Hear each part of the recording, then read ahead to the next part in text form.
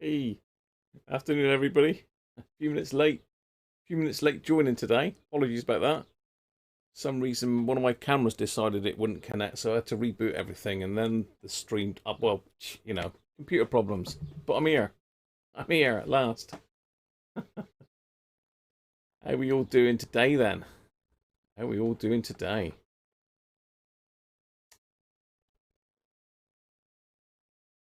Tales in the garden centre. Let's go down through the list then. See who we've got in.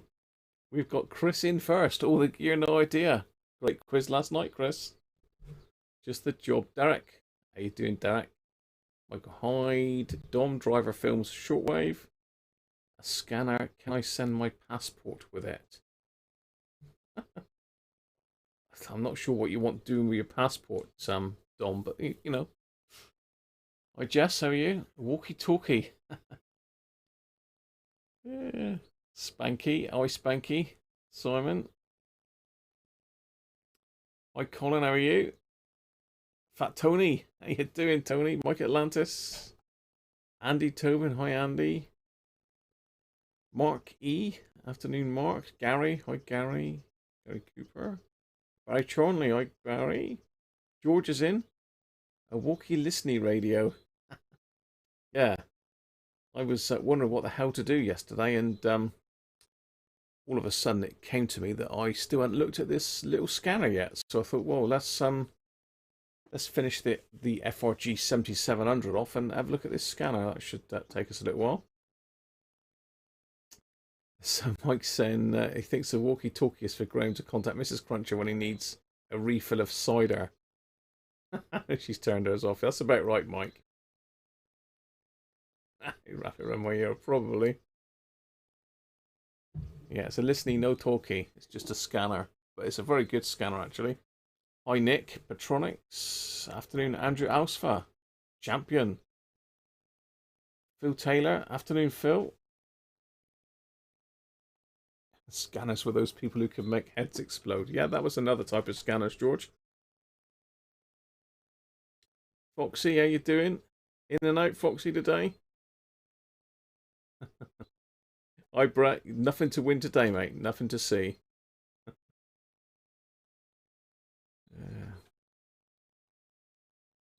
You there now, Chris? Hello, mate. You were first in. You beat everybody today. Who else have we got? Oh, hello. It's just done a big jump. Big jump. Mr. Laser Sound, how you doing?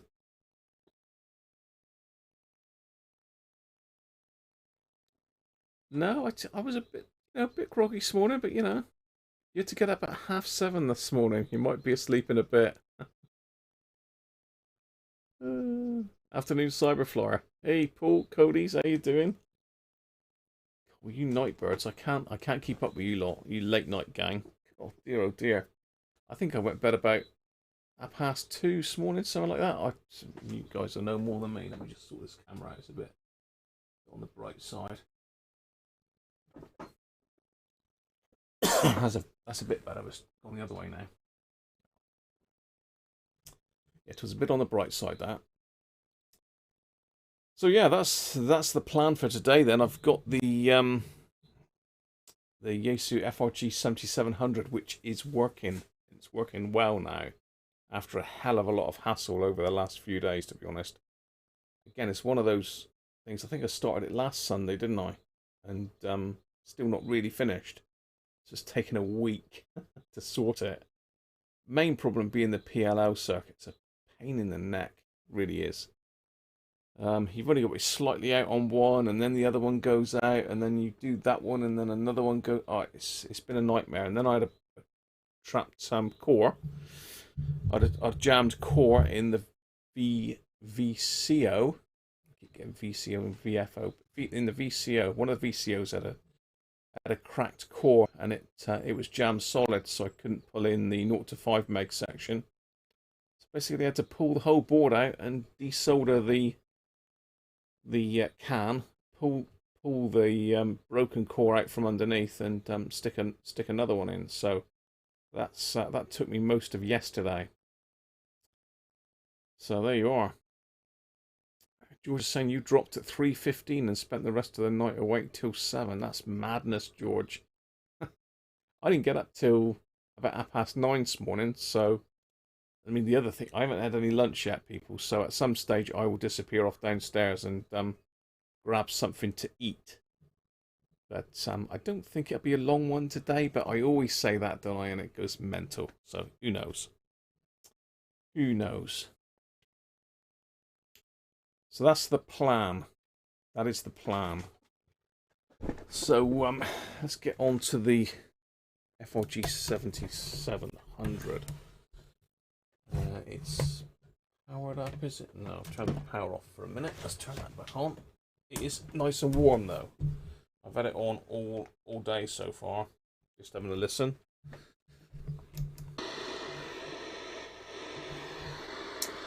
So let's get you down. Let's probably pop it up again so you can see it a bit better. Be careful because we've got live electrics inside it now. Sort the cameras out.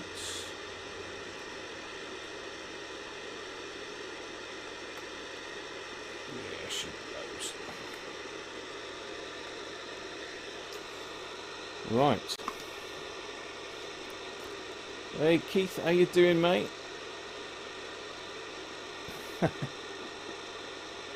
All the gang's in, except where's Sean? Is Sean asleep? Is he out on the bike? Out hunting squirrels? It could be anything, couldn't it? Wobulators.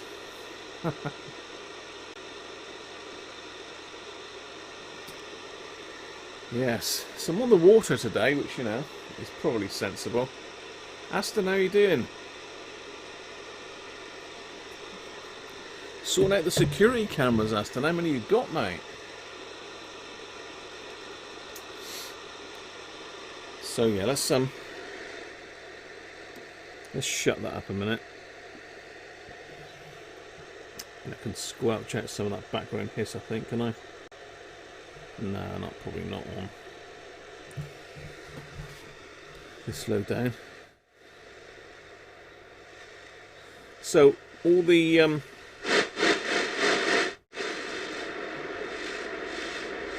the volume and tone pot, I've given a squirt of switch cleaner. It tunes the full band now that it's not jumping anymore, because if you remember, the original problem was this this radio was jumping all over the shop. It's not obscuring too much. We don't need to see that.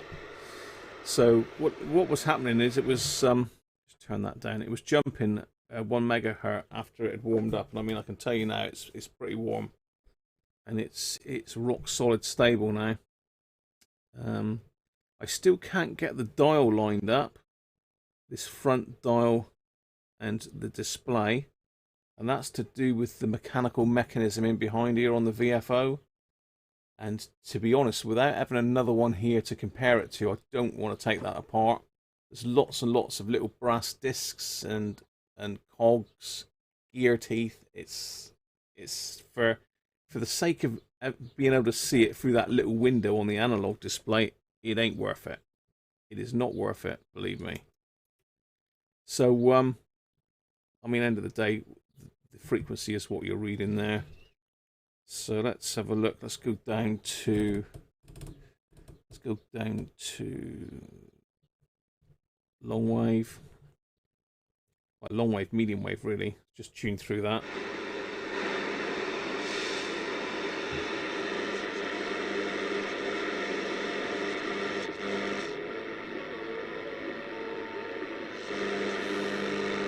Even retired and is still available for the national team, is already doing that initiation as a coach. What have you burned? And if you've been lucky enough.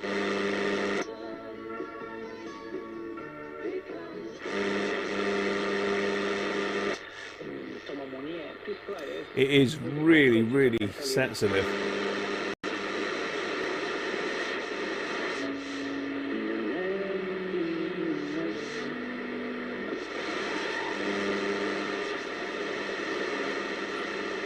Getting down into long wave. likely be reluctant to return in conditions. I mean, look at the signal level on that. That's pretty good. So I think I can't imagine. That's mental. We're sitting here on a Sunday afternoon. And that's RTE, Radio Ireland. Where anytime soon, a set of circumstances can be presented to all clubs, which will convince them all to be able to return between now and the end of the year. So I just can't imagine a scenario where all the Premier League clubs, let's stick to that league for the moment, will be convinced that returning under these proposed set of conditions is the right thing for the moment to do. Live, it could be. So I'd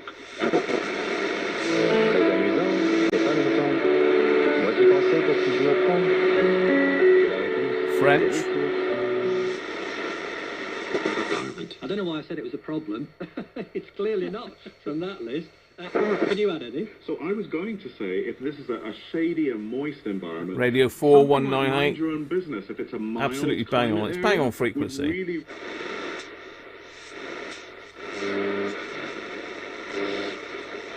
Nothing down there. I've had a look through the bands, and the HF bands are pretty quiet today.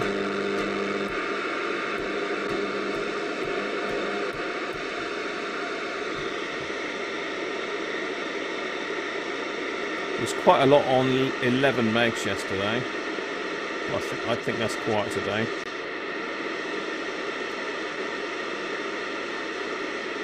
sama ma dai na jihar Katsina ku je kin ji irin sakonnin da aka aiko idan kin I don't know what that is. Spune că s-a aflat posibil biograful personal al lui Vasile Soimaru. Dar altul s-a găsit mai deștept. Și a spus, dar stați un pic, nu vă credeți că ceva posibil are un...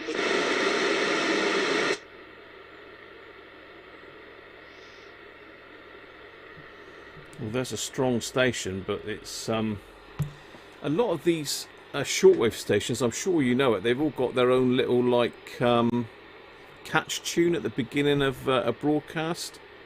So a lot of time you'll see this. You'll find a dead carrier, and all of a sudden you'll hear this crazy tone come over it, which is their station call tune, I suppose. I don't know what you call it really. There's definitely a station there on 12030 if anyone wants to look that up. Where else was it really? 15 was really busy yesterday.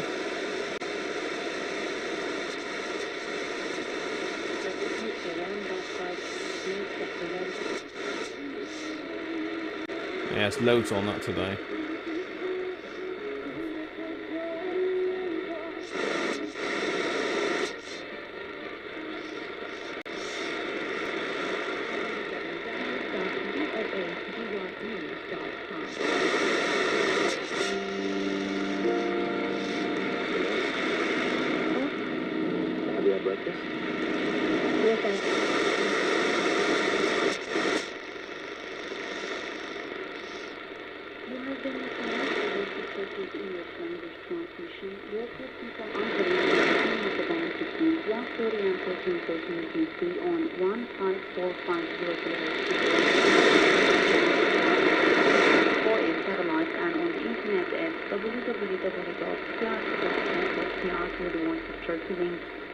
Our email address is english.prp.net.pr. Thank you for listening, and goodbye.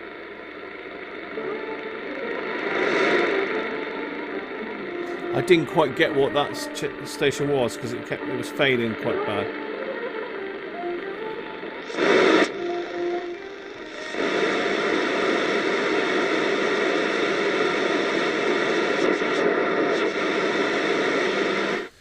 So yeah, I mean, all in all, the set is working very well. I've got a few things still to do though.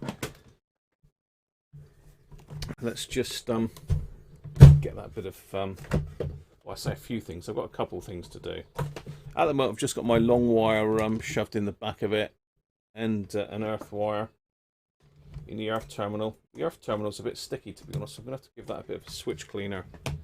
So that's all that I was connected up with. Just a little tiny earth wire down to my earth spike, and just my long wire, which isn't that long, to be honest. You don't need a massive amount of wire out to listen to shortwave. So let's catch up with the chat because I've not been looking. Mole grips and a hammer. Perfect alignment. There you go, George. Who's got the answer, or George? Hey, Signal Hunter, how you doing? Let's go down through the list because I've missed a few people. Well, you see, how you doing? Lots and lots of cameras. Hi, Rob, how are you keeping? Stephen Devereaux, hi, Stephen. Yeah, 103.5. Signal Hunter, how you doing? How you doing, Brian? Your radio is has come back to life, mate. I've got the memory module put back in temporarily. I've only got a couple of screws in it because I had all sorts of problems with this over the last couple of days, to be fair. To me, to you, to me. How you doing? Hi, Andy. Do you get 60 dB over on WRMI 15825? I'm not sure, Andy. Remind me that in a minute after we put this thing back together. Sean, how you doing, mate? I was just saying, where are you? Where is he? Where is he? So, Brian asked me to stick the, let's just get this. So I'll catch up again with the chat in a second. Brian asked me to get the memory module back on it, which I have done here. So that's all done. He also said, would I have a look at the attenuator switch on the back, the DX and local? And sure enough, if you wiggle that, even slightly, or move these, you can, the signal sort of like drops off to next to nothing, although you can still hear the station, but the signal pretty much disappears. So we've got an issue with this switch definitely to look at. Got a couple more screws to put in the memory module, but we'll whip this top panel off again. I think I can get it off with the handle still on, but we'll see. Pardon me, probably have to take the handle off, I expect. It's certainly been a labour of love, this one. I thought I'd pretty much sussed it, and I had stopped the issue with it jumping at 1 megahertz. That was sorted by replacing that IC, I believe, but we'll test the capacitors in a bit and have a look at those. So on, I think it was Friday. I had it on for the day, and in the afternoon I thought, well, what I'll do is I'll just go through and scan from 0 to, you know, from one end of the band to the other on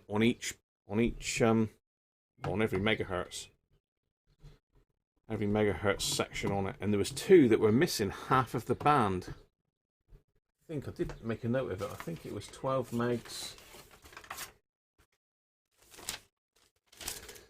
Yeah, it's 12 megs, only went up to 12.512, and 20 megs went up to 25.46. So that's when I had to dig into the PLL and have a look, and that's when I discovered the issues in there. They were a fair way out. I mean, they're supposed to be 7.5 volts, and the first one was 5.7 volts, I think. I did write it down. I think I wrote it down on here, did I, or no? Yeah, no, that's a different thing. It's 5.7 volts instead of 7.4, so it was a fair way out. So let's have a look at this switch bank in the back here, make sure we've got no loose connections. Got a couple of resistors across it. Just one of those basic, pretty naff old switch really, but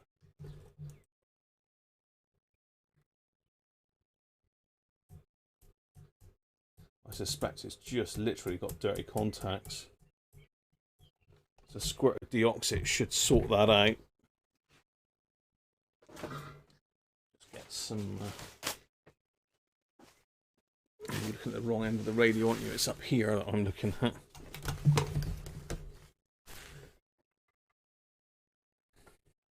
over here.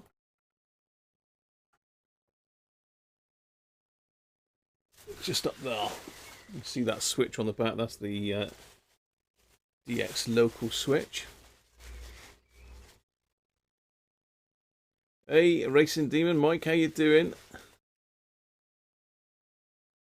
The rectum fryer valve is going soft. What are you doing, George? What are you touching there? Yeah. Right, let's see if I can find the deoxit. Hang on, let's get rid of my picture on it. Brett! Cheers, mate. First super chat of the day. Right, where's my deoxit? Let's use deoxit on this one.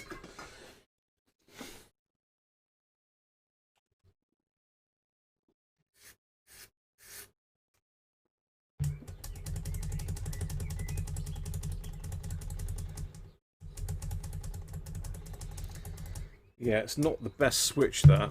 I mean, it's only switching in 2 resistors, really. Yeah, it's literally just switching in those 2 resistors. I don't know if you can see them in the picture, but there's 2 resistors there that it's switching in to attenuate the signal.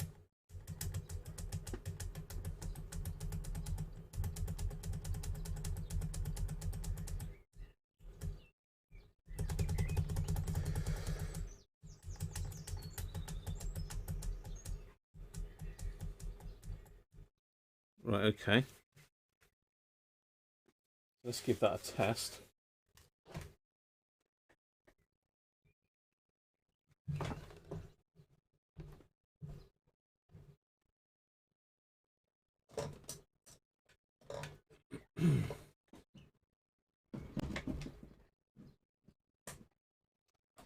Making sure my hands are away from everything. Let's get the aerial back. We don't need the earth really for this.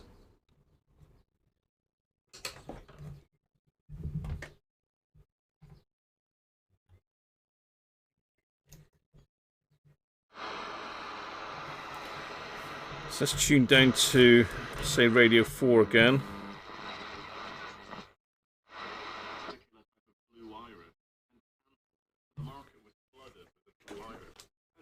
So if we have a look,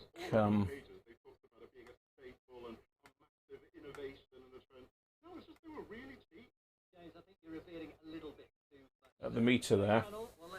Ow! Oh, just stuck my toe on the edge of the case. Oh, sore.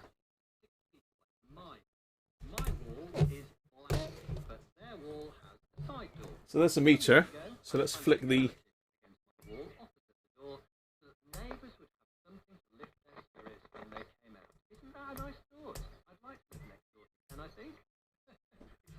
Very nice man.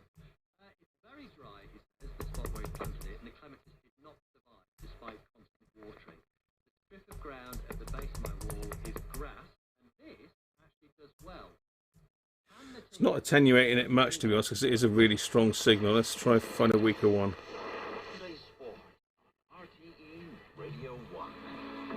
RTE Radio 1, let's try that. Eating more than usual at this time. Try to stick to a routine of 3 meals a day and keep snacks to a minimum. We're in this together. For more advice, go to gov.ie/together. Yeah, that's fine now. Before when I was wiggling it, instead of it dropping a very small amount like that, it was dropping right off to nothing. So now that's sorted. Hey! Thank you, Mike.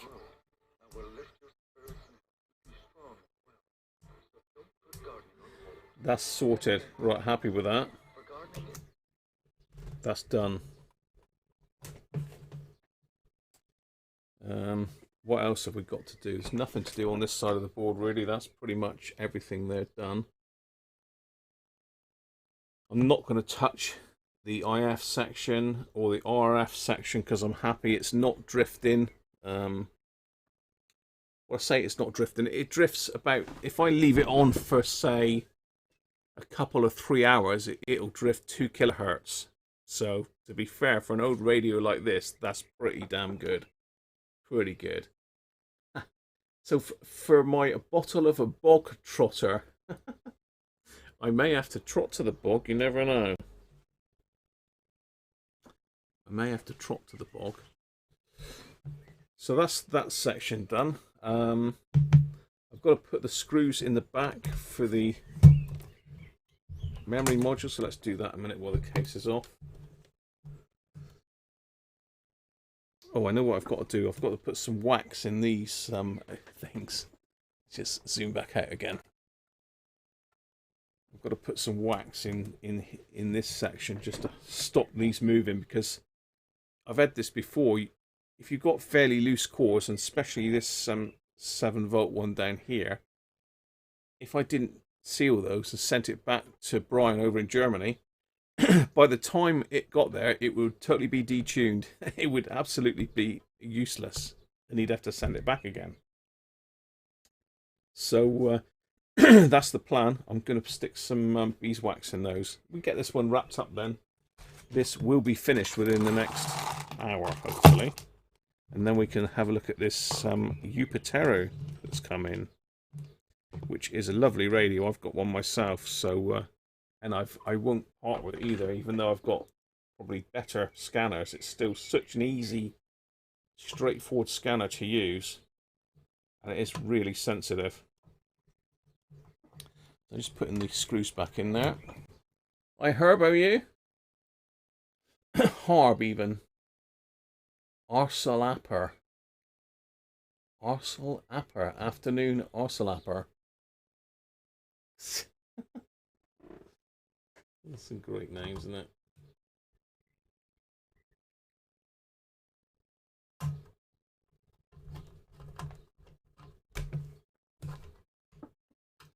Arselapper.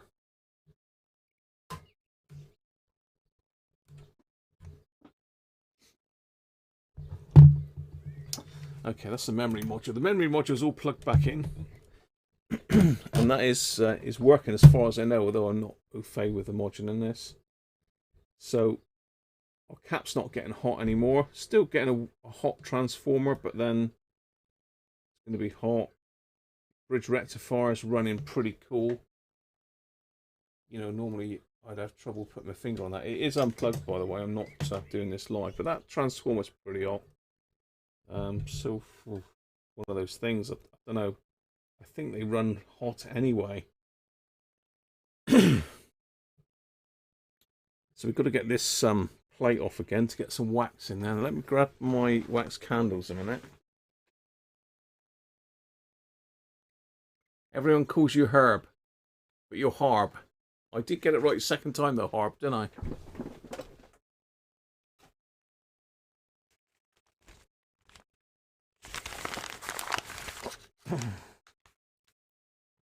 One beeswax candle. I tend to use beeswax because it is softer, and the important thing on this is not to get too much in there, because this was absolutely flooded before, and it was an absolute pig to get it apart, to get the cores moving, shall I say. See if I can get this one off. These are a pig to get off as well.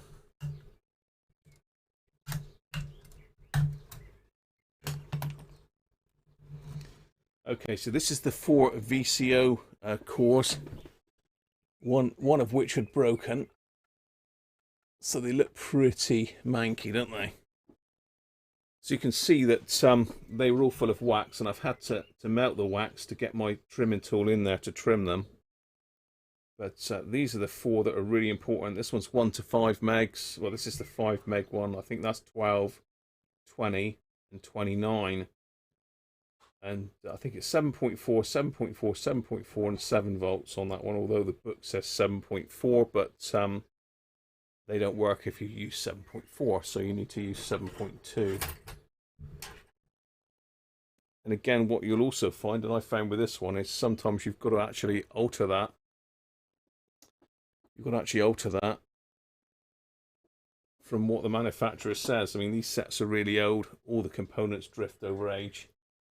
So what I found with this is if I trimmed it dead on 7.4 for all 4 of them, then I lost bits of the frequency, so I had to sort of tweak them, and they are sort of interactive as well.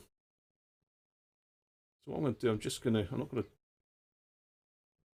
drip wax in them, I'm just going to put a little tiny bit of wax on the top of each pot, of each coil. Right, transformers in there.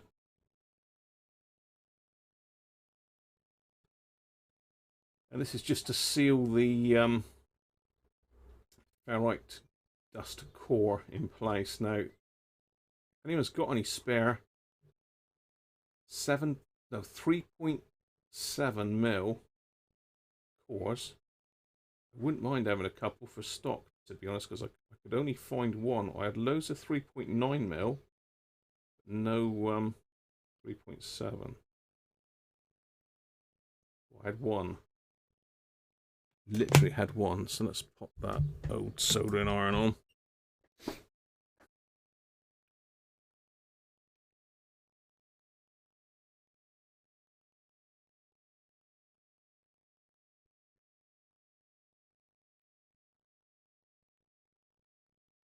Beeswax has a higher melting point. Afternoon Dom. Run out of readies for eBay.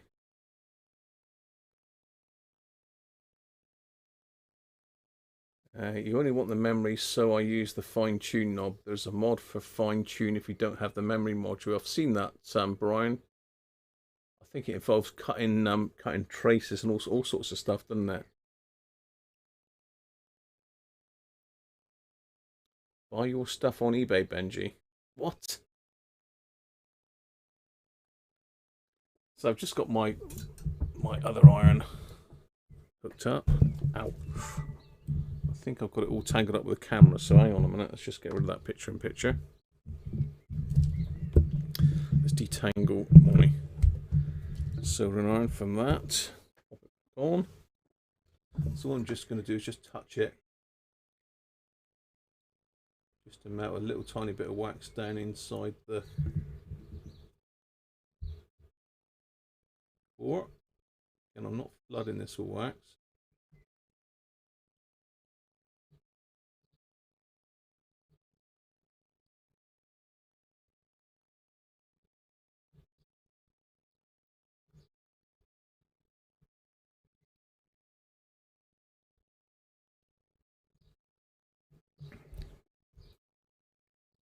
A little bit more on that one.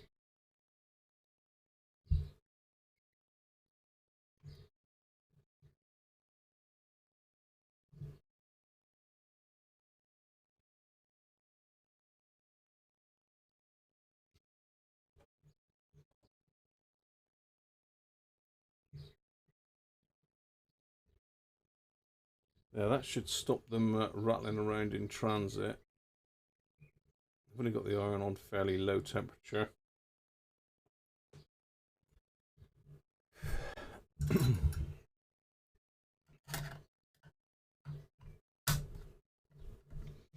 the other one is this one. Again, if I can get it off.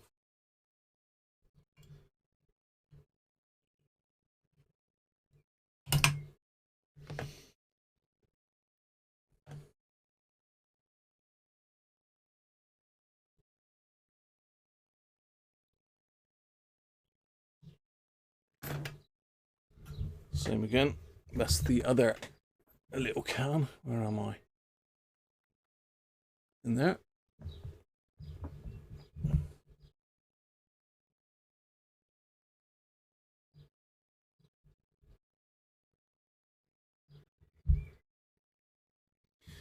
There we go. So if you ever needed to adjust those again, you would just either pop a soldering iron in there first just to loosen it, just to heat it up a little bit, and then you can turn it quite easily. And then when it cools back down again, it will seal it. You're going to cut grass now, all right, Rob? Catch you in a bit, mate. Right, let's just put my candle back. It's worth picking up some of those beeswax candles. Not the sort of thing you can buy in a supermarket, but I can't remember where I bought those now. I think it was like one of those sort of can't remember the name of the shops now. It's sort of like a holistic place. So let me have a look what other controls we've got here. Let's give all the controls a quick squirt. We don't need it on that switch there, do we?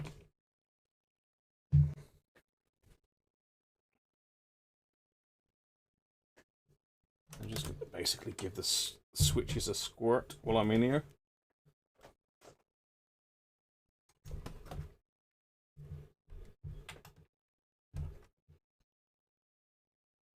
Can't get into that switch because that's sealed, so we won't touch that. Headphones pretty tarnished, so we'll give that a little squirt. Headphone socket.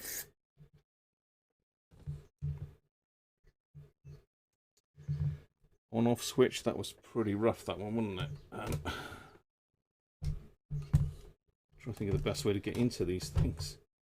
We'll give the on-off switch a little squirt.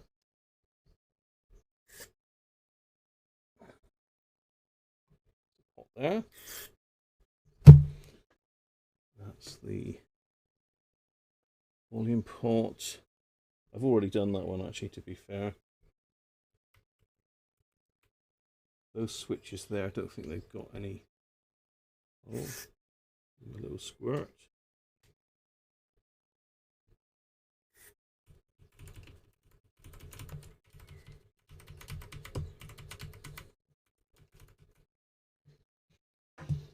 Okay. And we've got two more pots here. That's that one there. That one there. Another one in behind there.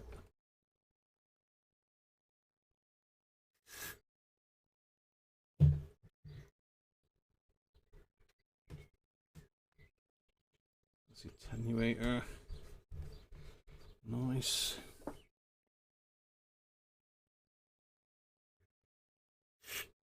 You can't see what I'm doing there, really, can you? So just really giving these lots of little squirt of switch cleaner.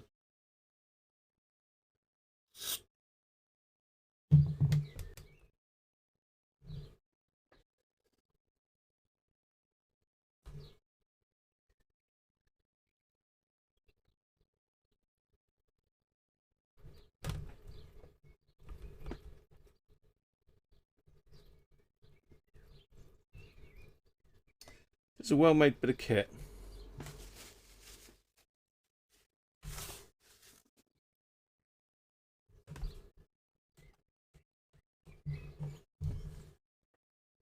And those switches are sealed. So give that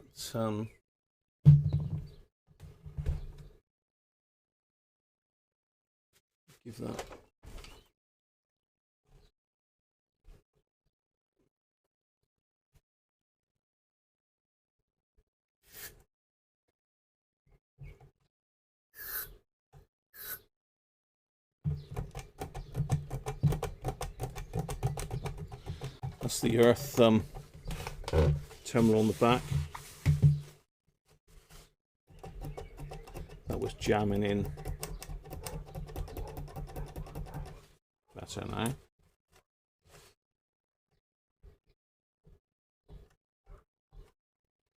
Yeah, this is just a bridge wire. I think that's a little mod that they suggest to do, isn't it? To just improve the signal. Well, that's sort of the earth one.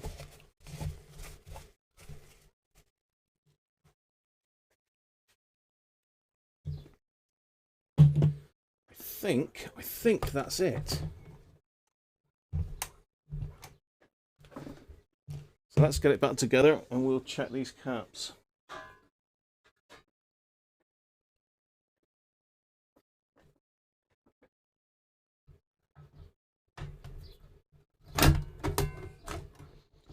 And also check that the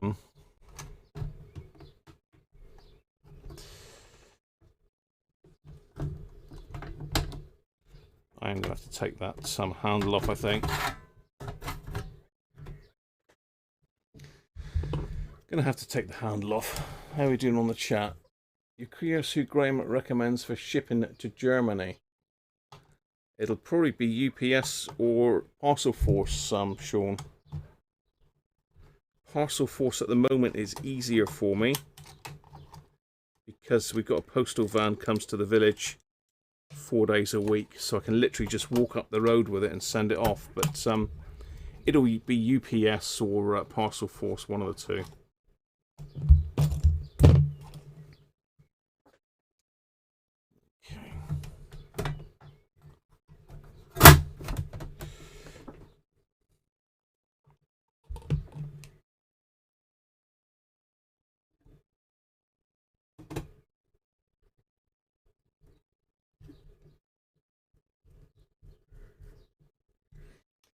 And it'll be insured.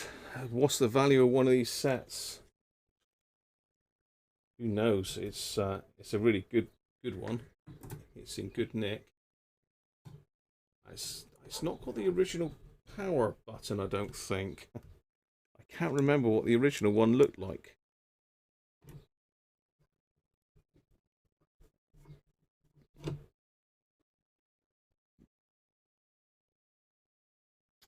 DHLs do seem to be a bit expensive over here, to be honest.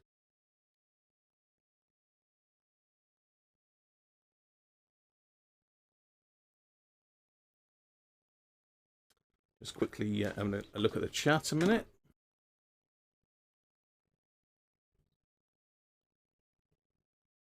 You sending it by van? What are you on about, George? Sending this by van?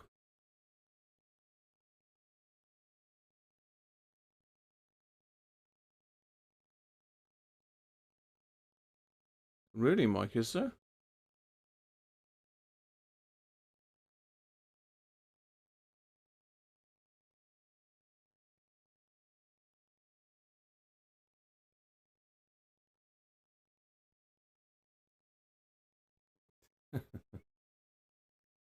Yeah. As I say, I've had lots of sets. Well, not lots. I've had probably 3 sets that I've sent back that the cores have moved on. So I make sure I seal them all now.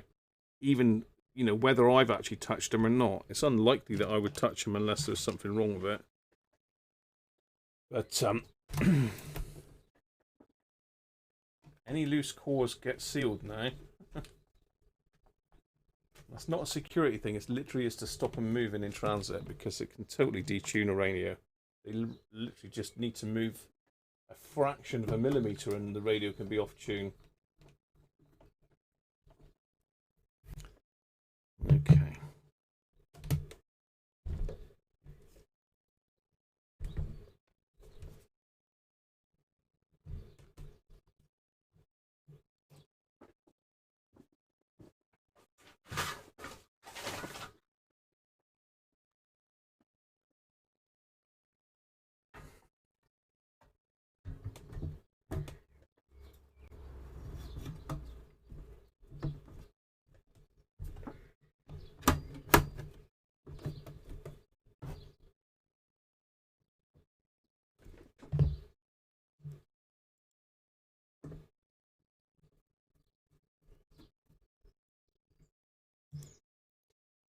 Put that together.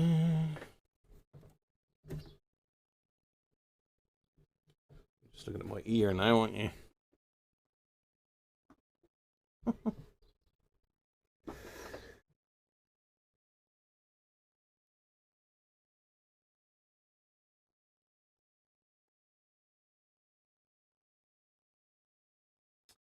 €250. Yeah, that's not a bad price. So that's what? Is that about £220, something like that?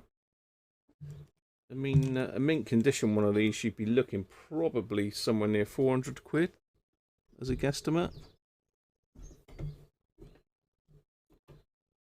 Something like that.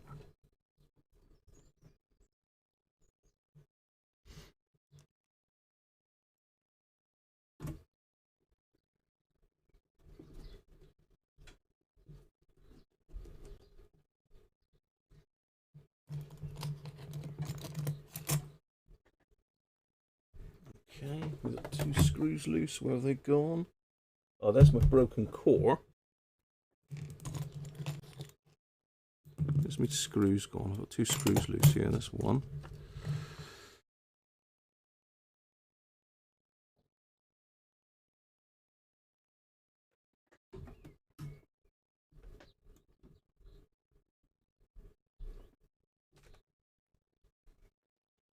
There's my other one gone. There he is.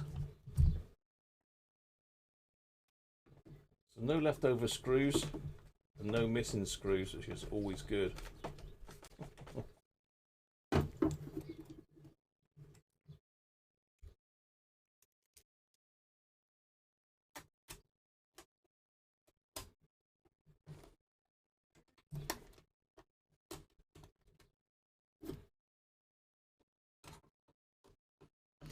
So anybody thinking to buy one of these, I would say yes, go ahead and get one. But have a read of that guide that I showed you in the week. In the last, I've referred to it quite a lot. And there's a buyer's guide in there, so really take heed of that and ask as many questions as you can before you buy one. Lovely radios, but like I say, they do have problems with the PLL.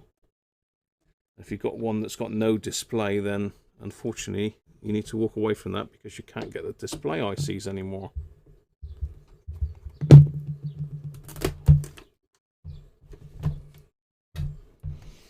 Right, back together. Let's plug her in and give her another test. Hopefully all is good.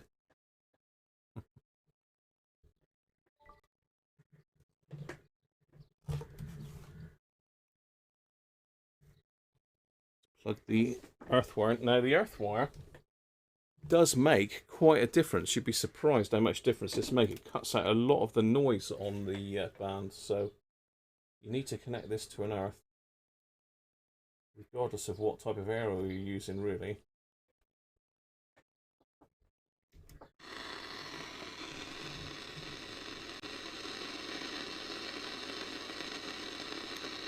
Okay.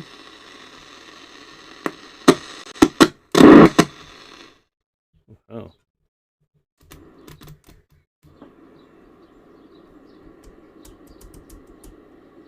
Right, now we have no... What's going on? What have we done? Ah, attenuator. I was going to say.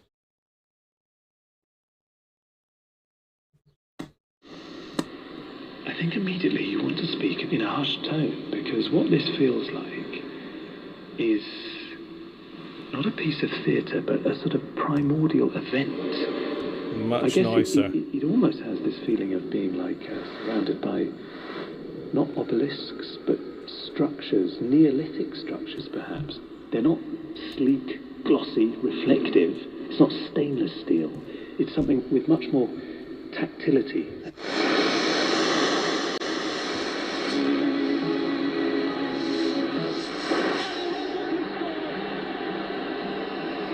Nice.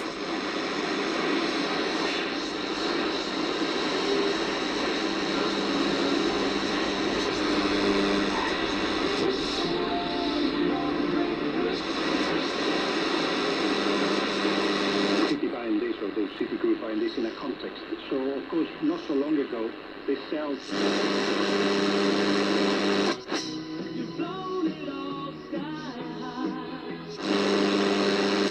Yeah. Repeat the song 6 times a minute, so it's 3,000 times a day. But the good news about that, of course, is that you hear it very often.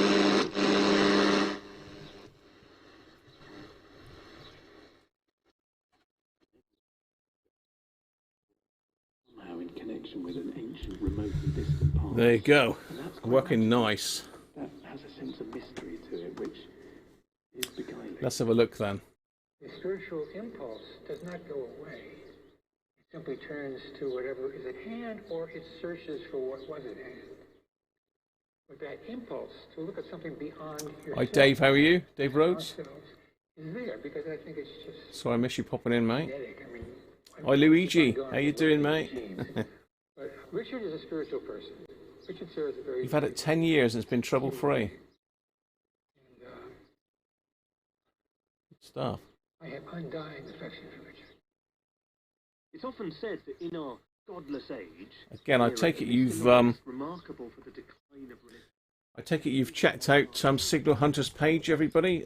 His channel, actually. He's got a YouTube channel, so well worth checking out, Mr. Signal Hunter. And he may be doing some videos of this radio working when it comes back. You never know. You never know. I'll certainly be looking out for them anyway. Doug, how you doing? Hi, Doug.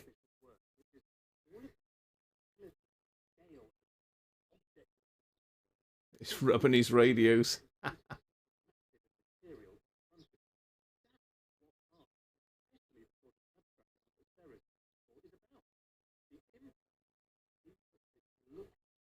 Some good info there, Paul. Mr. Cody's on the dial plates on the... I take it there's some R707s. There's a few different ones on there, aren't there? Yeah.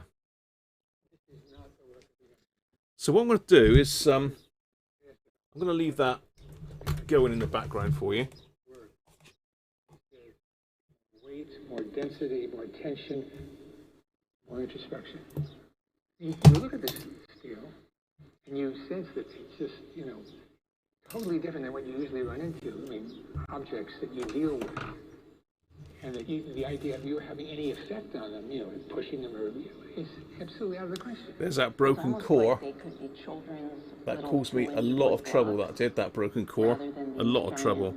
Massive forged steel blocks, because the math of it is really elementary arithmetic. Sure. If you have a 6-foot block, a 5.5-foot block, and a 5-foot block. Right, there cap are time. So many ways that you can make it be that all 4 combinations of 2 total 11 feet. Right. Right, that's a fun math game even for a kid. I think the Right. idea that you're dealing with something which is really highly intellectually well thought out. That's an amazing reception for Radio 4, it really is. 1960. Right, let's check these caps. These are the ones off the PLL board. Richard lived around the corner on Greenwich. Nice one, Spanky. I'm surprised you weren't subbed, because I think you were into a bit of shortwave, Spanky, aren't you? Simon, even. Like equally Spanky, but that's, you know. Just going to leave that on while we test these. So let's test these mostly out of the PLL board. I thought I had a few more than that, but they might have just rolled onto the floor or rolled over the back there somewhere. There's a fair few caps on it. There's a lot of 10 microfarads and a lot of 1 microfarads. That's the majority.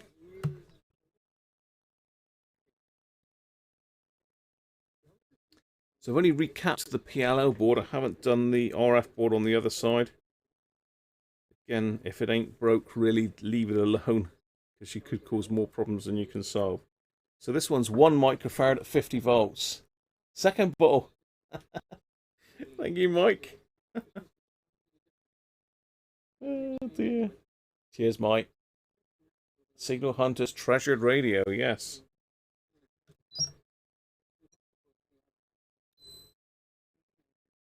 Pretty good, 1.2. As I say, these caps are usually fairly good. These grey ones are branded Sun, I think. Sun, is it, or Sun Sui? Or Sune?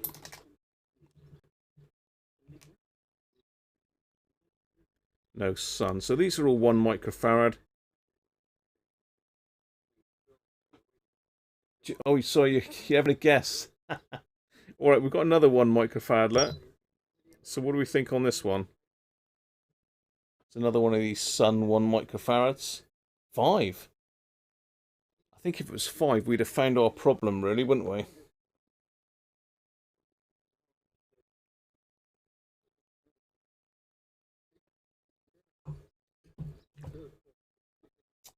.7, 1.2. 1.12. That's a bit specific, Dom.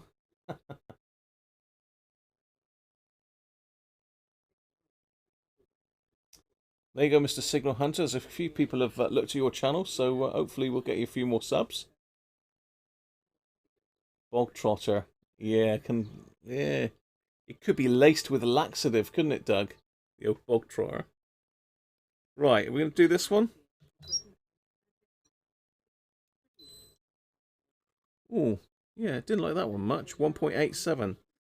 The thing is, the ESR on these usually is going to be high for the lower values, so 1.4 is not far off of 1, is it? Let's do all the ones, shall we?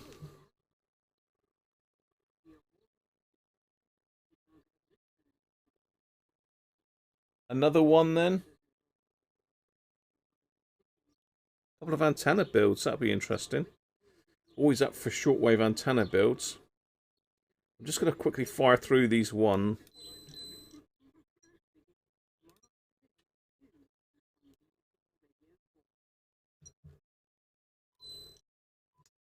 .2, 1.87. They're all about the same. These aren't really that problematic, these little 1 microfarad caps.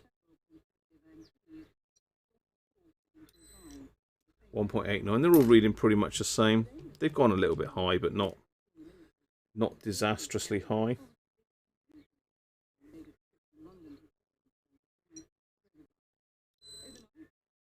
.18, 1.94. So that's all of those. One other thing I did was this little diode. Can you remember I said about the Zener diode in the rectifier section? There it is. 4.7 volt Zener. So let's have a change of tune. 4.7 volt Zener. What do you think it will be reading?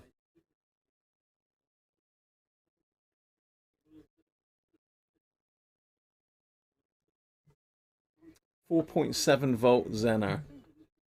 What do you think the voltage reading will be on it? This is the reverse voltage reading, I believe, on a Zener, isn't it? 4.7. And it's used as like a little regulator for the 11 volt supply in this radio. And if you can remember, when we measured the 11 volt row, we only had 10.6 on it. Well, I can tell you, we've now got 11.1, so it's pretty much bang on. It literally is bang on, and I've got a picture of it there, the reading I took. So what do we think? You think it's bang on 4.7, Colin?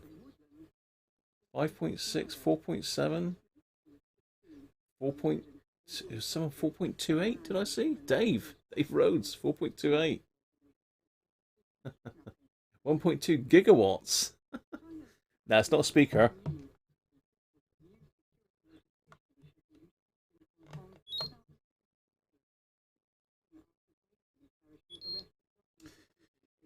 So he's actually reading 4.31.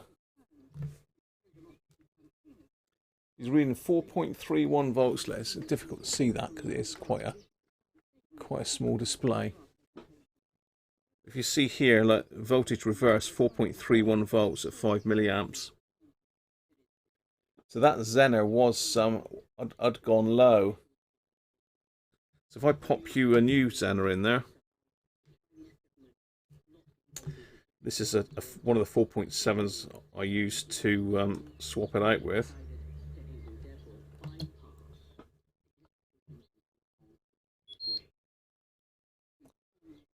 .719. So it goes to show that these little Zener diodes do drift with age as well.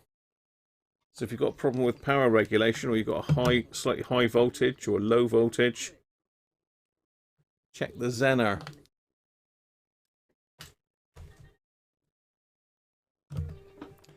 Okay.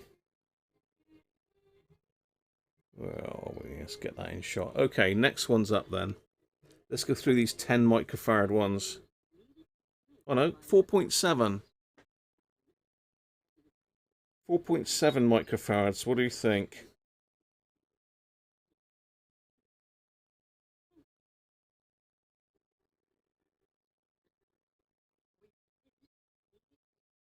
.7, 0.5, whoa.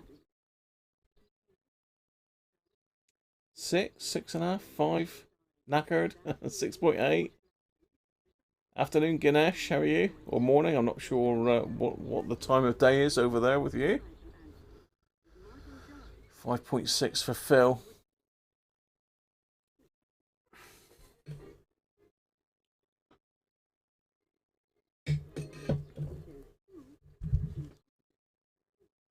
.3 the man cave. 6,666 nanofarads. I think Paul's obsessed with the capacitance questions on the quiz last night.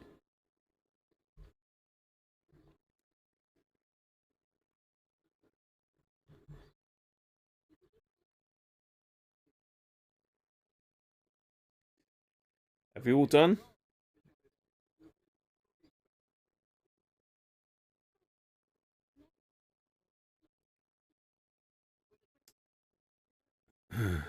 We ready? William, how you doing, mate? How's life with the AOR? Well, I'm ready to pretty much get that one started now. Oh, so that one's not good. 6 microfarads, 1.5 ohms. Oh, 6.06. I just dropped that on the floor.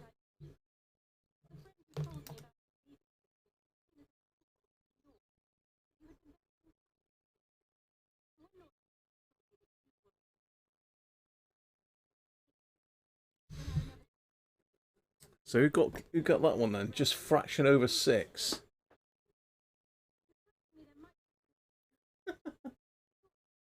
.06. I don't know what that is in nanofarads.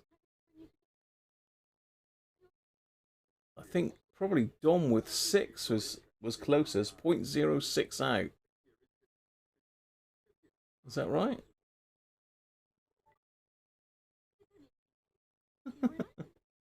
I think it was Driver. I think it was Dom. Hi Dave, how are you? I didn't see Dave Malik drop in. How you doing, Dave? Right, we've got a 10 microfarad now, 16 volts.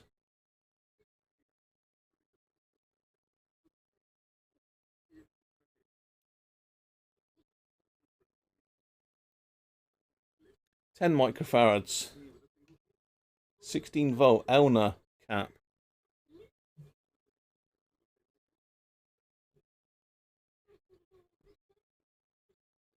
You can have the capacitor, Dom, definitely. You've got to come and collect it, though.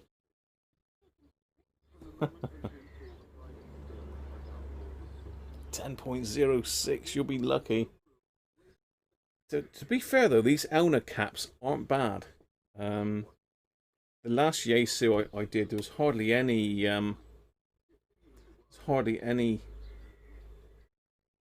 caps that were out of tolerance. Very, very few.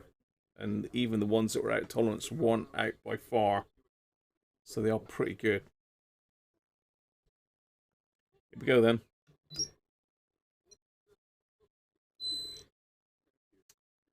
See, we've got 12 microfarads, but we've got a high ESR again, 1.58. Should be below 1, really. So we're virtually 12. We're 0.03 off of 12. Doug 12.1. Doug could be closest. Is that Doug's? I think that's Doug, isn't it? Surely. Paul, I'm going to disqualify you if you make me do maths. Right, let's just fire through these now, because it'll get boring else. Now, is this 4.7 or 47? I can't see that.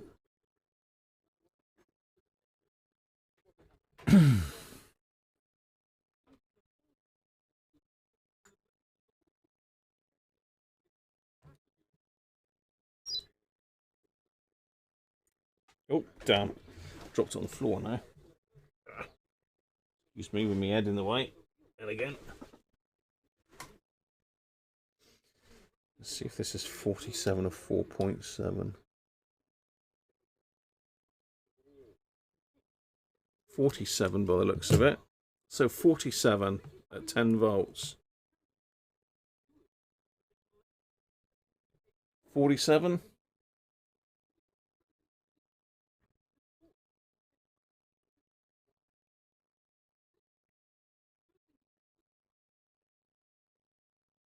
47.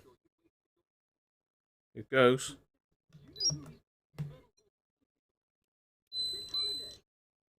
That's pretty good, that one. That's pretty good. 48.66. There is a bit of a lag, so as you're guessing. So yeah, that one would have been fine at less than 1 ohm ESR and not far out at all. So what have we got here? Another 47. These are the ones that were in the VCO can. So covered in wax.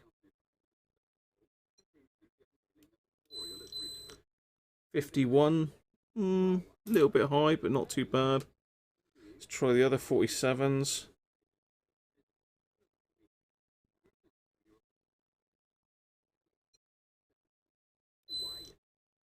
See, that one's gone a little bit high on the ESR. It's just dropped over the 1. Gone a little bit low. And the last one, the last 47 from the VCO can then.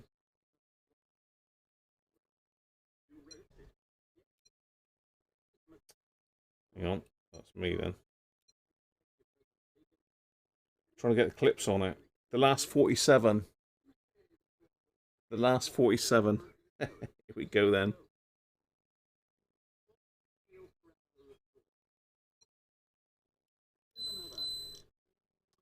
$51. So there's only one cap that was a bit high on ESR there.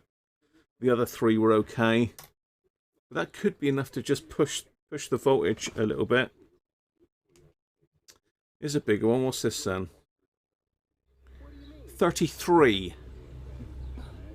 33 microfarads. Thank you, Cat. I was going to come down for it. Thank you, night. Thank you. No, I'm fine, thank you.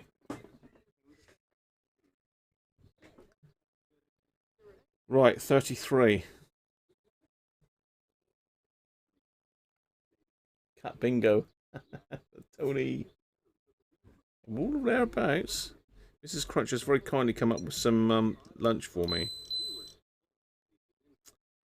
36.58. Oh, Colin.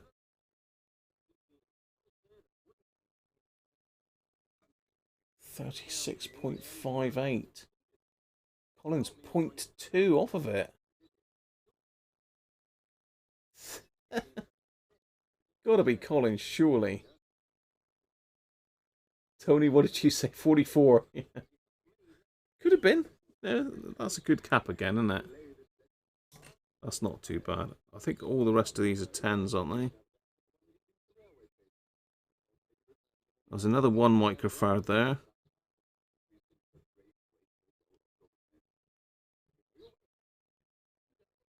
And all the rest are 10. So this is a 1 microfarad.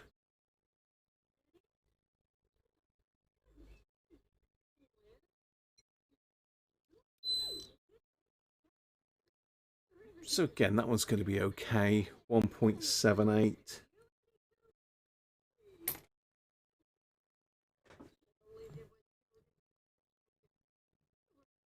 So what have we got now? We've got six 10 microfarad caps. 6 10 microfarads. So I need somebody to write stuff down now. I need an admin person. Who wants to be my admin person? Because you've got to do a bit of maths as well. So we've got 6. 6 10 microfarad caps with some remnants of the broken core.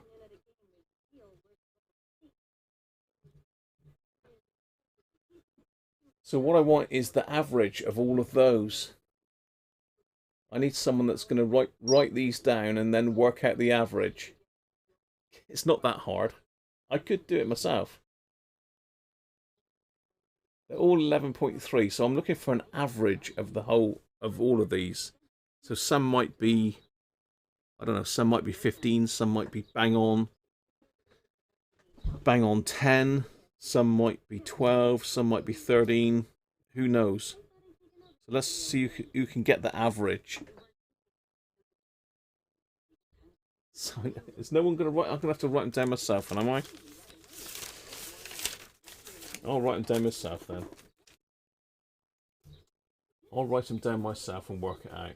There's no volunteers. Ask the kids.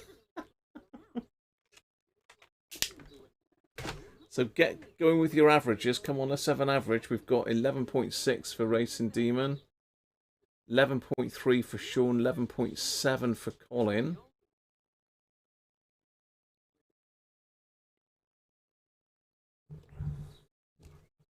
So I'm gonna make a start.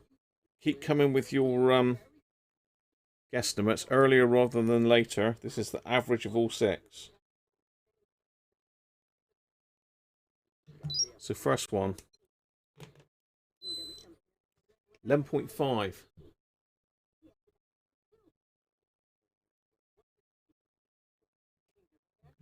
Keep guessing.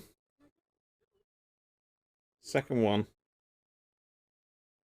No last minute guesses either. You calculator bots. 12.36. He's high. Not that high, mind you.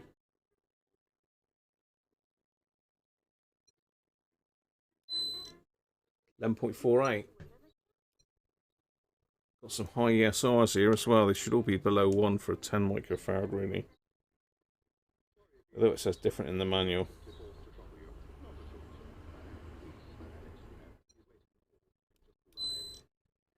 $10.16. That one's pretty accurate, but again, high ESR.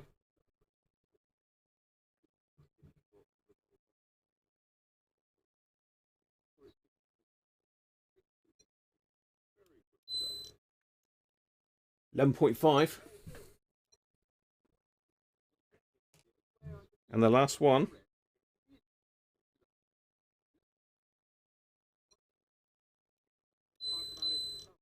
Oh, hello. That's better. That's the only decent cap in there. 10.16. Right. So I've got to do some maths now. I've got to do some maths. Seems none of you sods are going to work it out for me. I've got to do it myself, am I?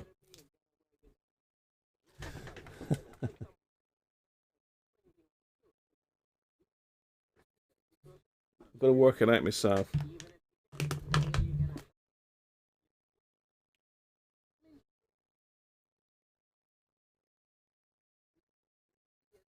So I'm doing the average, George, not the mean, not the temperature coefficient, not the Newton's theory of some bloody other stuff. I'm just doing the average.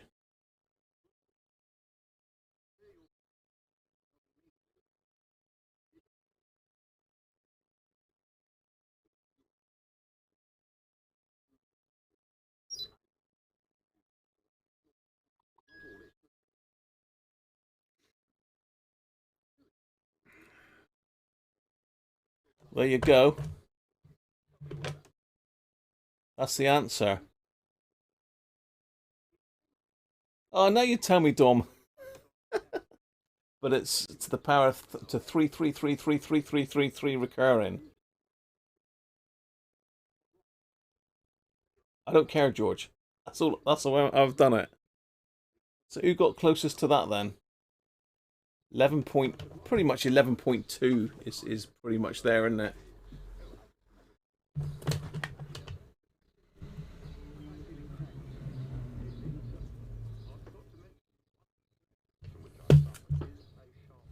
You won, George, did you? 11.19. Just for the caps.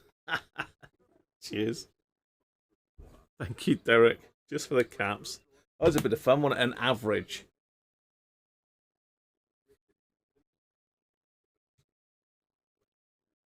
I think, yeah, it is pretty much George and Sean, isn't it? Sean was in early with that one as well. George was in fairly late with his. Fat Tony wasn't far off, but then he changed his mind. Oh, dear. There you go. Bit of fun, isn't it? Right, I'm going to quickly have a sandwich.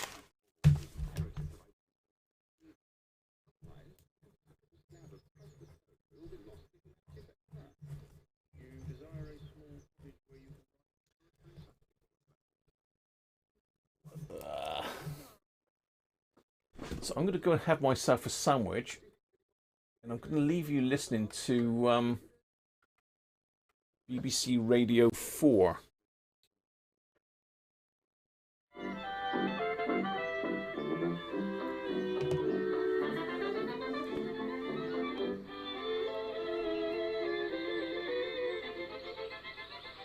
So catch you people in a second. Give me 10 minutes just to have something to eat, and I'll be back and we'll look at the Yupiteru. Where'd you get that stuff hiding in trees? Sorry, Liz. The guy did get me into the house. I'm his valet. That's why I couldn't get at you before. All right. Keep out of sight. This is good, Ed. I got a scheme all doped out. Now we can get busy. It's a pippin'. It'll need to be. You can't see that, can you? Todd Gook is smooth. He's got himself a kind of shack in the woods. Well, let him go roost all he wants. I got a scheme, and it's gilt-edged. Am I in it? You bet you're in it. Spill it, Liz. Oh, listen. Now, the house is full. Her Nibs is wearing that necklace every night. And, Ed, you want to put on your smoke glasses before you look at it. It's a Lollapalooza. As good as that. You don't know the half of it. You found out where she keeps it, Liz? No, I haven't. And anyway, I believe in getting things easy. Tonight, this bimbo that calls himself McTodd is going to give a reading of his poems in the big drawing room. You begin to get wise? Well, I'm going to sit behind Lady Constance while that goof is shooting his fool head off, and I'm going to reach out and grab that necklace off of her. See? Yeah, but Liz, if you start any strong-arm work in front of everybody, won't they... No, they won't, and I'll tell you why. They aren't going to see me do it, because when I do it, it's going to be good and dark in that room. And why is it going to be dark? I don't know, Liz. It's gonna be dark, lame brain, because you'll be somewheres out of the back of the house, wherever they keep the main electric light works, turning the switch as hard as you can go, see? That's your end of it. All you have to do is find out where the thing is, and what you have to do to it to put out all the lights in the joint. I guess I can trust you not to bungle that. Liz, you can do just that little thing. But what happens... All right, I know. What happens after that, and how do I get away with the stuff? Well... the window will be open, and I'll just get to it and fling the necklace out. See? There'll be a big fuss going on in the room on account of the darkness and all that. And while everybody's cutting up and what the hellin', you'll run round as quick as you can make it and pouch the thing. It won't be hard for you to locate it. The window's right over the terrace. You'll have plenty of time to hunt around before they can get the lights going again. What do you think? Is it or is it not a bowl of fire? Liz, old girl, when it comes to the smooth stuff... you're the oyster's eye tooth. I love you, Ed.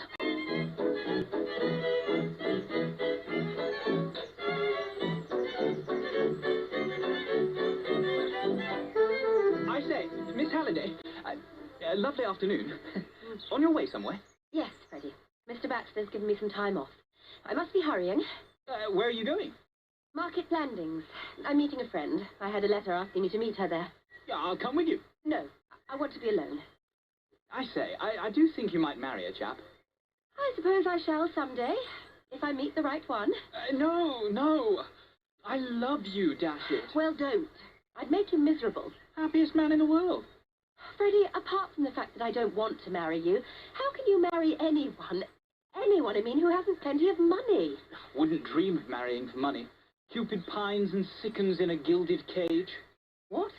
Subtitle in Love or Mammon. I made a note of it. You can't possibly marry a girl without money unless you've some money of your own. I say, dash it. Is that really all that stands between us? Because... No, it isn't. Well, because, look here, I'm going to have quite a good deal of money at any moment. It's more or less a deadish secret, you know. But Uncle Joe is going to give me a couple of £1,000. He promised me. Absolutely. Uncle Joe? You know, old Keeble. He's going to give me a couple of £1,000, and I'm going to buy a partnership in a bookie's business and simply coin money. Stands to reason. You can't help making a bally fortune. Mr. Keeble is going to give you £2,000. Mr. Keeble? Absolutely. But I thought... Did you simply go to him and ask him for it? Well, yes.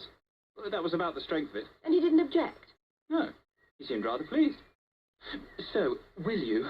What? Marry me, you know. What I mean to say is, I worship the ground you walk on and all that sort of rot. And all that. And now that you've realised that I'm going to get this couple of thousand... Freddie, go away. Eh? Will you please leave me alone? Oh, I'm sorry, but really I can't marry you. Anyway, you don't want to marry a girl who doesn't love you, do you? Yes, I do. If it's you, I mean. Love is a tiny seed that coldness can wither, but if tendered and nurtured in the fostering warmth of an honest heart, it blossoms into a flower. Nonsense. Well, that's the way it happened in a society mating. Freddie, will you just go away? I've got a lot of thinking to do. Thinking? Ah, righto.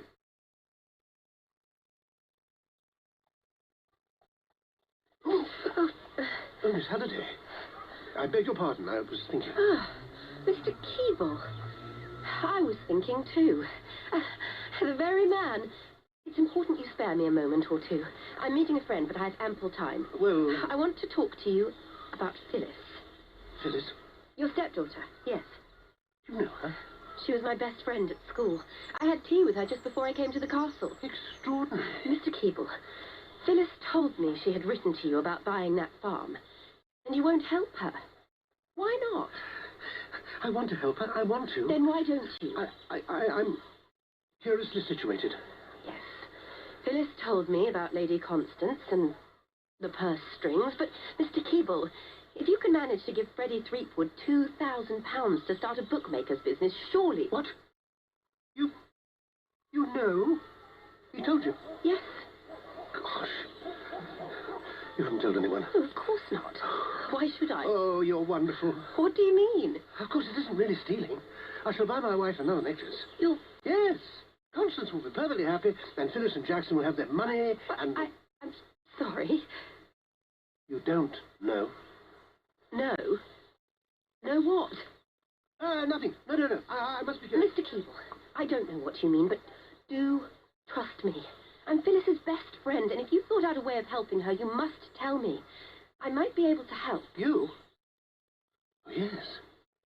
An ally. Worth 1,000 Freddies. Not that that's saying much. I believe you can help me. Right.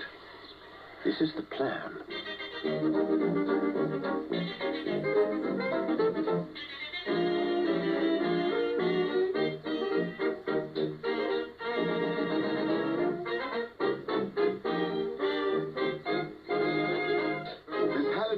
A pleasant night. Oh, go. My apologies. Flower pot parked on the fairway. Yes. Well, the stars. Bright, twinkling, rather neatly arranged. I believe the wiggly thing up there, a little to the right, is King Charles's Wain. Yes? Indeed, I assure you. I hear you went to Market Blandings this afternoon. Yes. An attractive settlement? Yes. Are you coming in to hear me read? No. Ah, a change from yes, but I suppose that's the best that can be said of it. Of course, you show your usual sterling good sense. I went to Market Blandings this afternoon, too. I couldn't find... Shall I tell you why I went to Market Blandings? Do, please. I've been monopolising the conversation. I went to meet Cynthia. Cynthia? Yes, Cynthia. Your wife. Ah, yes. Directly after we had that talk on the lake, I wrote to Cynthia, telling her to come here at once and meet me at the Emsworth Arms. In the High Street. I know it. Good beer. Second post today, I got a letter from her saying that she would be there this afternoon. So I hurried off. I wanted to try to bring you two back together. I thought if I could have a talk with her, you might become reconciled. An act worthy of your great heart, but I fear the rift between Cynthia and myself has reached such dimensions. I saw Cynthia, and she told me that her husband was in Paris. In Paris? How in the world did she get an idea like that? I'll tell you. She got the idea because she'd had a message from him begging her to join him there. She had just finished telling me this when I caught sight of you from the inn window, walking along the high street. I pointed you out to Cynthia, and she said she had never seen you before in her life. Women soon forget. The only excuse I can find for you is that you are mad. When I think of all you said to me about poor Cynthia, all the sympathy I wasted on you... Not wasted. It made me love you, if possible, even more. What? Womanly intuition will have told you that I love you with a fervour which, With my poor vocabulary, I cannot hope to express. True, we have known each other but a short time, but... Are you really choosing this moment to propose to me? To employ a favourite word of your own, yes. And you expect me to take you seriously? No, I simply wish to go on record as an aspirant to your hand. I want you to make a note of my words and give them a thought from time to time. Then, gradually, as the days go by and we are constantly together, and my nature unfolds itself before you like the petals of some timid flower beneath the rays of the sun... What? You surely aren't dreaming of staying on here now? Why not? What's to prevent me telling everybody that you are not Mr. McTodd? Your generous nature, your big heart, your angelic forbearance. Look, I only took on the job of McTodd's understudy so as to get to the castle and be near you. It was only after I'd seen you talking to Lord Emsworth in the street and he revealed that you were about to enjoy his hospitality that I made up my mind. Twice that day you had passed out of my life. I began to fear you might pass out of it forever, so here I am. You must be mad. I may add that I've loved you since the moment I saw you sheltering from the rain. I do not press you for an answer now. I should hope not. I merely say think it over. Reflect that I may be an acquired taste. You probably didn't like olives the first time you tasted them. Now you probably do. Give me the same chance you would an olive. All you have against me is the fact that I'm not Ralston McTodd. Well, think how comparatively few people are Ralston McTodd. Think that... Good evening, Baxter. Everybody is waiting, Mr. McTodd. Of course. I was forgetting. I will get to work at once. You're quite sure you don't wish to hear a scuttleful of modern poetry, Miss Halliday? Quite sure. I shall feel more comfortable out here on the terrace. Well, it is these strange clashings of personal taste which constitute what we call life. I may write a poem about it someday. Come, Baxter, I must not disappoint my public.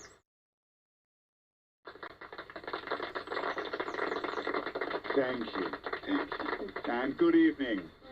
It gives me a distinct pleasure to read to you from my new collection. Curvature, flexure, horseshoe, camber of light, amber contour ellipsing from the sight, festooning half-moon, hairpin, maple leaf dollar, destitute, dolorous cry, my sinuous song of squalor. Oh, no, sorry, I can't actually say. Ladies and gentlemen, I think the lights have gone out. My jewels! They've been taken! My necklace!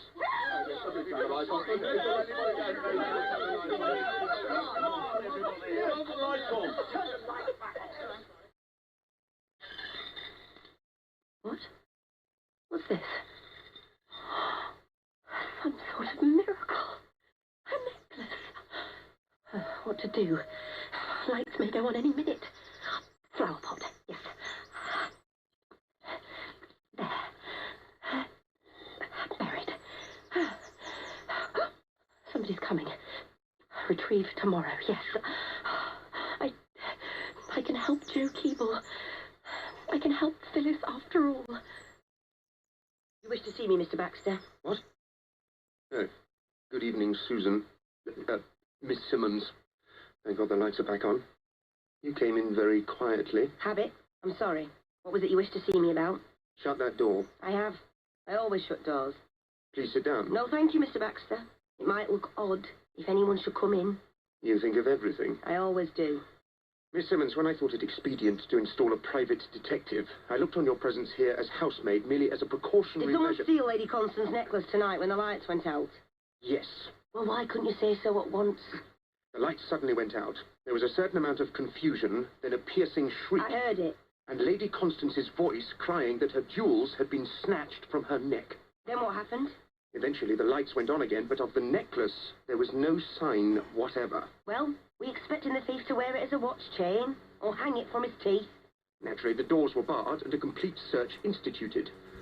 With the single exception of the scoundrel who has been palming himself off as McTodd, all those present were well-known members of society. But with the McTodd fellow there, you oughtn't to have had far to look. He was among the first to empty his pockets. It's baffling. It's nothing of the kind. I'd be inclined to call it a three-man job.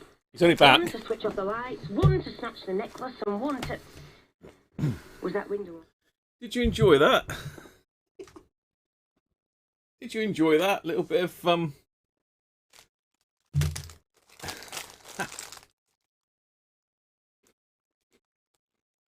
I've had my sandwiches, so I've just got my mini cheddars left and me low calorie caramel slice. So that's going down my neck. Was that amazing, Tony? Was it?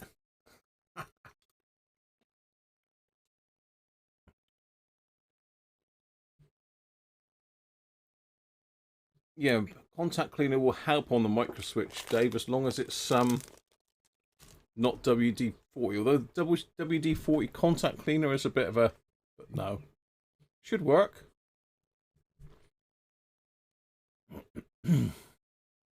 12 minutes 41 and 24. Okay, Sean, and if you tot up all my comments and add 30 seconds for each, what does that come out as?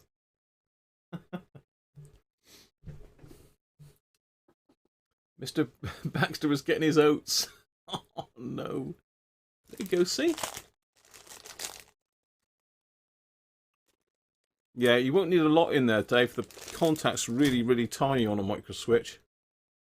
To be honest, they're normally sealed, so I don't think I've ever had to... No, actually I did. I did the micro switches in a joystick once. That's the only time I've ever had to clean them. 13 comments at 30 seconds each. No, I couldn't. I had to do it between bites, George. Hi, Dave, by the way.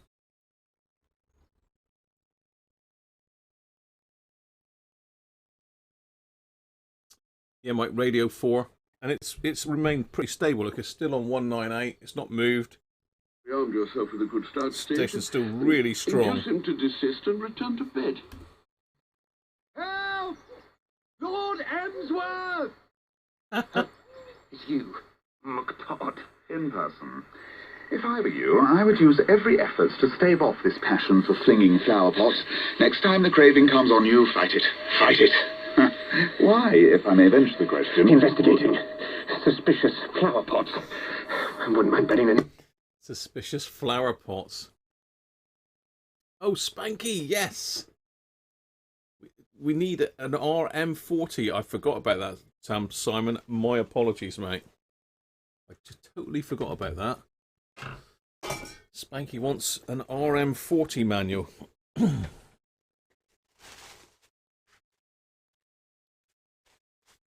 we will get that off to Mr. Spanky ASAP. Are you working on it today, Simon, are you? There's quite a few people watch along as they... I'm just going to do my iPad as well. I've got brought my iPad up with me.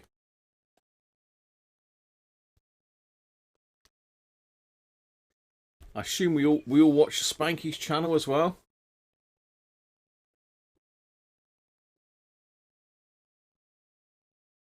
You're doing it this week.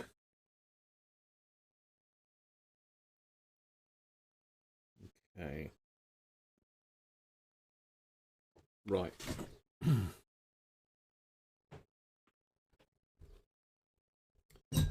I have done one of those, and I did video it, but I've lost the footage, I think, Spanky. Simon, Spanky, same thing. Right, let's get Brian's radio out of the way. Hopefully, Brian, if you're still watching, mate, you're happy with that. It is sounding great. It's working fine. No issues with it. Job done. About 20 hours of work, but job done.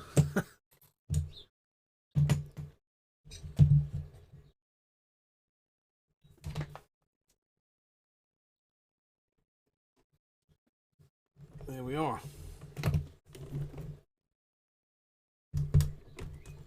Stand that one up out of the way, out of harm's way. Bear with me.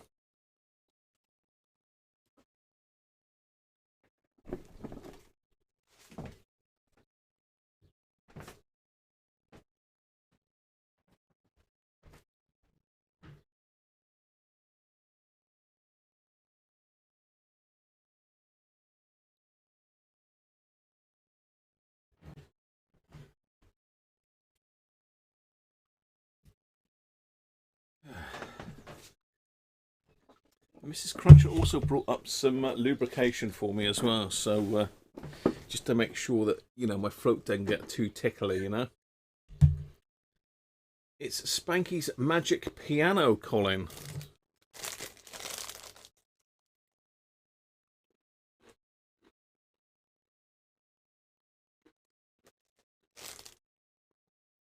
I'm sure if you click by Spanky's name, there should be a link there. It says go to channel.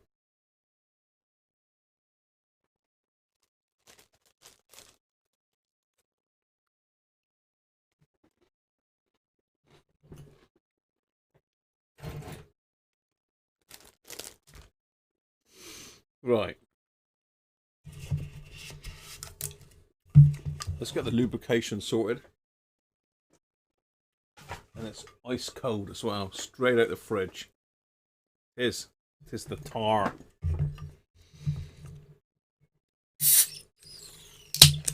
It is. It's a fruit shoot. No more Radio 4. Alright, Tony. For that donation, mate, no more Radio 4. We'll find something much worse. I'll find some horrific foreign Bible channel to listen to next time.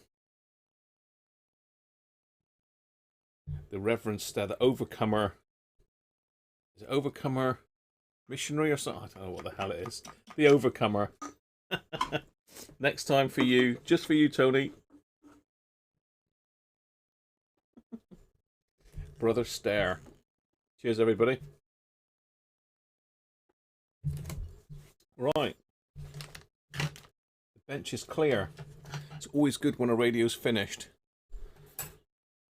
You gain some bench space, you gain some storage space, you get rid of a box.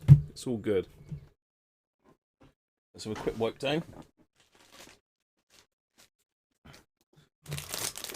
So I hope you enjoyed the little bit of fun with the capacitors again. Even a diode thrown in for good measure, that's fine. Yeah, surprising, but that did, that was enough to drop that voltage down. Back to 10.6. The Undercomer, do you, Doug? Brother Staircase.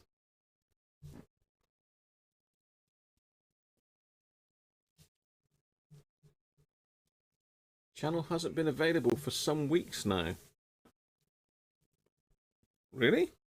Do you know of any problems with your channel, Simon?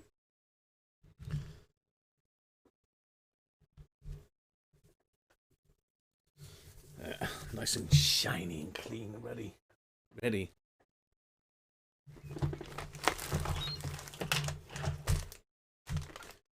For this.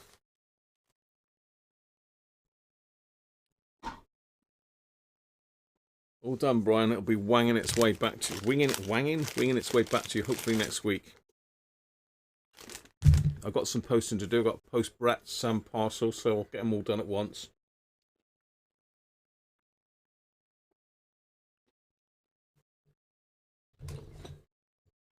Who's predicted the end of the world by now?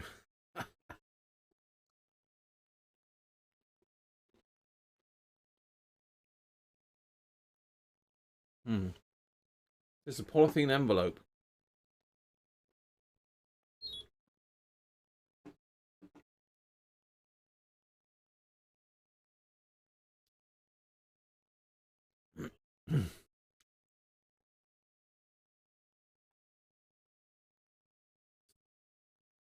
Let's see if we can find Spanky's channel. I'll put you a link there, Colin.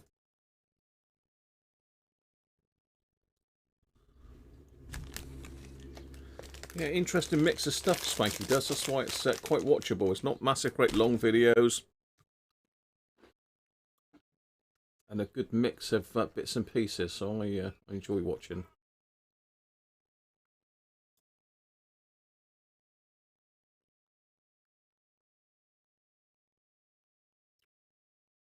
I've got a couple videos to catch up on, though. I've been slacking recently.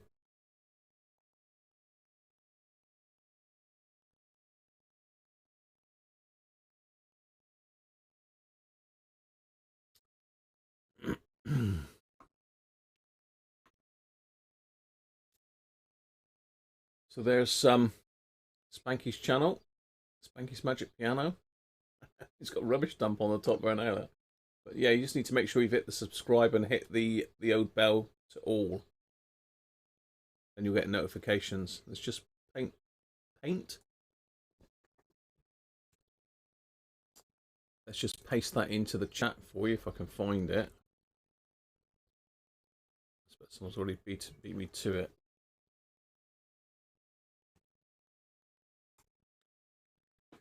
There you go, Colin.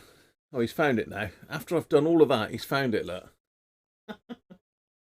Dear, oh dear. Dear, oh dear, oh dear, oh dear. Right, let's get back to my desktop. Right, let's have a look. This is all the way from Merseyside.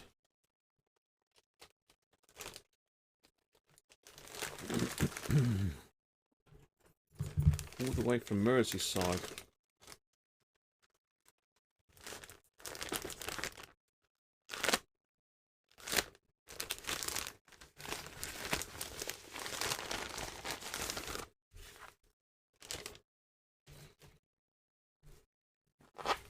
No worries, Simon.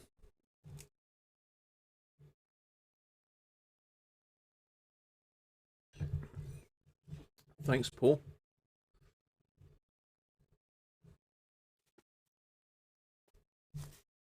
But I've got Spanky's email, Paul, if you want to forward it to me.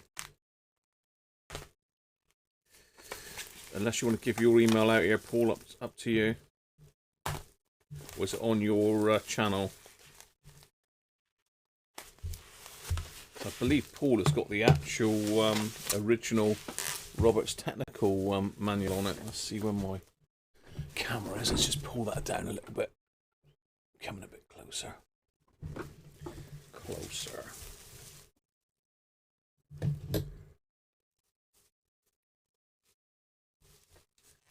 Noise when they say not working, what's not working? Now this one's got battery issues, Dom. You're referring to this radio.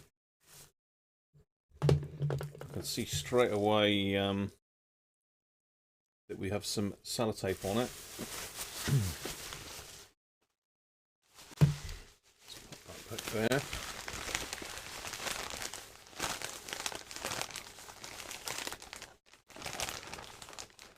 Just got into Spanky's channel. There you go, Derek. So yeah, he's not got a huge amount of subscribers yet, but I find it quite entertaining. So, oh, okay. We have some issues here, don't we?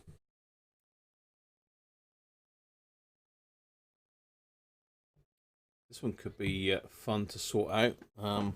Let's just brighten that camera up a little bit because I dulled it down just now. I think, is it up for brightening? No, down for brightening.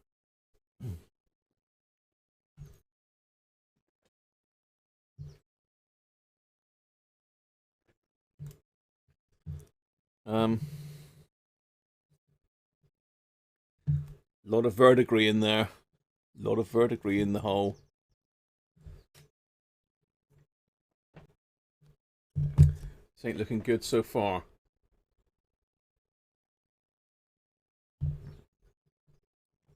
Untested because it's got an open power transformer. Yeah, you're so right, Doug. Gotta be very careful buying stuff on eBay.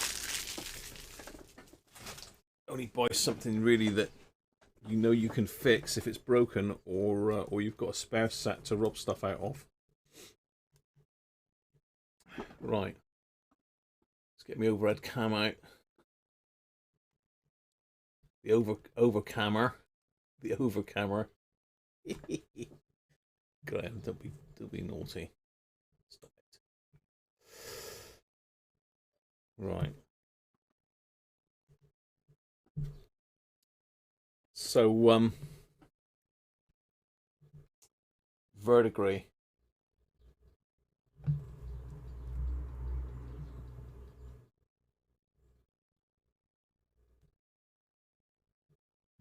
not looking good in there. Also, I think we've got something broken off the radio. I think there should be like a little clip there for the battery compartment.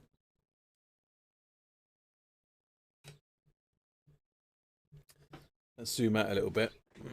Let's get my Yupiteru in.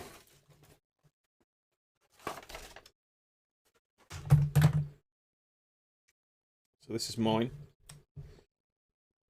The serial numbers are different, but yeah, okay. So we've got a broken battery compartment.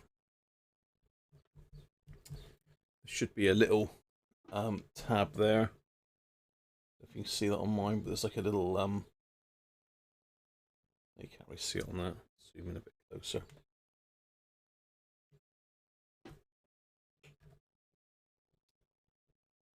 Can you see that on the bottom? Just down here, there's like a... Yeah, you can see it better there. It's not quite focused, but...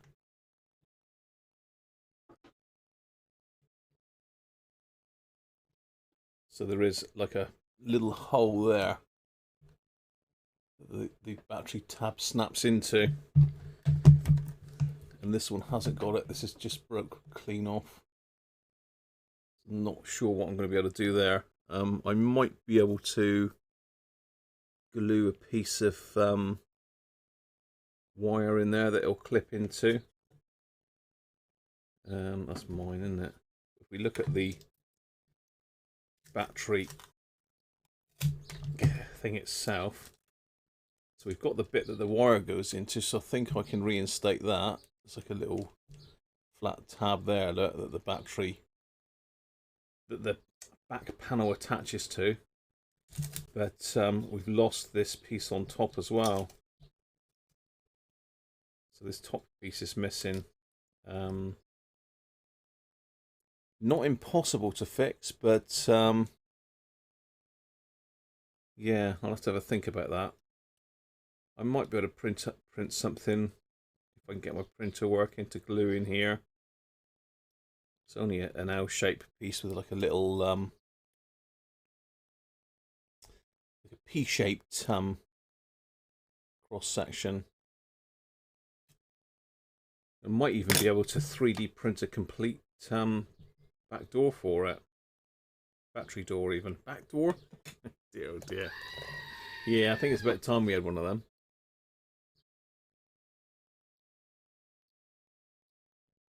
You're having a garden party? No worries, Paul.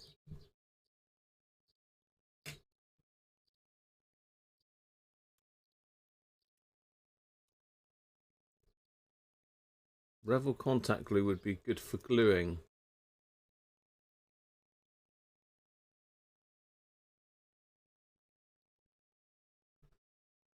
Yeah, I bought another radio last night as well, people, so it's quite an interesting one. So when it arrives, that's going to make a really good stream where we have a look at that.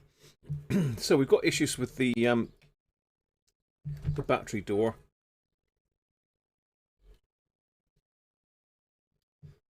Contacts down in that side don't look too bad.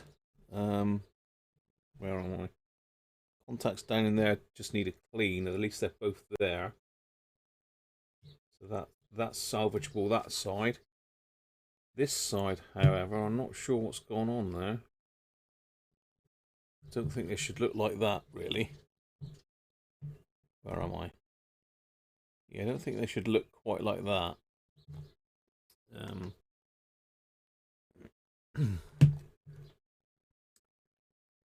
So have a look at mine.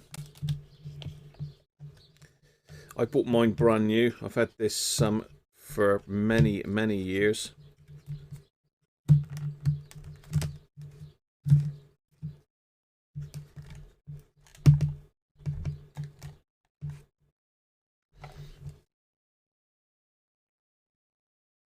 Okay. So yeah, it looks like those bottom two battery terminals are pretty. Sorry, the two with the spring bits on it. These have had it really.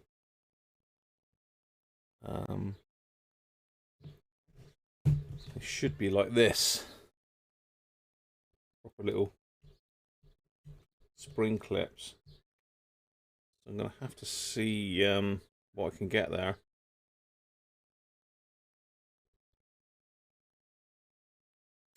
Yeah, oh well.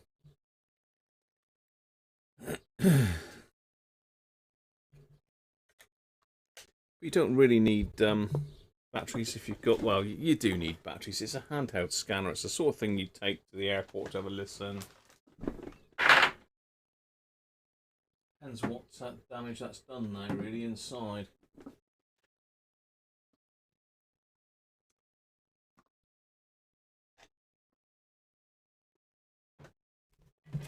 So let's move that out of the way.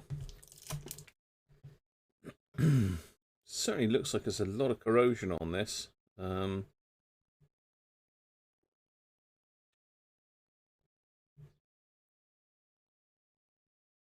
Never taken one of these apart before, so I've got to be really careful with it.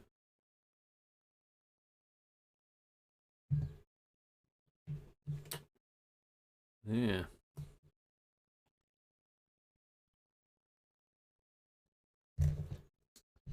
Yeah. I think this side is beyond vinegar, to be honest, because it's so... I think even someone's may have soldered a different terminal in there. So it's DC 12 volts. Now I have got a power supply for one of these, so let me go and see if I can find that in a minute. It should be over here on the windowsill, but then I've got lots of things on the windowsill.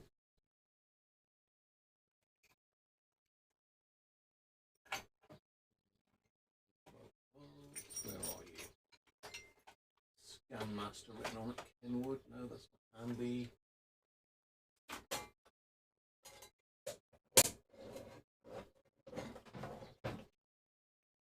I'm going to find it now, am I?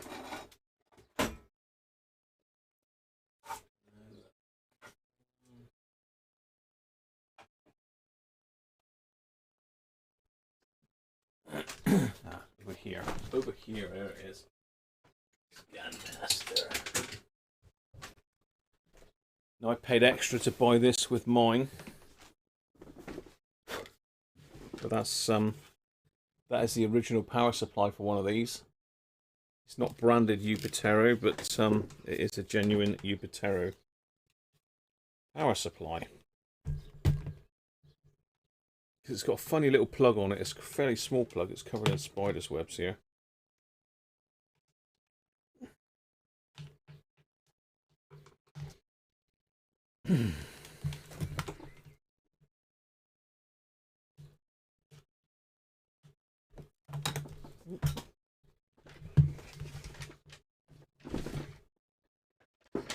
Where's that gone? I don't want to roll my chair over the battery compartment. Ideally.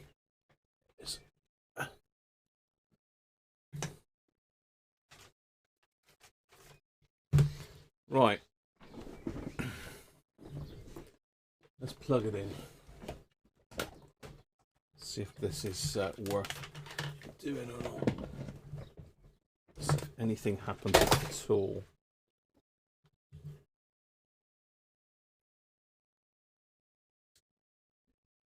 Turn it off.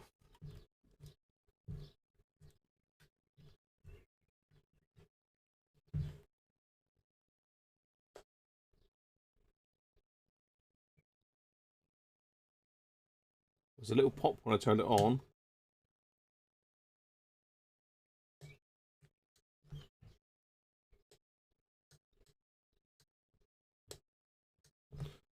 Yeah, you can just about hear a pop as I turn it on.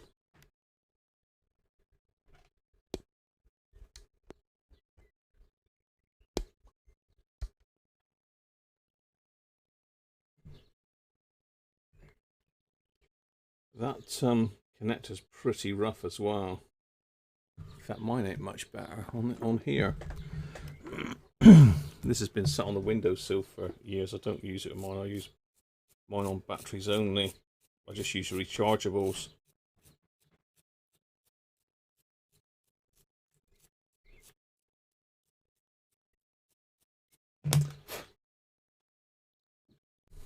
Let's pop a little bit of squirt a bit of contact cleaner in the side of it.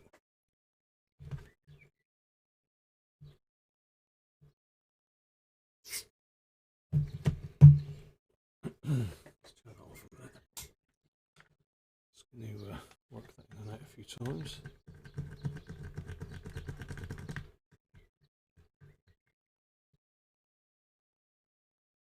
Yeah, it's not a very good connection in there, is it? It's very loose. So let's see what mine's like. I don't think it was a great connection, to be fair. Let's try mine. Yeah, mine's fairly loose as well. Probably going to need to keep mine to hand, am I? John, how you doing?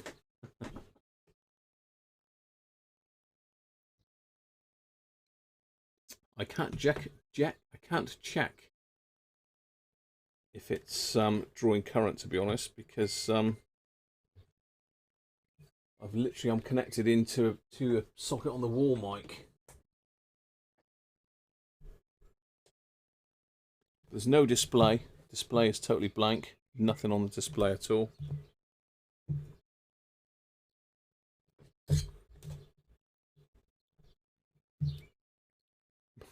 Microwave will bring it back.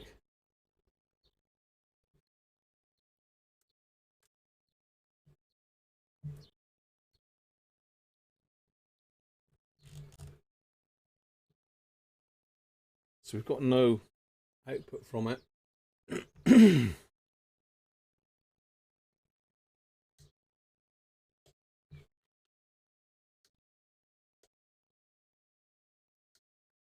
So we've got a pop when we turn it on and off. There's not much we can do to it now apart from take it apart, really. Somebody spilled a bottle of bog trotter in it. It could have done.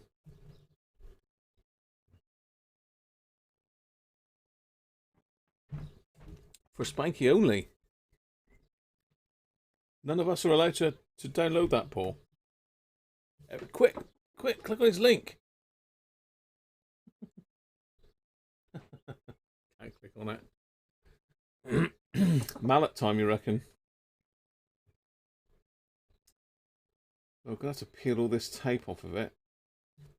Needs a good clean as well. It's going to have to come apart, I think, totally. These are really good scanners. I mean, if anybody wants a recommendation for a scanner, I would definitely recommend one of these. They do have their problems, but a lot of it is the problem this one's got with battery damage. So the older one's cracked across here, I believe. Let's see if I can get this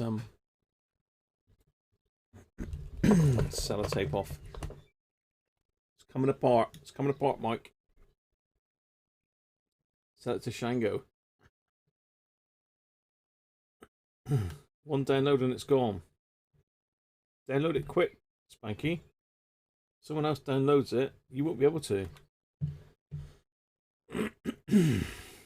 Thanks for doing that, Paul, by the way.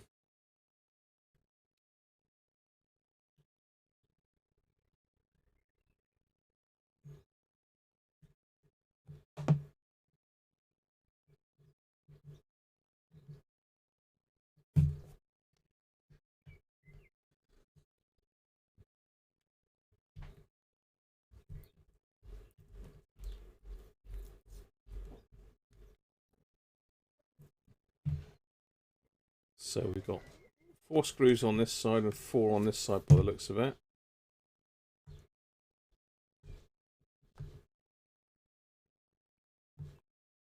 Tiny little screws. Yupiteru. This is a customer's radio, Tony.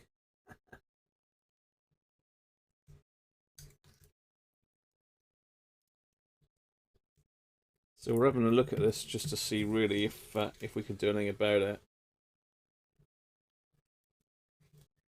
See if we can fix this battery compartment. That's going to be the major job. So I've not worked on one of these before, so I have sort of agreed a price up front with the guy. So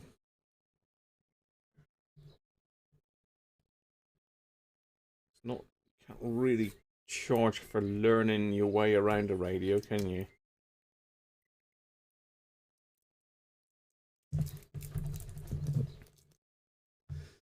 Okay, right, so these are little tiny Phillips. So let's try that one. Might be worth doing this on my blue mat, actually. Probably got a bit too much stuff on the bench here to do that. Let's just grab a cup, put the bits in for a minute.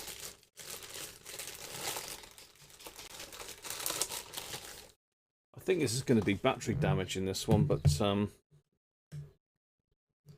you never know. Let's have a look.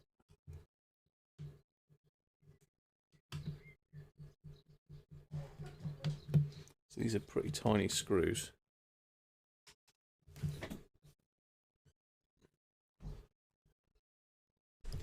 Cheers, Paul. Have fun, mate.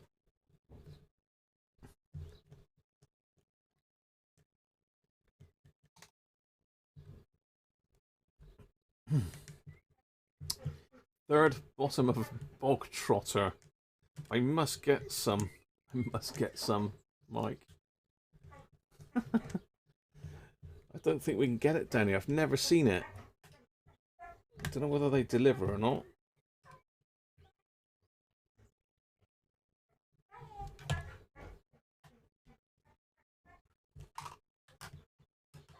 Again, I don't know whether this one's been apart before. Thanks very much, Mike. Good man. I've had a few people now ask me about doing super chats, and a lot of people are saying they can't do them. They've tried doing them and they can't. If you do want to make a donation, you can go to my homepage on YouTube and click the little PayPal icon, and that'll take you straight to PayPal, and you can make a donation through there if you want to. So again, I've had problems doing it. I had to set my card up, all sorts of stuff. Right, I think we've got to pull these off as well.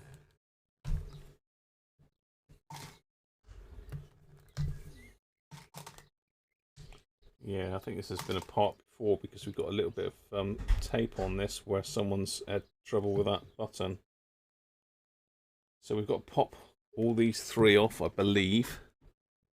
Although I'm not sure on this one. On the earlier one, might not have to do it on this one.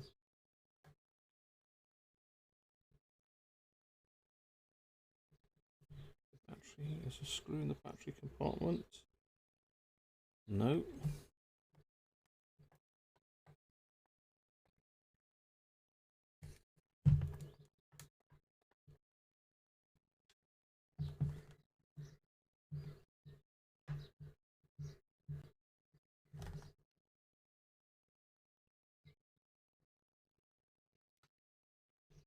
Take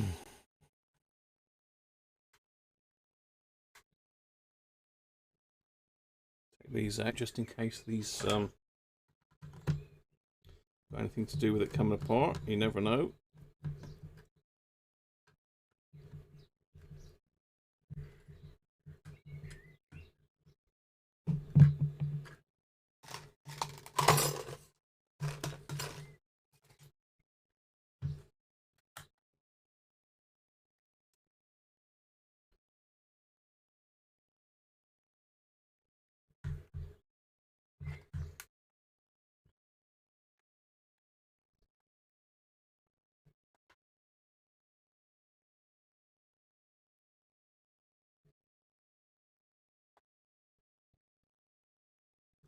Seems to be hung up down in this area.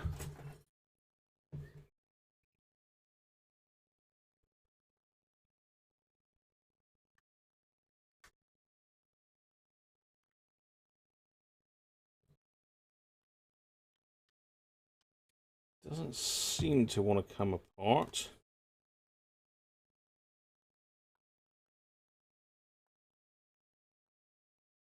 PTT button. George.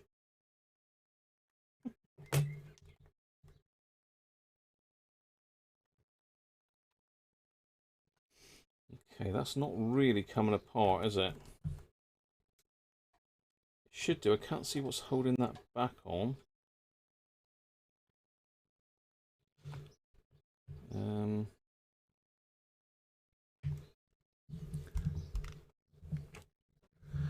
This could be a very quick video if I can't get it apart.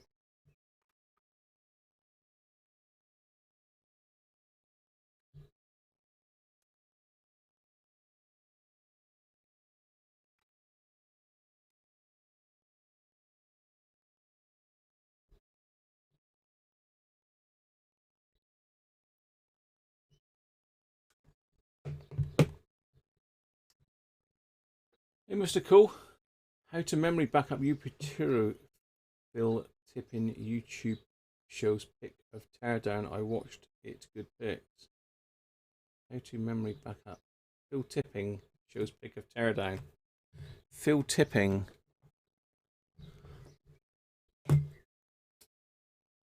Thanks for that, Mr. Cool.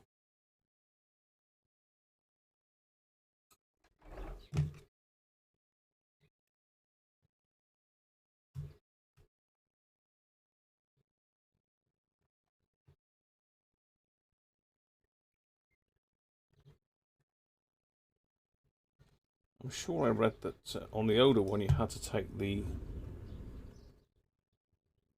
little captive nut things off the top.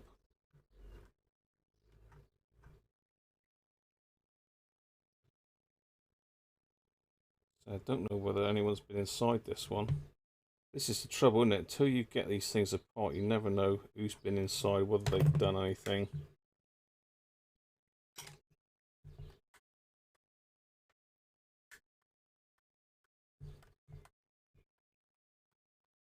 It almost feels like there's another screw in it somewhere, but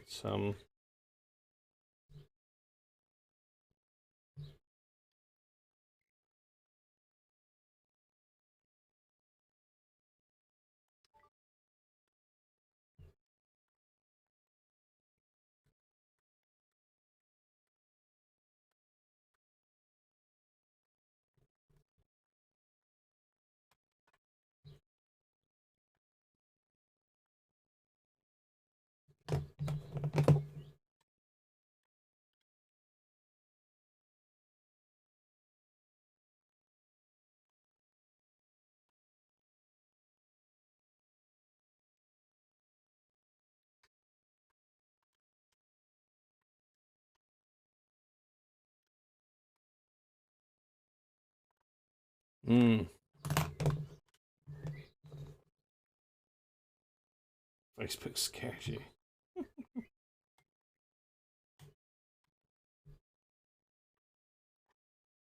Again, I find these little jeweler pliers ideal for getting these things off.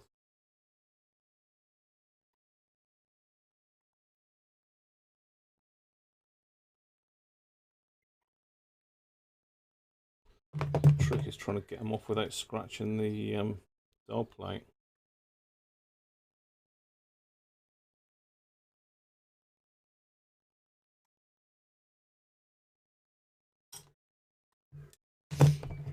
And the last one.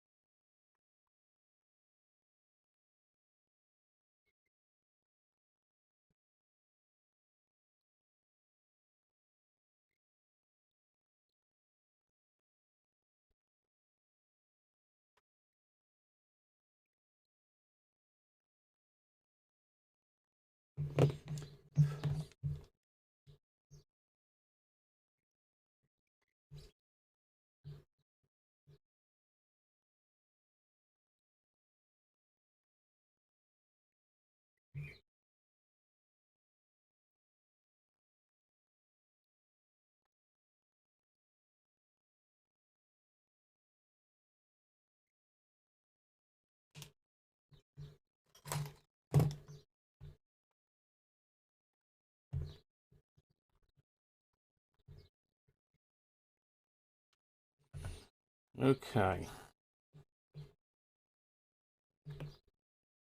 Definitely seems to be held in this area by something. I know the battery contacts are holding it in down the bottom here, but it does look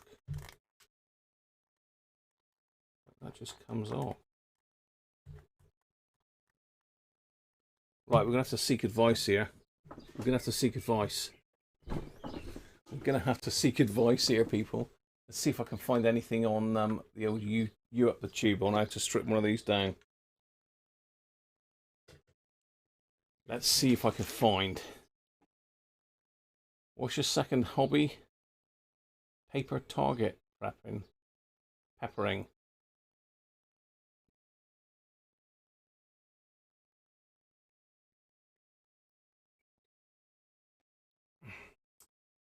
Yeah, I don't mind a bit of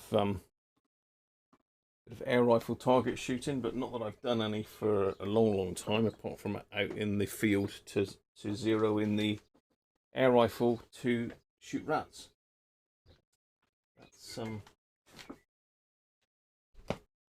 That's my use.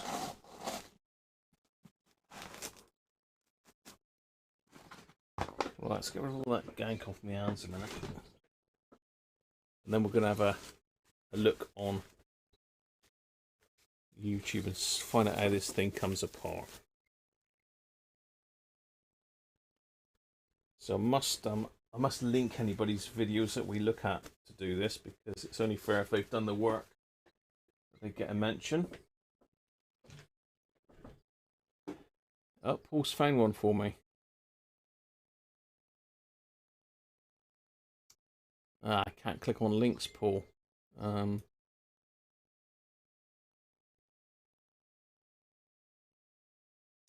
Yeah, I've just lost my chat now. Okay. Let's have a look.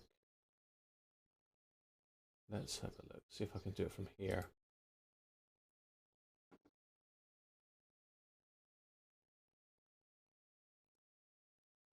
No, that link's not working for me, Paul. Copy link address.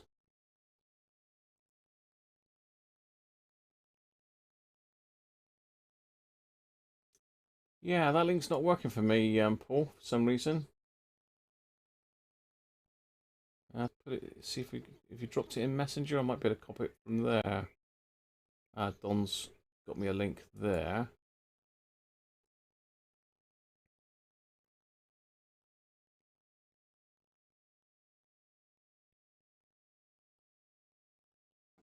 There we go.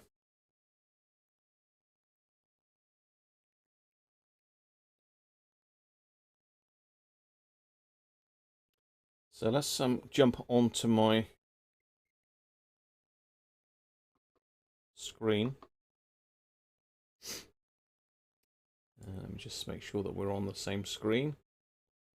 Yes, we are, with me up in the corner. This is a guy called All One Word. He's only got 10 subscribers, look. Well, he's got 11 now, look. He's obviously done this back in 2016. Dismantle to replace memory backup capacitor, tune in info and comments.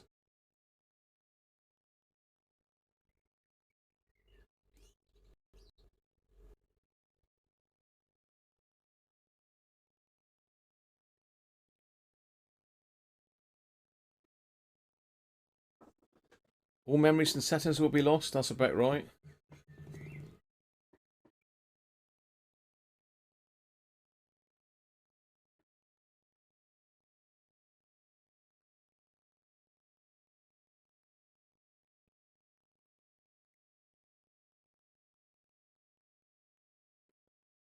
Yep, done that. Done the slotted nuts.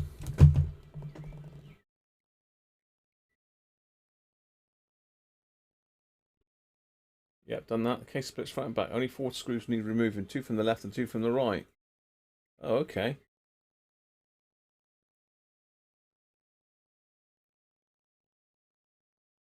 Yeah, well, they're released.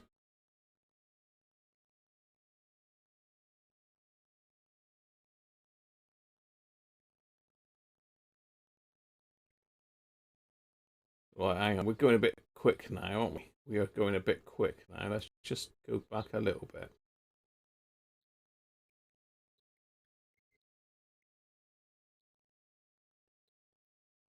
So basically, I didn't need to take all of those screws out, did I? But to be fair, I've done everything that it says there. And this radio is still well and truly stuck together. So I'm not sure what's going on there. So I've taken all 4 screws out. I mean, just taking all 4 out of each side is not going to hurt, because there's like a metal bar goes across it. So yeah.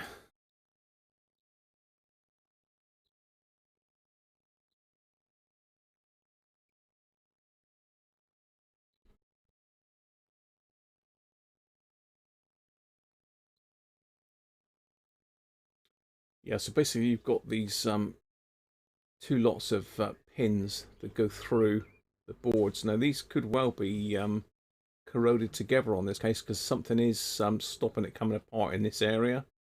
So it could well be that these are badly corroded together. So what I might have to do is spray some WD-40 in there and let it sit for a bit, see if I can pull it apart then.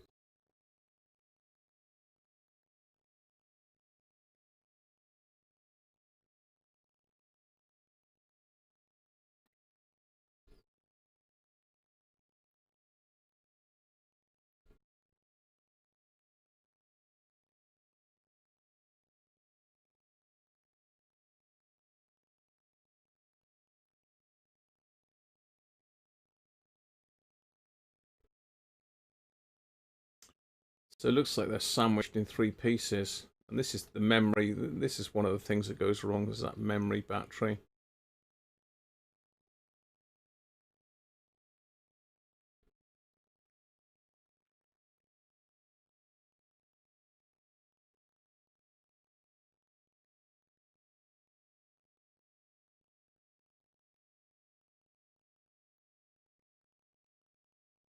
Yeah, we better give that video a thumbs up as well, aren't we, really?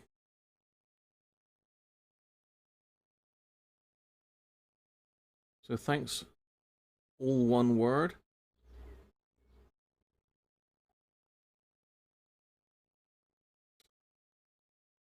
So, yeah, right. So we were there, really. We were there, but for some reason mine ain't coming apart. It ain't coming apart.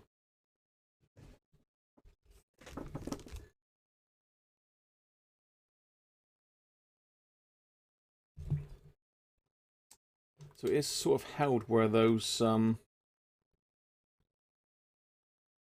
circuit boards are. The like connections between the 2 boards, and I think they could just be corroded together.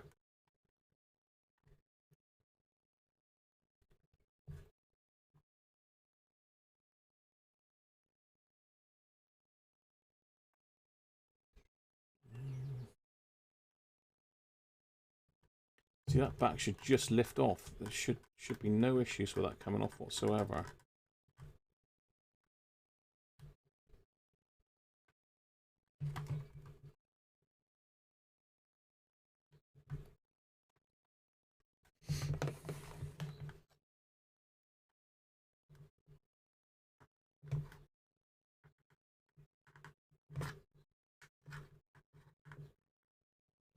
It should not be that tight.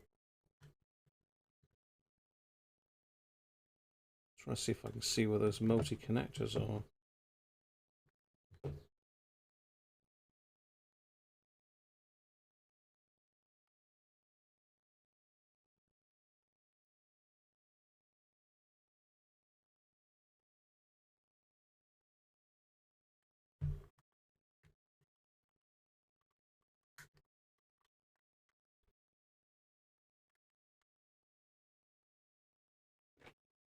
Clive, how you doing? Clive is saying to try putting the other screws back in, so we can try that. That might be a good call, Clive. It might be that they're all coming at once. I think that's what Clive was trying to say, that maybe those screws hold the other PCB in. Let's try it. Good call, Clive, in the afternoon, by the way. The springy plastic tabs are long gone. Well, I don't even think they were there to start with.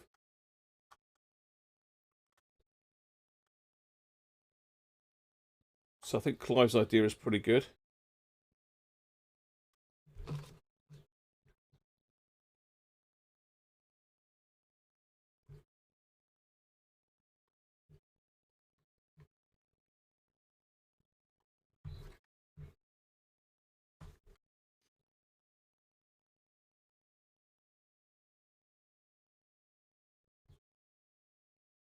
Use a house key.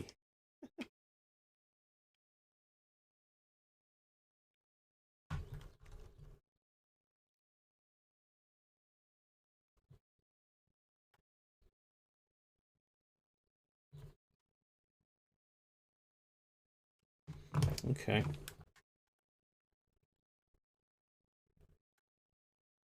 No, that's still damn tight, that is.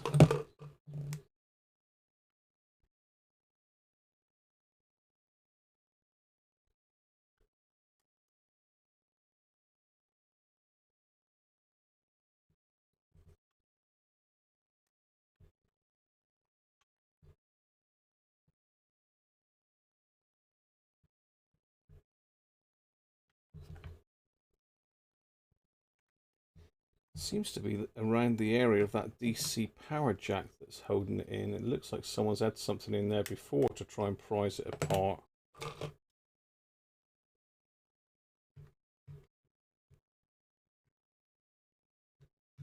Don't know whether that should be staying down the bottom.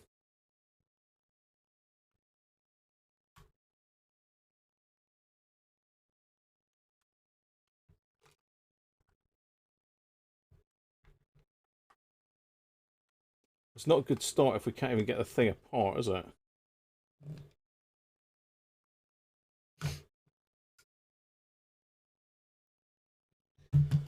Let me get my eyes on and a torch. See if I can see anything in there.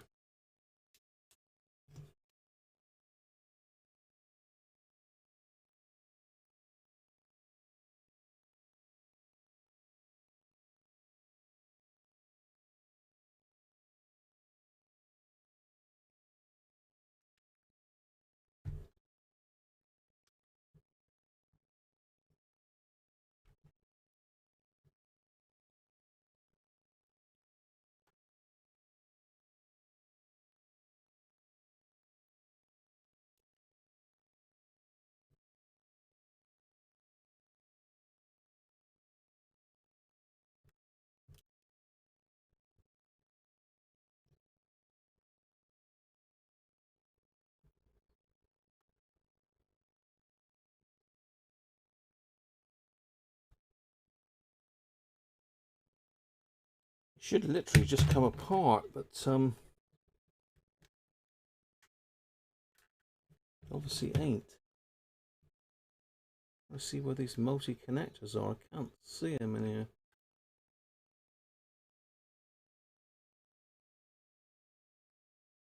There's the backup battery I can see.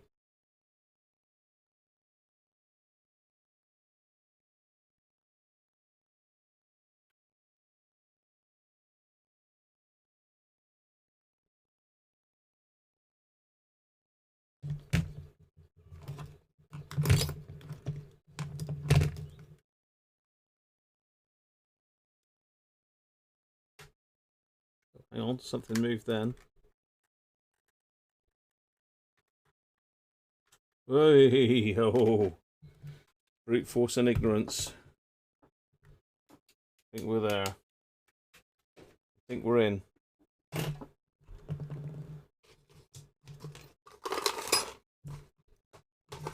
Just get all these bits out of the way before I knock them out. A fourth bottle. Getting tipsy. I need to. I could do with some. Cheers, Mike. Got the old crazy old eyes on, see?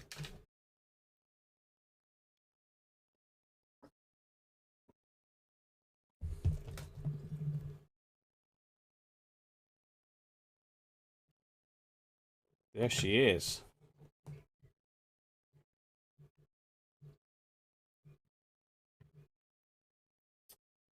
There she is. Not looking too bad inside, actually.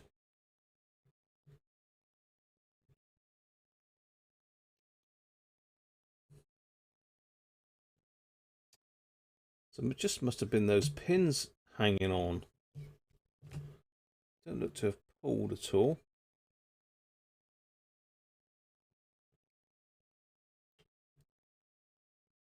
Oh, that was not slotted in. Let's just do that one properly.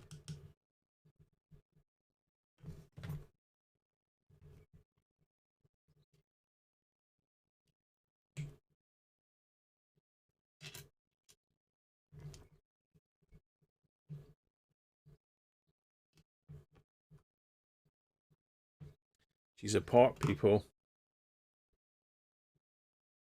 Trying to get me out of the cider.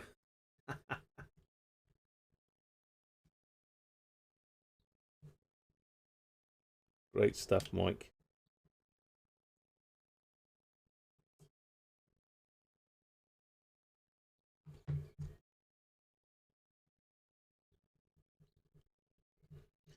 Right, that's screwed back in.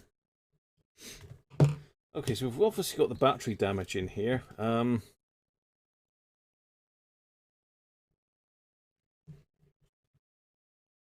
Yeah, not looking that great, is it?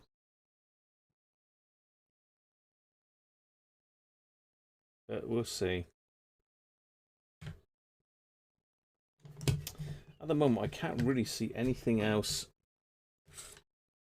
physically wrong with them.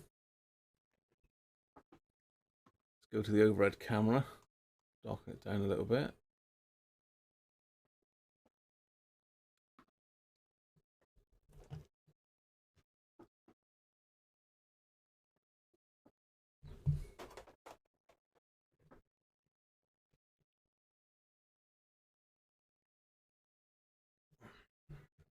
Right, what board have we got? We got this one in the shot first, by the looks of it.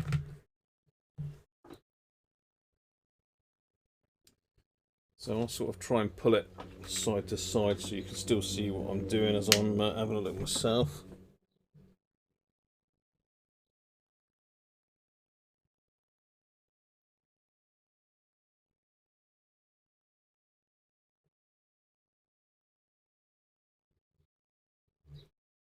Let's get rid of my picture-in-picture. No, get rid of the picture-in-picture, not add it back in. Some darken, try and lose some of this glare off the light. That's better.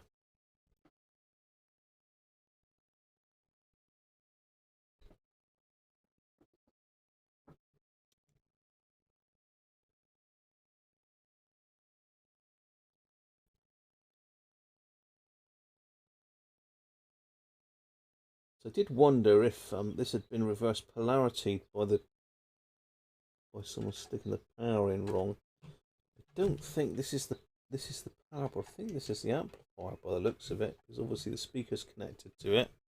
That would be a good sign that it's the amplifier. You can see the pins there, look. These pins that connect the two boards together.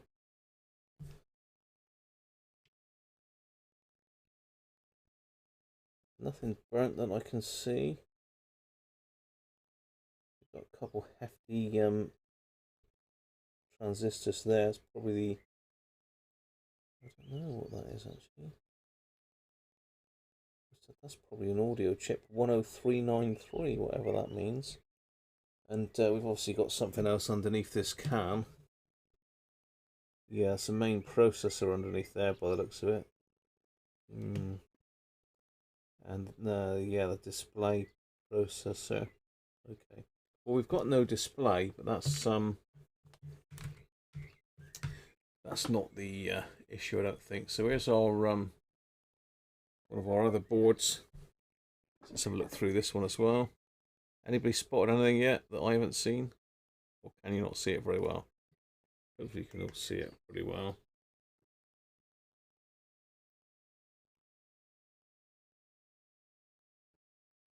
It's a fine line between too bright and too dark, really, isn't there?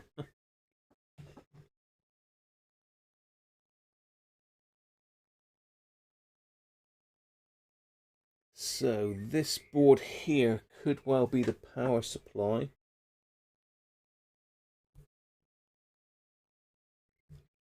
Let's get you in there. Yeah, so we've got some what is probably a voltage regulator there, is it? Yes, it is. It is a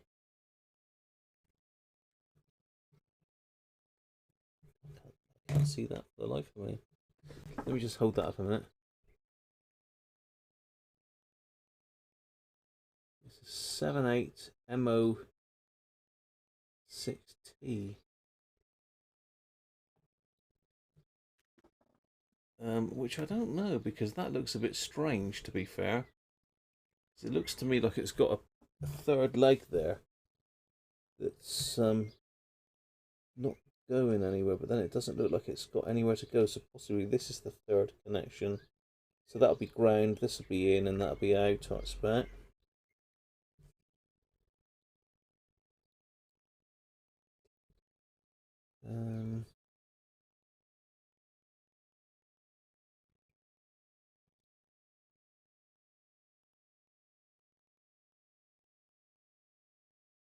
Nothing I can see yet that would be killing this.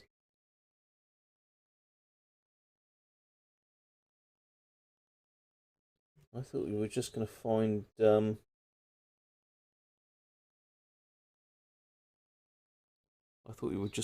a burnt component and away we go. But I don't think we're going to be that lucky. Right, use that. Paul, send an attachment. Have you found a service manual for me, Paul?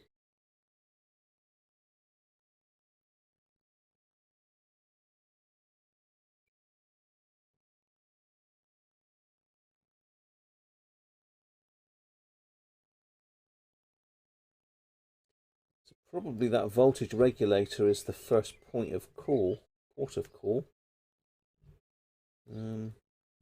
Somehow we've got to try and rig it up so we can connect power on it.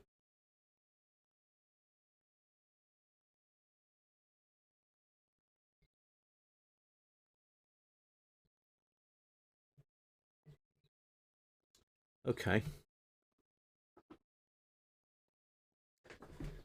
See your Facebook. Did you actually test the PSU for voltage output? No, George. But I will if you want me to. Let's just have a look at my Facebook because Paul sent me something.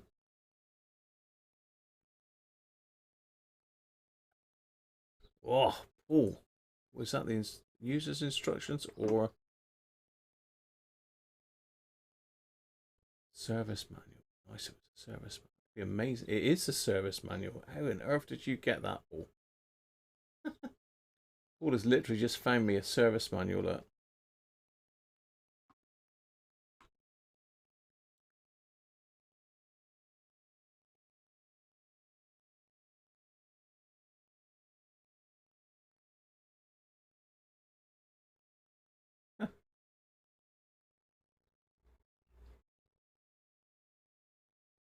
Brilliant stuff. All in Japanese, but that doesn't matter, I don't think. Have we got a schematic?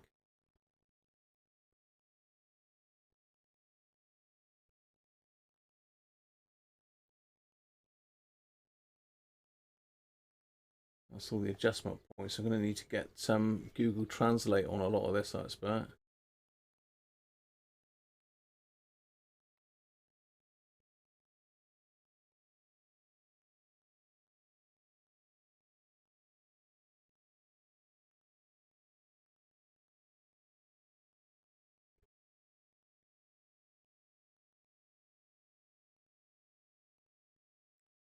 Quite a useful manual, actually. It's got all the teardown bits.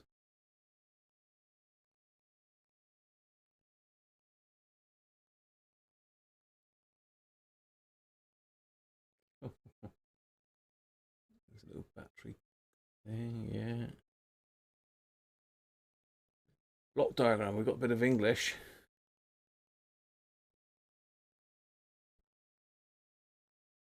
What have we got then? What have we got here? CPU, LCD, IF unit, speaker. Voltage going into stop, IC4.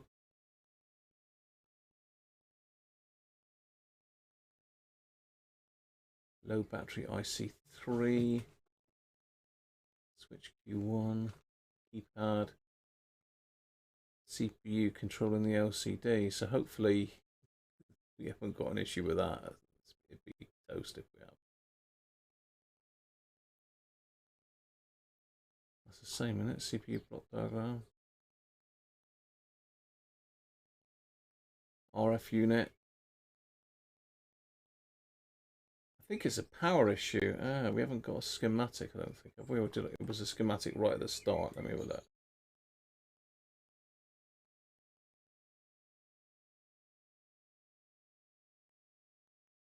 That's okay though, we've got board layouts. So we're going to have to work out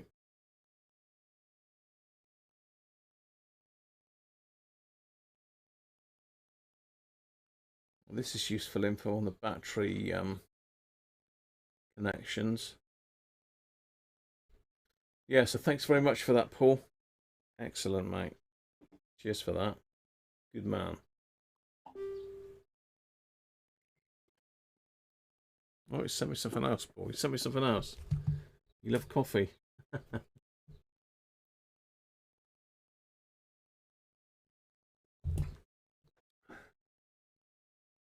I think I sent you some coffee, Paul, didn't I? I did send you some coffee for something.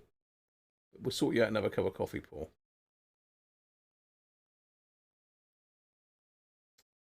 Let's have a look back at my Facebook then. What else has he got? Oh, he's got me a schematic as well. Oh, you star. That's definitely got to be worth a coffee, isn't it?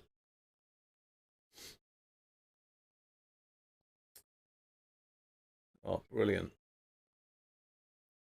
Excellent.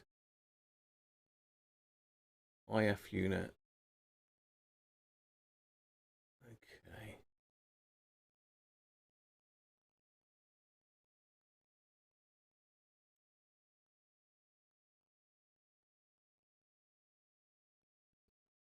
So we've got a schematic of the IF unit, I believe.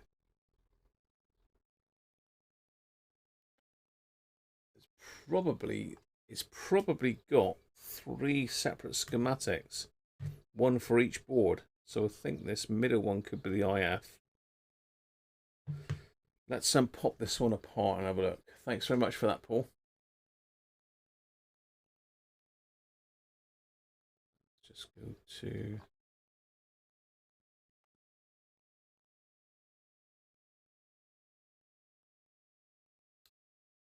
So bear with me.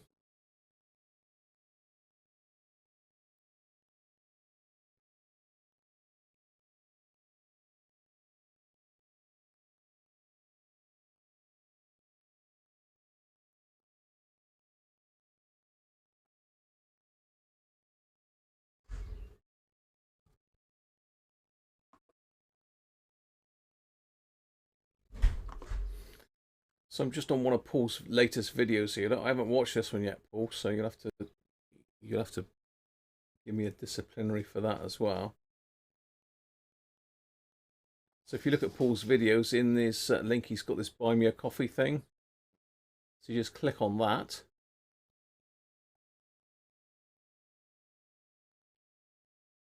And you can hit buy me a coffee.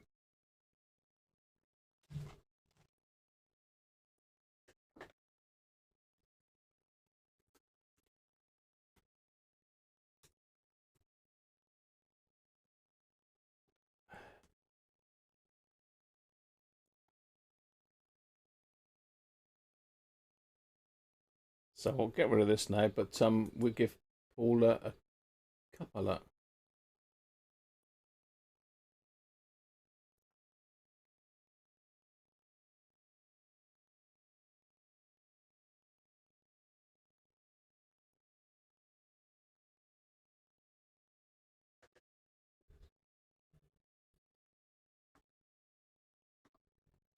Cheers, Paul.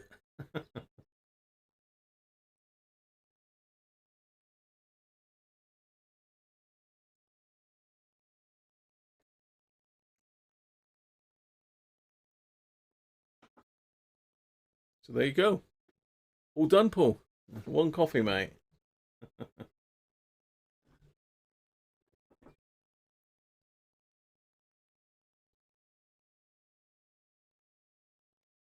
I suppose that's a similar sort of thing to PayPal. I really don't know how that comes out on the back end, Paul. Whether you physically get a payment, whether you receive some coffee somehow, I really don't know. So, but there you go. Bought one coffee for Cody's. Welcome back. So I have done it before. So we've got to support each other, haven't we? So there you go, Paul. Coffee sorted. Andrew's put a circuit on Messenger as well. You want a coffee as well, Andrew, do you? Or was that Andrew that gave me the circuit? I'm getting confused now. Who's sending me stuff here?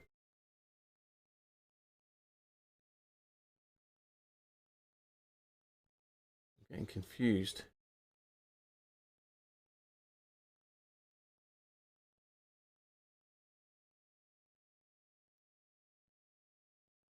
No. Look. That was another schematic. Thank you, Paul. The schematics coming left, right, and centre. I can't keep up with them all. What have we got there then? Ah, that's the full set there, by the looks of it. That's all three boards. My God, that's small.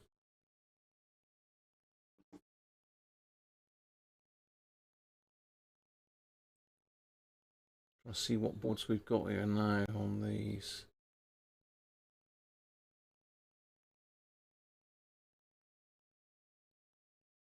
That's pretty readable, that's fine. Let's see what board is which here. You sending more, Paul? I can't take them. I can't take them all. So what's that then? That is the, God knows.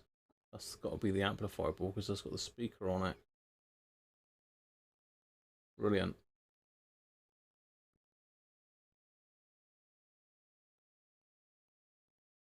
My God, that's a complicated radio, isn't it? Typical AOR, though. At the end of the day, they're not the easiest things on the planet to do.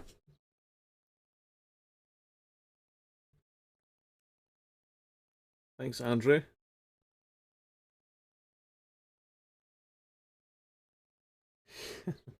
Right. I can't see anything wrong with that. Let me just pull my light down a bit closer now I've got the other camera on. Just going to go over this a bit more detail with the magnifying glasses on. So I don't see anything burnt.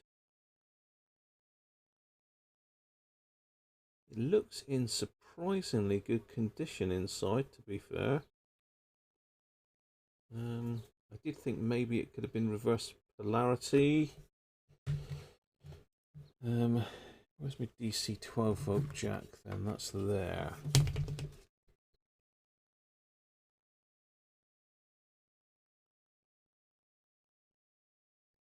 So if anything's going to be the issue, it's going to be on the back of this board here, I reckon. So let's pop the screws out of that. That's too big a screwdriver, I can see that straight away. No worries, Paul. You have one for an R707 module. I don't think anyone wants that one.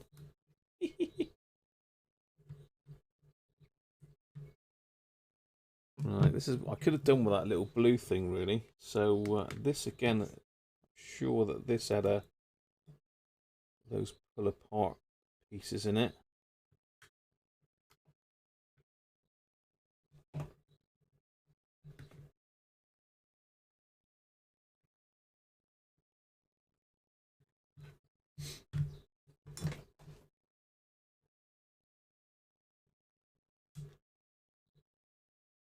Yeah, there it is.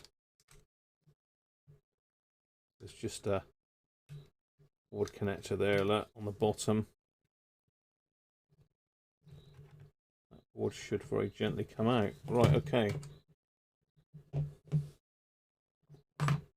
This, I would think, is the power board. This is obviously an RF board because you've got all these little filters in here.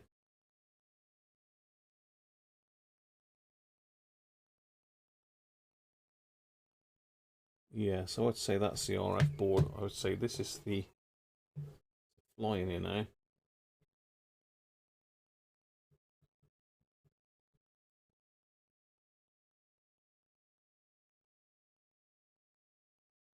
Is that a pin header? Does that just pop off of there, or is that soldered on?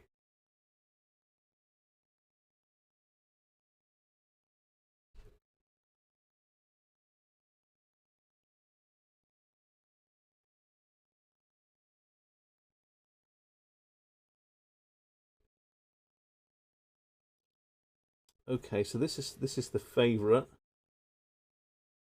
I can't see at the moment any issues. This is our DC power jack. Just looking to see if we've got a protection diode on here anywhere.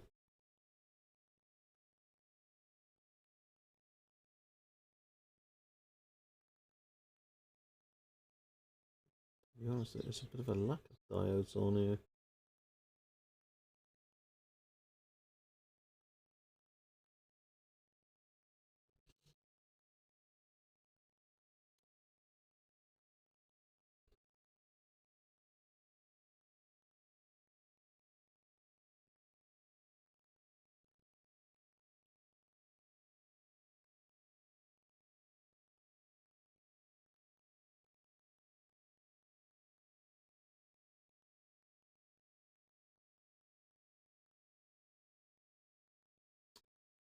So the majority are ceramic caps by the looks of it.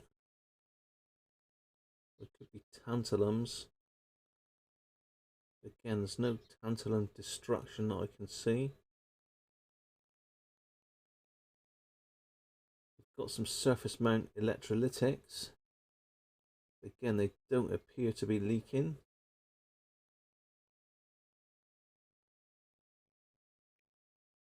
It's not to say they're not, but they don't smell. They smell fishy when they leak those.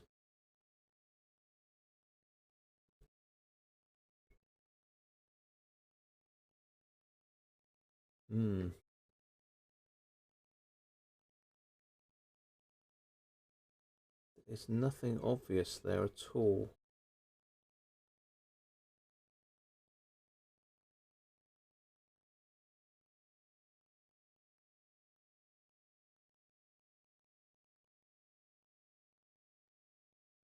You know, there's no excessive corrosion. Nothing.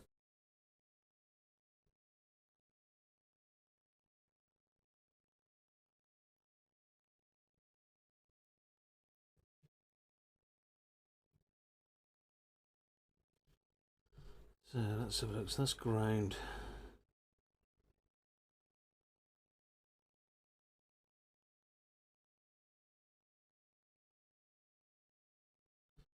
So let's have a look, see what George said. Let's check my scanner power supply.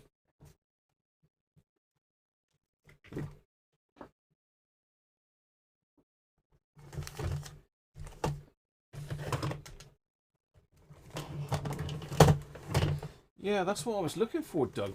You know, that was going to be my first port of call, but I can't see one.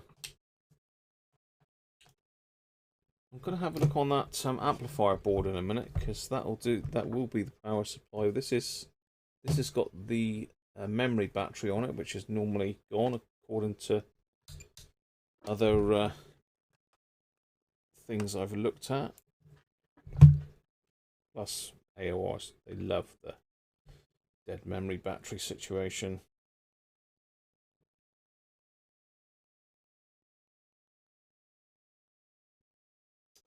Well, I got 20 volts on that George offload.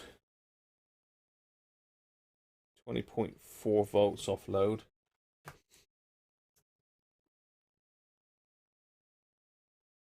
There's a 12 volt power supply though. I don't think I've got a small enough jack plug to wire up one to my power supply. Let me have a look at my jack plug collection.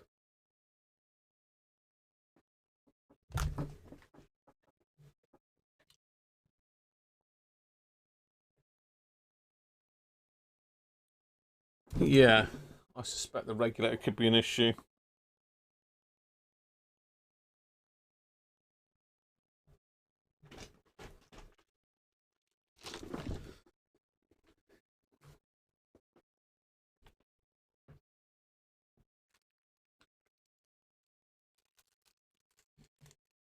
Right.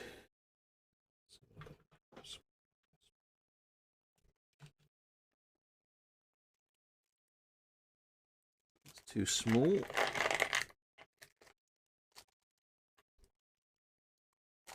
Too small.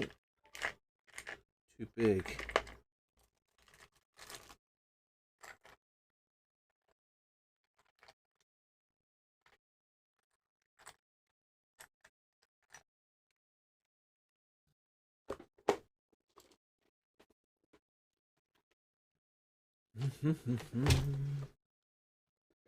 So I'm gonna have to wire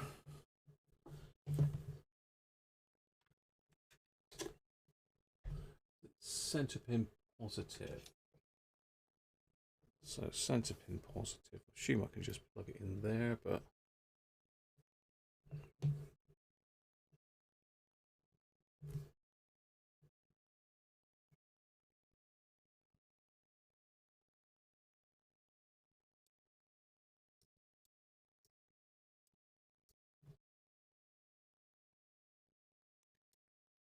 right, let's measure.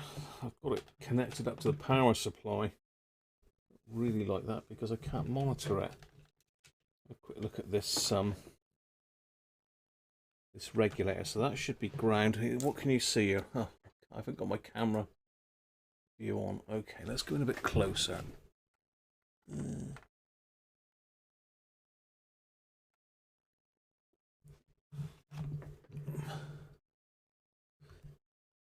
So this is the voltage regulator. Let's just make sure I've got my...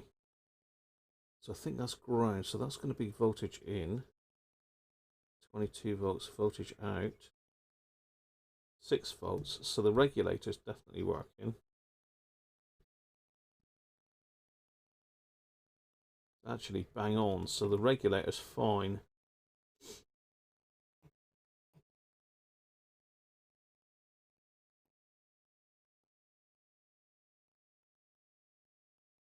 So that there.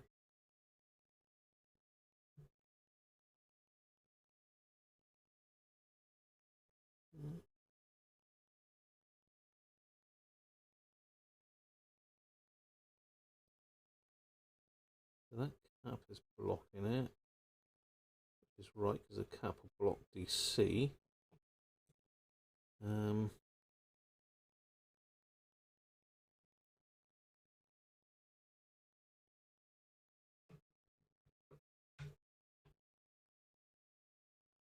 This is all surface mount stuff as well, which is the norm, isn't it?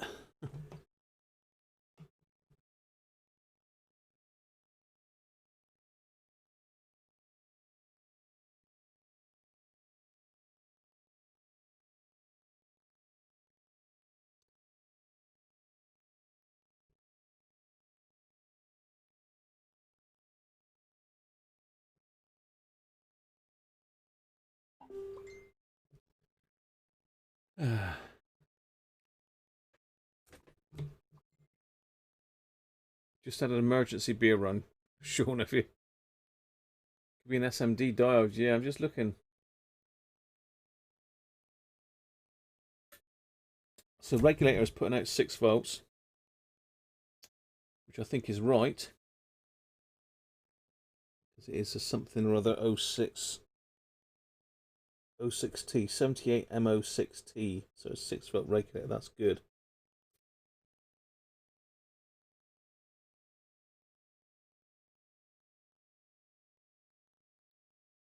Can't see any diodes unless they're diodes, but they're not marked.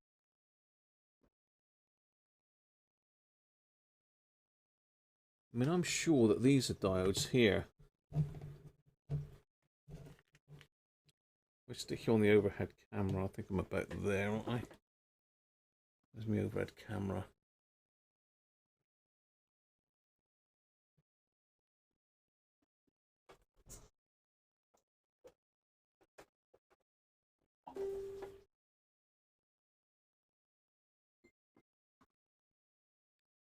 I'll pull the power off now, but those red things there look to me like they're diodes, although they're not marked on the board as diodes.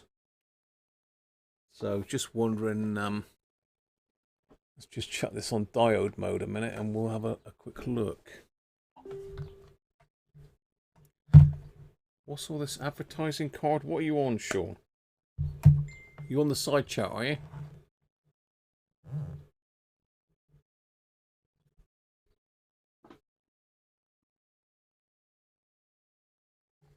Let's chuck this on diode mode. I think they are diodes, don't you?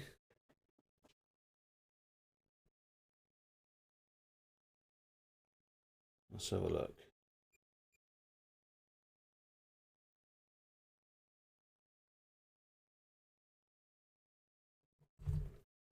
Reverse the leads.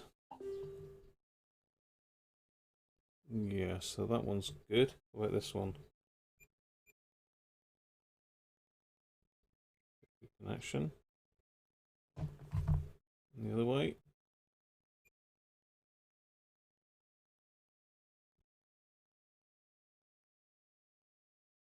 That's 0.55 one way and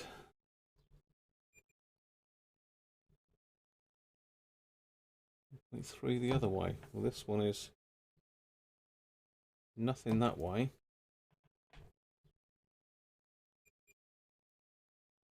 0.59 the other way.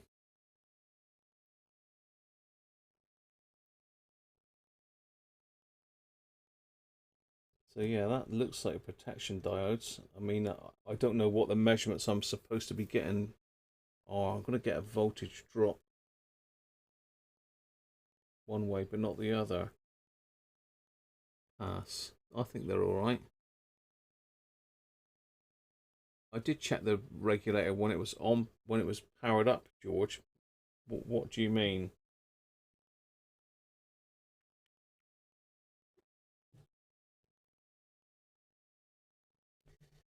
So we've also got power, the power from the battery coming in here.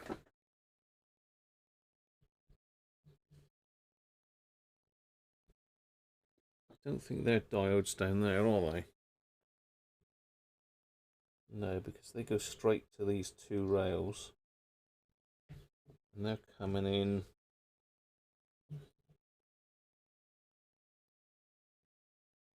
to here. That's got to be these first two.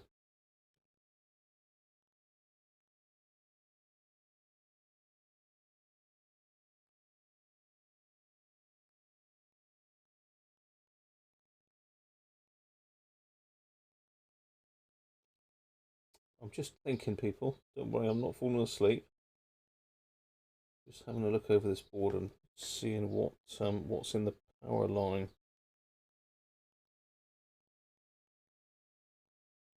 That's going to be ground. Okay, so that's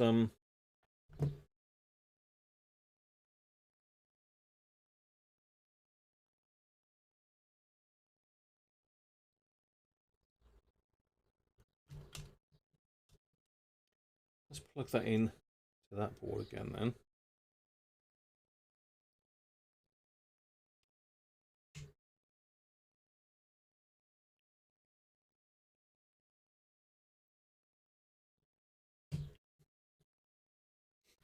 Let's plug our power supply in again.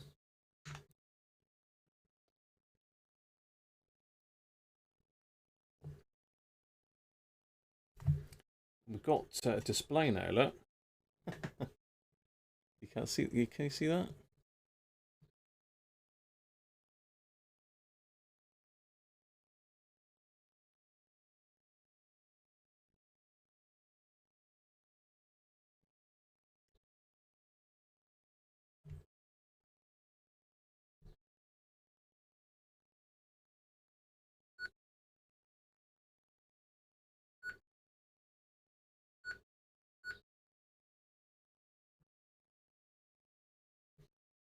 Hmm.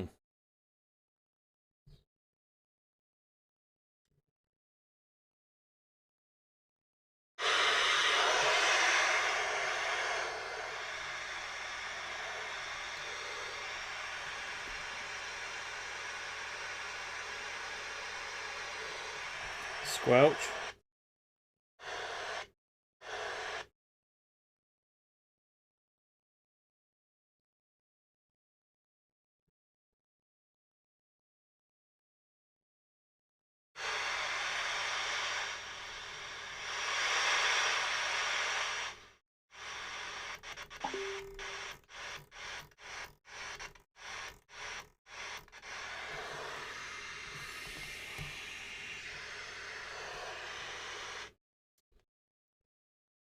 Hmm. Have we just shocked it into life, I wonder?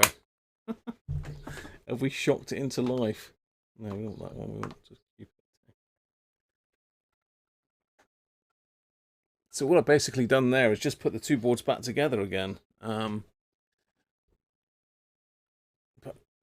out of the radio, so I'm wondering if it's just dirty pins, you know, on these connectors. Let's put this one in as well.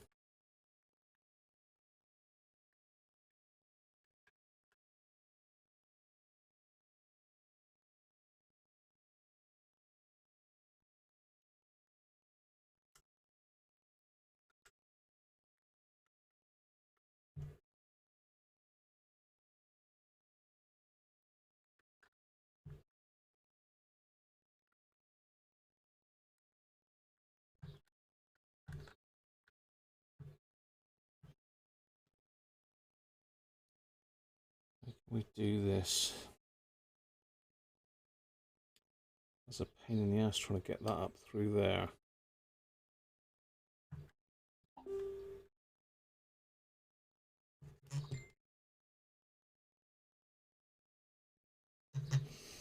Let's take this board out.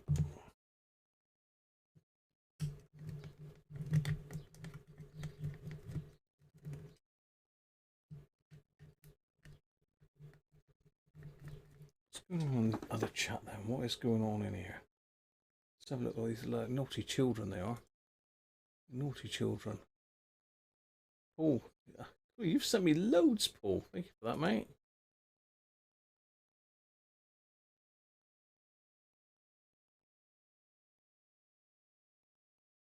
Just mute that a minute.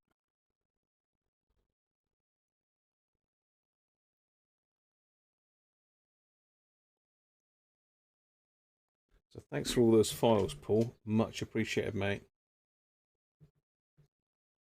It could just be those sockets have got a bit of battery corrosion on them, Mike. Hi Theo, did I say hello to you earlier, Theo? Apologies, I don't think I did. Okay, are they all the same screws?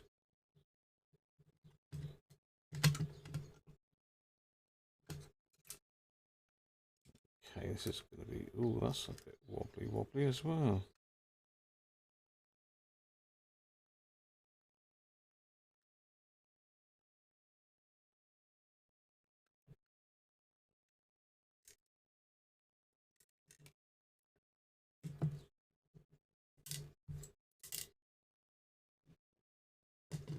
So here's the other board.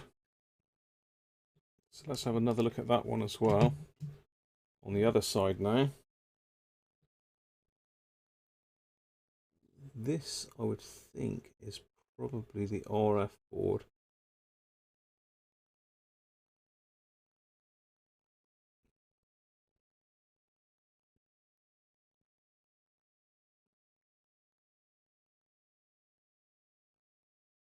It's a very loose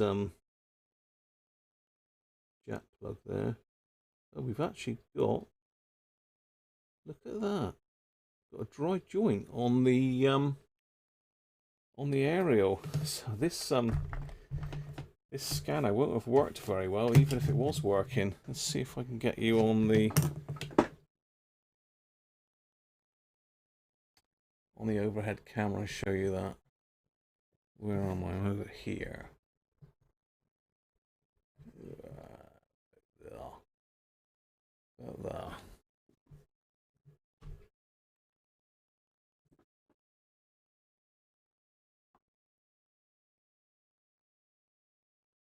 So this is the antenna jack, but it's actually not actually connected. If I wiggle it, you'll see that that isn't actually connected to that. Moving up and down, so that pin's not actually soldered there.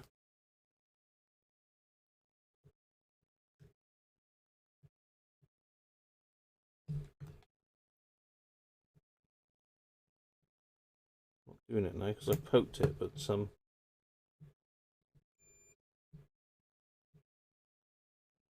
yeah, that pin's actually, it's actually not soldered. If you can see that or not, but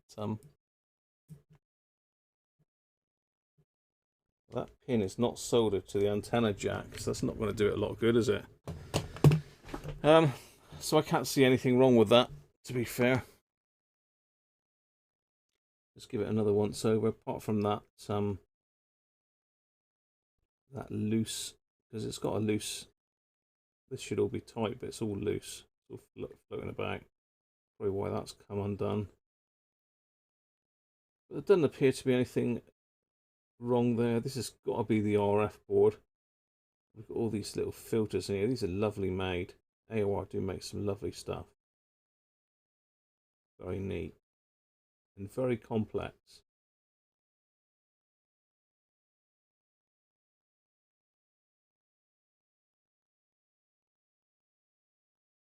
Yeah, there's some tantalum electrolytics in there. A tantalum electrolytic. But no, that again is absolutely immaculate. Let's sandwich this board on top of here then.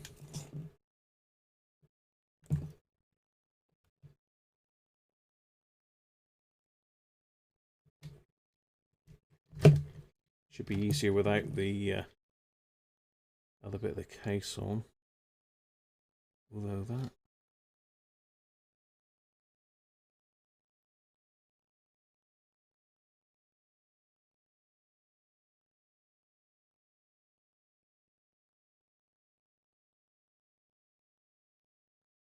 I see, right, okay, so this one's got to go in to there first.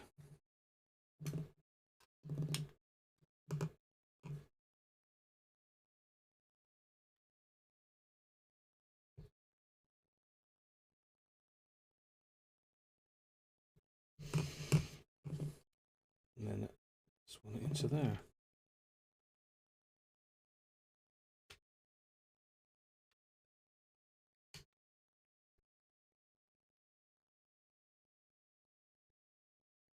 Try it again then.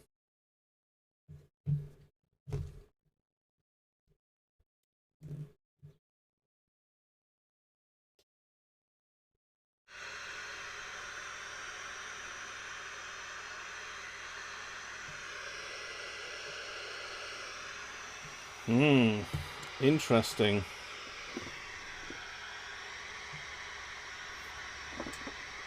Let's turn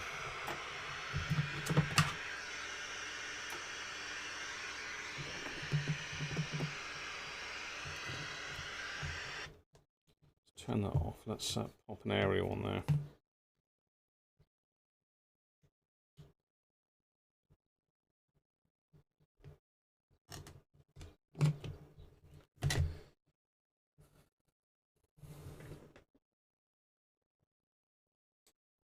And another aerial.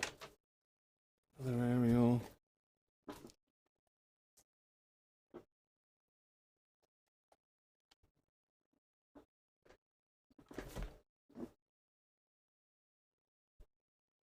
Stick on my signal generator.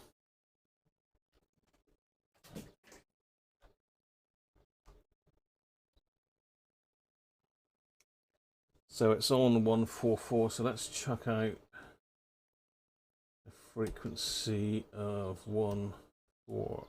5 megahertz level. Let's go mental. Minus 20 dBn. Modulation. 1 kilohertz tone. Chuck the noise right up on that. Right, let's try this again then. Hopefully you can see what's going on. Well, that's already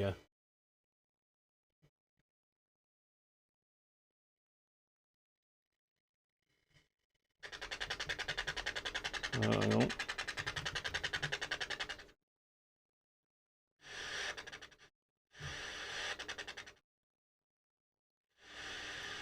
Looks like it's running out of steam.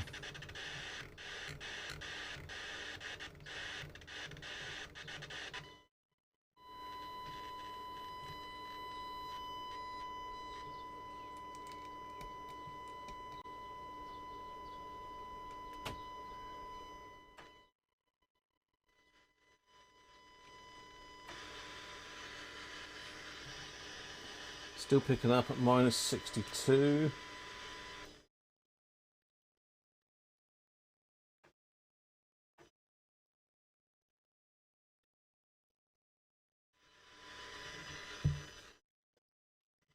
If we turn the volume up,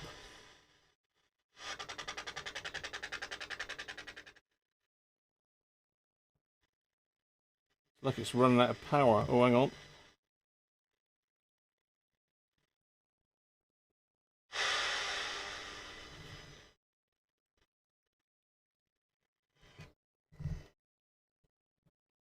Clear.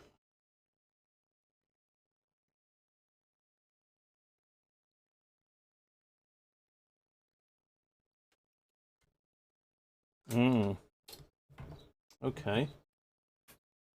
Interesting.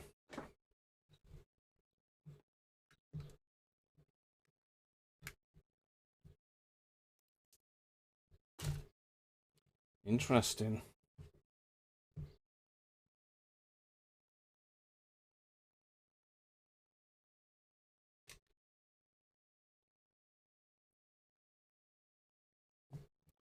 So let me have a look at those under the thing. It is illegal to pick up the airband stuff. No, I don't think anybody's really too worried, Dom, to be honest.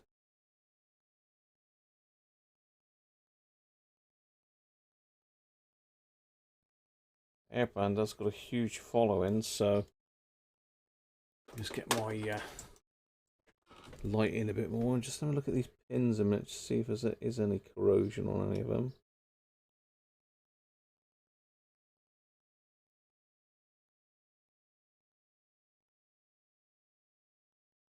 Could well be that backup battery. We'll have a look at the voltage on that.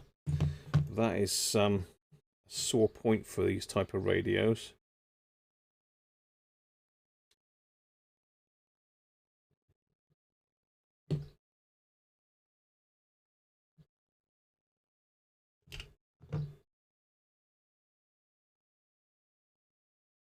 To be fair, those pins are absolutely new.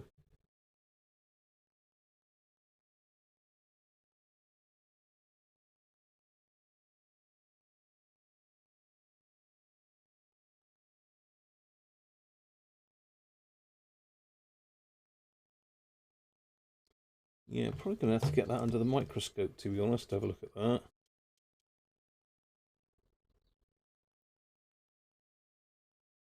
Seems like it's running out of power.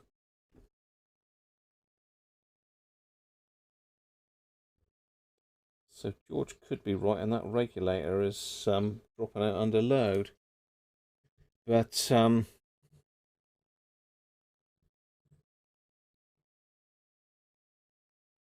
that just doesn't look right either.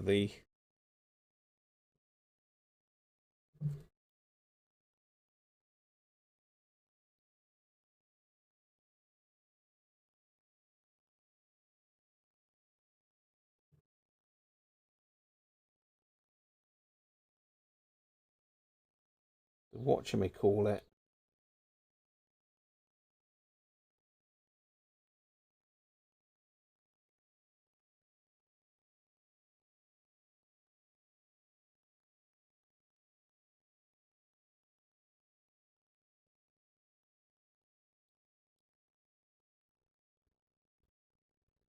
So it could be as simple as the electrolytics on it.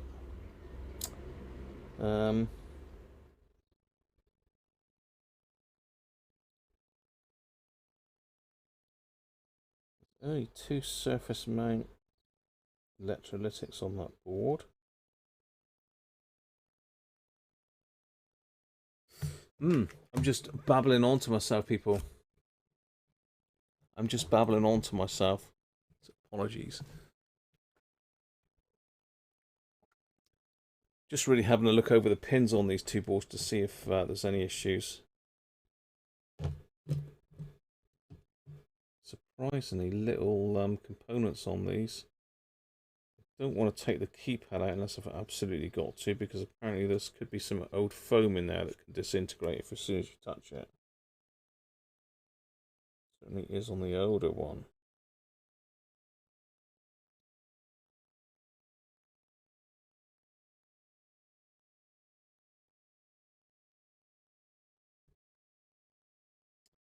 Right, what was I going to do? I was going to do something, then I was going to check the voltage of that battery, wasn't I? So let's see what that's got in it, because it could be that killing it. It certainly kills it on the other AORs.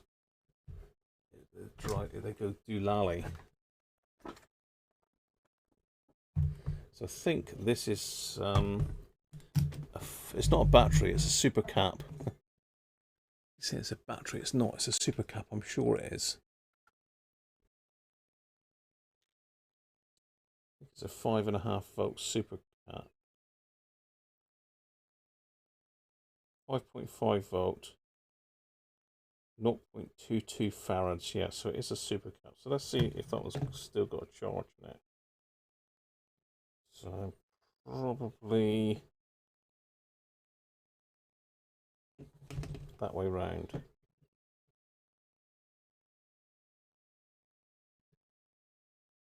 It's certainly not holding its charge, is it?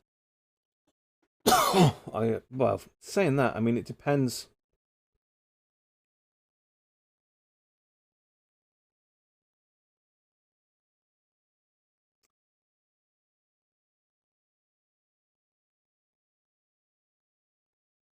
Depends what the voltage is supposed to be on that circuit. Let me see if I can find that on one of Paul's schematics there a minute.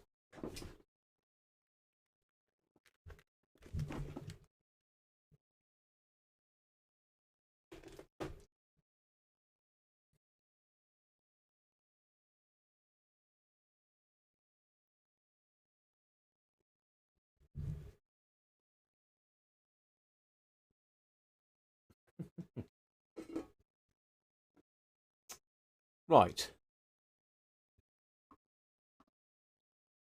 Let's let me download the rest of the bits that Paul has sent me a minute and see if we got any ideas of voltages on that particular economy area. So send me a survival guide. Survival guides are always good. They've usually been written by people that know what they're talking about. And they're usually regularly updated. Oh, that's an FRG. FRG 7700 survival guide. Yeah, that's the original one. That is a cracking guide, mate. I'm getting confused now.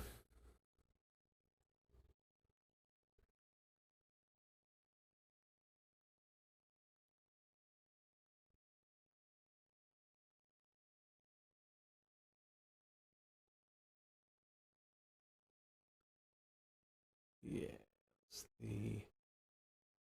What is that then? That is an even better schematic, Paul.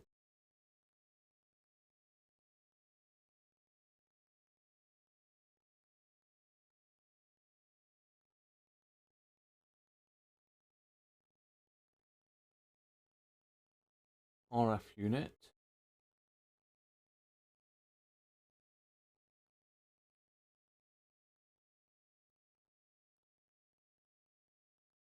And that's got to be the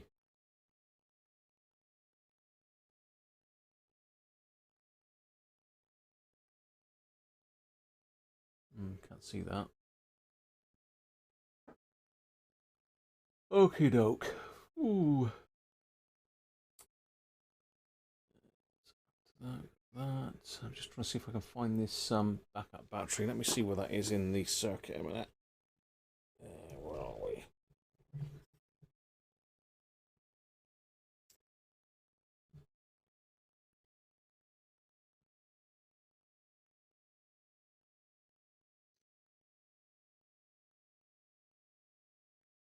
It's literally in the power. I'm sure that should be up around the 5.5 volt. That should be holding that at.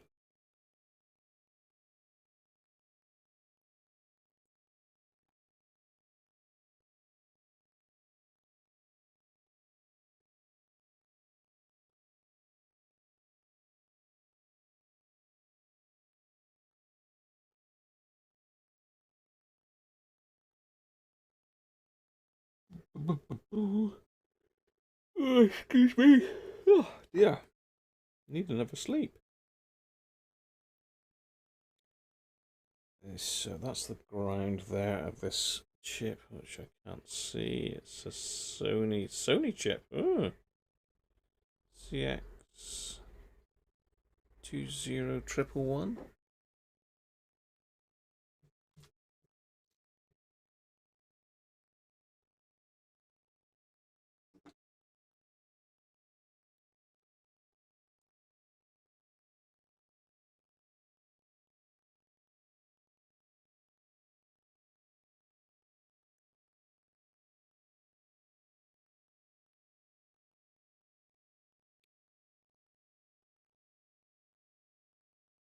Battery minus. Battery plus is going to get us into there. Is that the power supply? There's a power switch.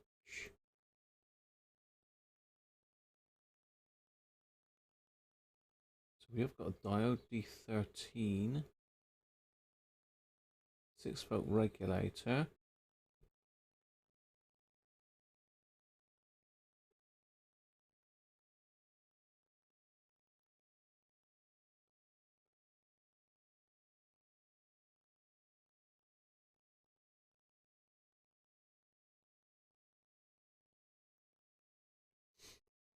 Oh dear. Excuse me, people. Ugh. Can't do these late nights, see? R03, R82, that's got to be those two. Yeah, R82, R83.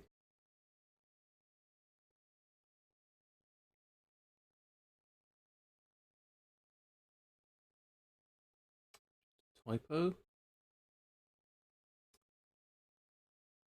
Right, that's the power supply in. This for a 6-volt regulator. That diode. Where's our super cap then? I'm trying to find our super cap.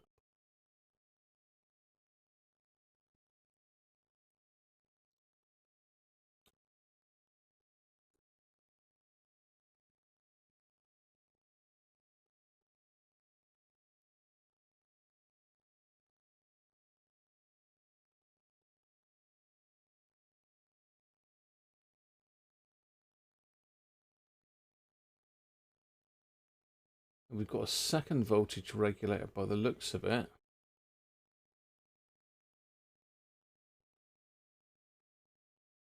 I'm just looking at the schematics, so apologies if I'm boring the hell out of you, but let me just get you on it as well, so you can be as baffled as I am with it.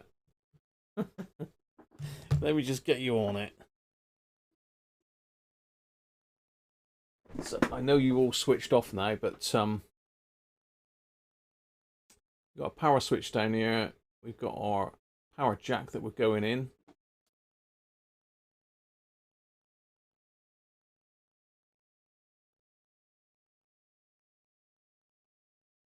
So that's our switch. And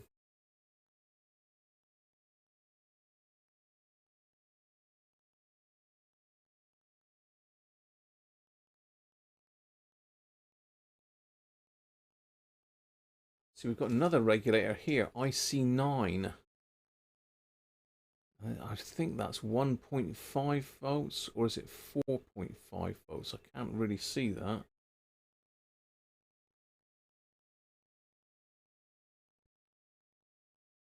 Yeah, can't really make out what that says. You're on the schematic with me, aren't you? No, you're not on the schematic.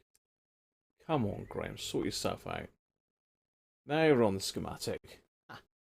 Yeah, so we found that this is the IC8, the first regulator we found, which is a 6-volt one.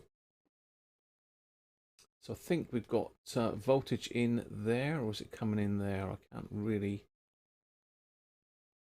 It might be coming in from here.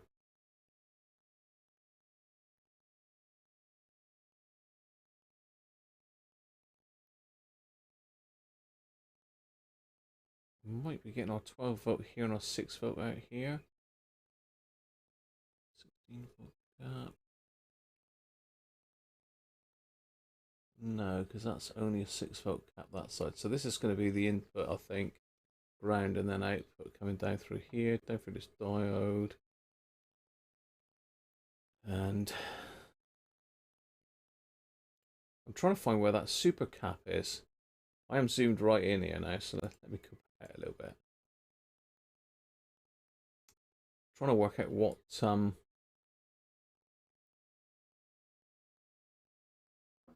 voltage that super cap is supposed to be running at.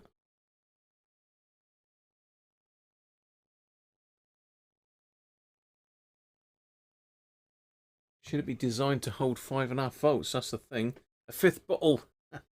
Mike. Thank you very much, mate. A 5th bottle of bog trotter. I think I need another Guinness after looking at this schematic. I'm going to have to print these out and join them all together, I think, because it's really difficult looking at a disjointed schematic. Mauritian, brilliant they are. They've got a hell of a lot of manuals on stuff. So I don't suppose it would be on that first board, would it? It would be on the board with the well, no, it is on that first board.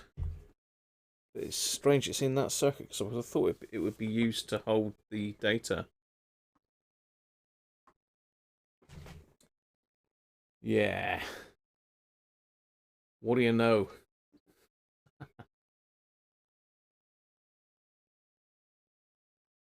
Let me just put the chat out again here, because I lost the chat just now for some reason. I don't know what I did, but I lost it. It doesn't like it now. It doesn't want me to have the chat. 5th bottle of bog trotter, an IPA with a tawny colour and robust bitterness and a distinctive Moorish ale to be drunk with respect. I would respect it, Mike. Don't you worry about that. Thanks very much, mate.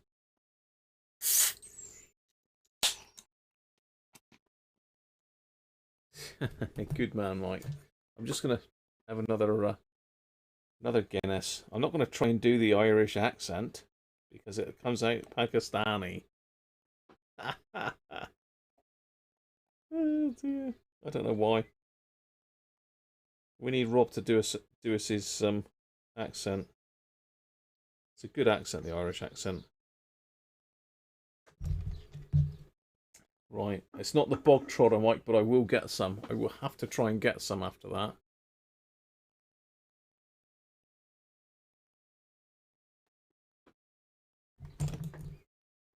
Strong stuff is probably why it's a bog trotter.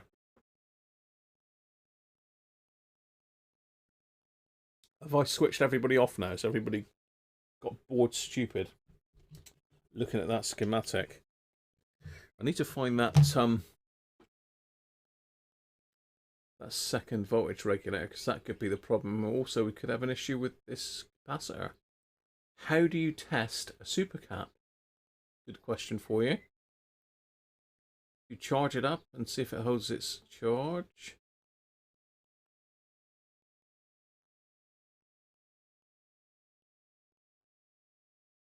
I'll tell you what, this voltage regulator is all over the place on this.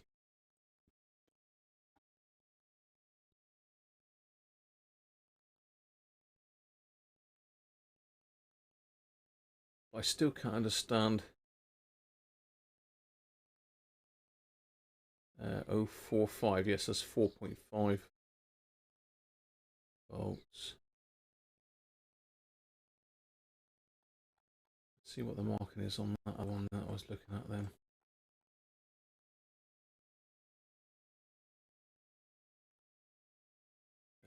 It's MM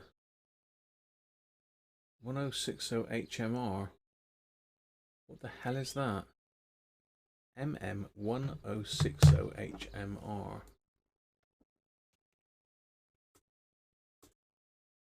HMR.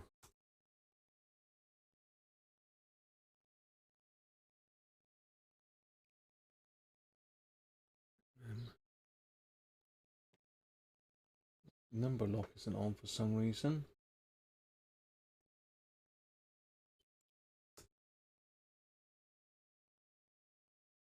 Photo transistor MOSFET.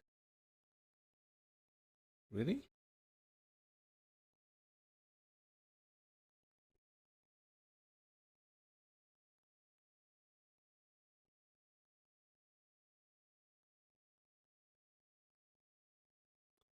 MM 1060 HMR. MM 1060 HMR. Yeah, that's the one. Ooh.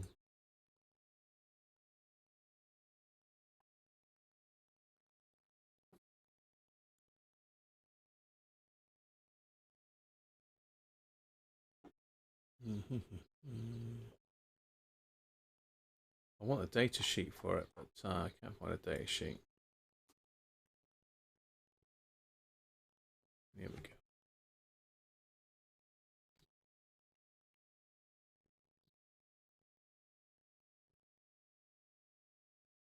No data sheet for that. Oh well. IPA 7%. Good stuff.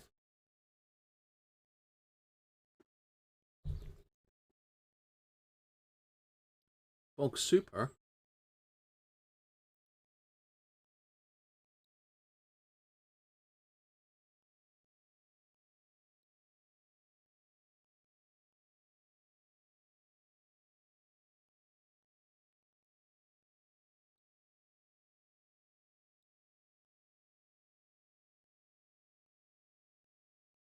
IPA is 7%. That's good stuff, isn't it, eh? Well, this is all looking a bit unusual, this. Luckily, well, saying that, you must be able to test the boards individually. Unless the... let's get rid of that out of the way. Unless they had test jigs that they could plug these boards into. Because we've got three double-sided boards. I don't know if it's 2 or 3 layer boards. I don't know. But it's a pretty pretty complex beastie, isn't it? It's a pretty complex beastie. You know, I like a challenge, don't I? I'm crazy. I've got to be crazy working on stuff like this, really. So I'm not sure on that super cap. I don't know what voltage that should get. Let me think. I can actually put voltage on that, can't I? With that board out. So let's do that a minute and see what voltage comes up on it.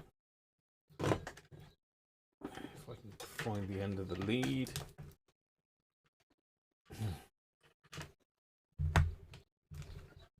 Let's move those two boards out of the way for a second. I was really expecting this to be really bad, to be honest.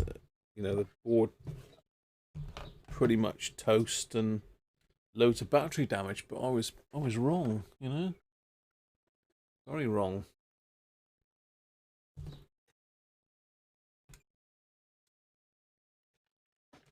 So let's put the light on that. Oh, hello.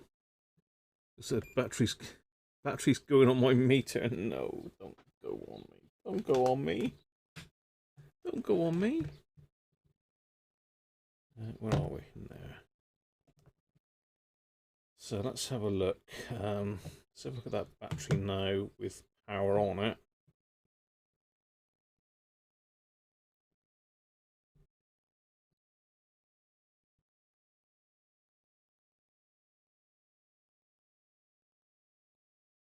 It looks like it's charging, doesn't it? Let's have a look, see if I can see. There to there.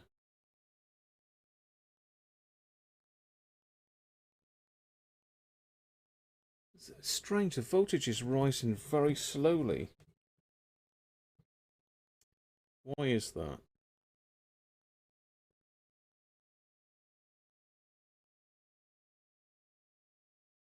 I'm just going between ground and one pin of the capacitor at the moment, which I'm assuming is where the power's coming from. So let me have a look where that's getting that from. It's getting it from a... So here, is it? There. Getting it from that cap.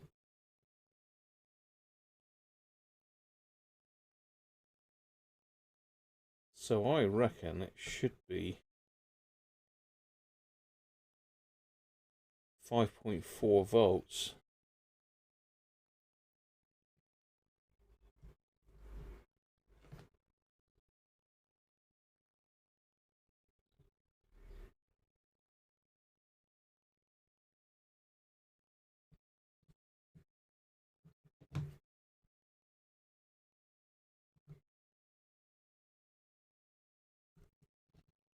Let's see if it's got up there yet.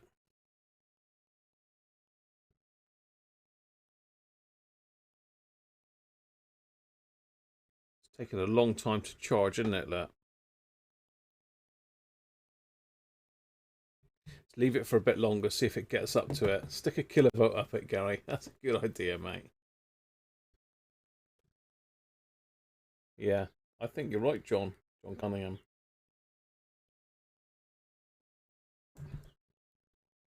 I think we need a super cap and some battery contacts.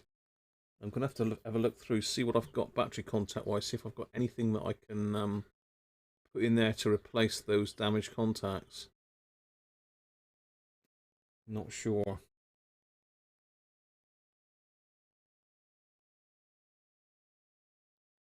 Alright, let's see how we're doing. I think that super cap is super knackered. Still going, look, it's now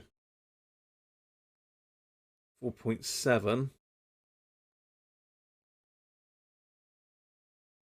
Well, I say it's 4.7. It's getting 5 volts to it from this other cap up here.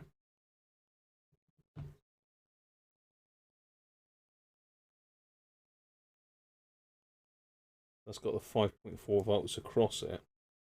It could be that cap's knackered. But it is putting the voltage down there, because if I measure from the positive of that one to this ground, it's feeding it 5.4 volts, look. And on this side, how are we doing now? Still only up to 4.7. I don't know. It's rated at 5.5 volts max.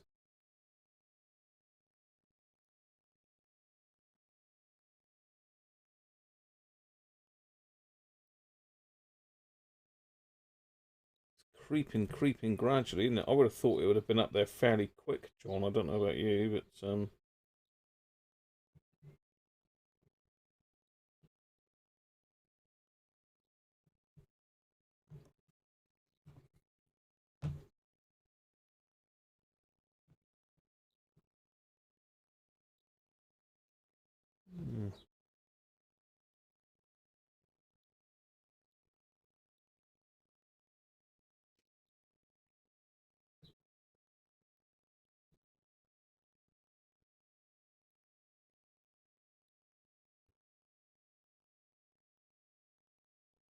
Are they supposed to charge quick? Spanky's off, are you?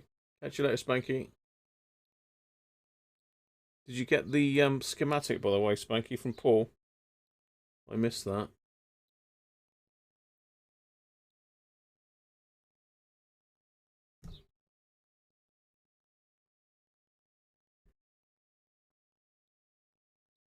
It's working.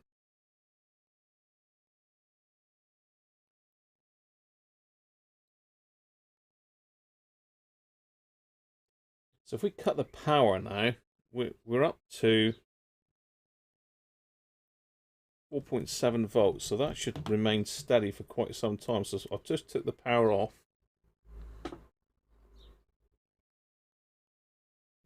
Just take the multimeter off of it and let it sit for a minute. I mean, that should retain its power.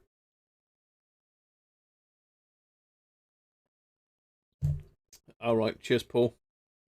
Thanks for sending that on, mate.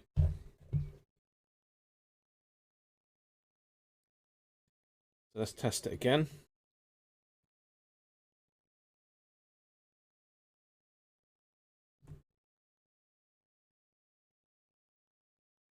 My multimeter needs its battery charging again.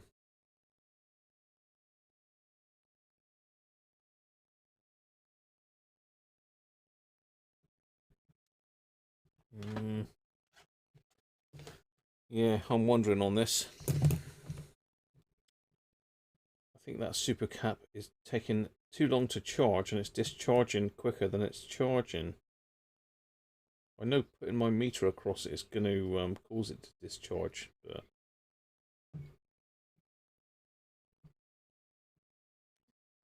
no, I've only got one super cap in here for the what's it called? The Sony ICF-77. So.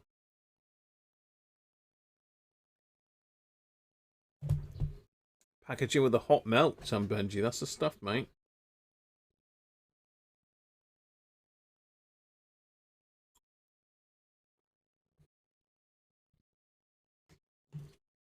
Mike has probably collared all the supplies of it.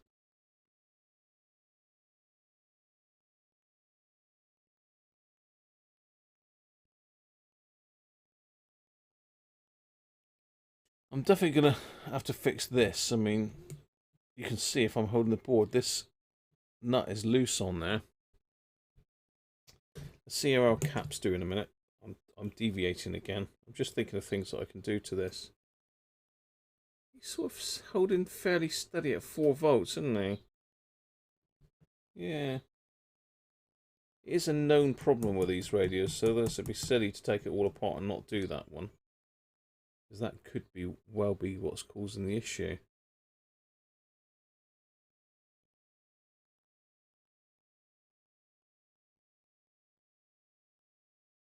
So I do need to find some more of these diodes that are in here. But we did have it working, didn't we? And then as soon as we turned the volume up, it started fading, almost like the amplifier wasn't getting enough power. I don't know what's... This is going to be the push button board. I don't think the amplifier comes off of this. That's the RF board.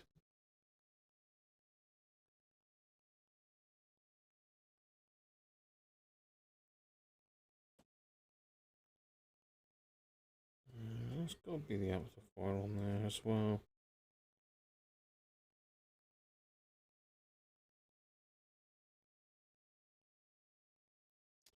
There's no capacitors there. Because, you know, you'd think it was the capacitors on the amplifier board that were running out of power. It's classic low battery scenario, really.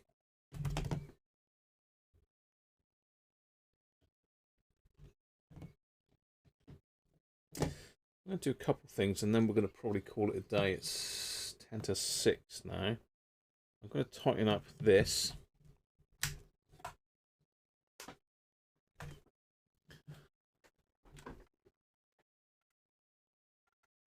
I'm going to tighten up this here because it's really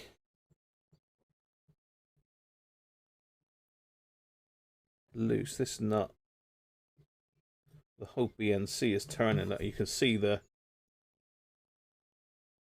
is definitely not soldered at all there. Let's put a fair bit of heat on that. It's not good. I'm going to have to try and heat sink that somehow, otherwise it's going to ruin that transistor on the board down there. There's a little tiny transistor there, look.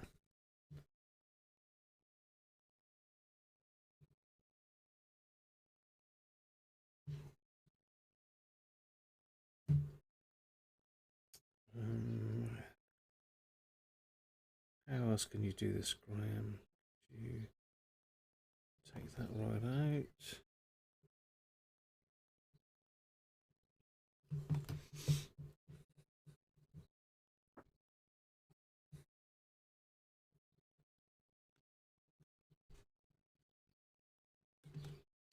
It's a common failure point on a lot of amateur radios is where the antenna jack joins the board, because it does get a hell of a lot of stick, the antenna jack. So that is where you have a lot of failures. Not that I do a lot of amateur radio stuff, to be honest, but I did used to work on quite a lot of CBs. You always reflow that bit first.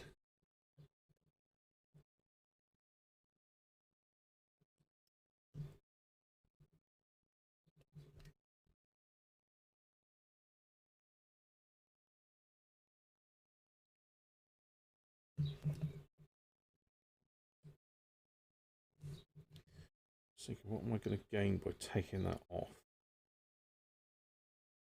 Just thinking of soldering that in. I think I'd better take it off to just clean that pin up, because whether the pin's got a bit dirty.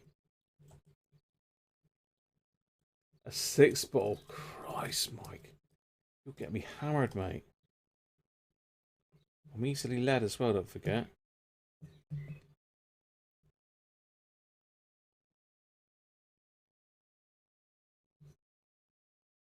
You off, Mike, are you? Cheers, mate. Thanks very much, Mike. Most appreciated again today, mate. You good man. Good man.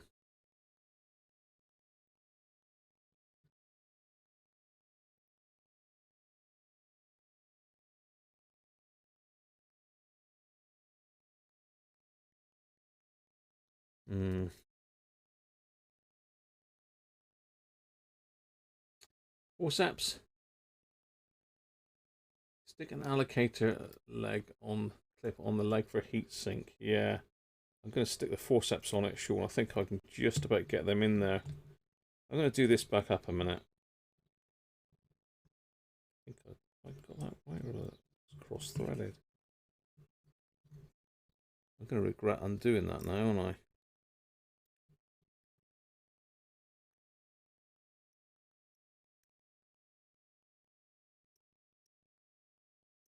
Cheers, Mike. Thanks again, mate.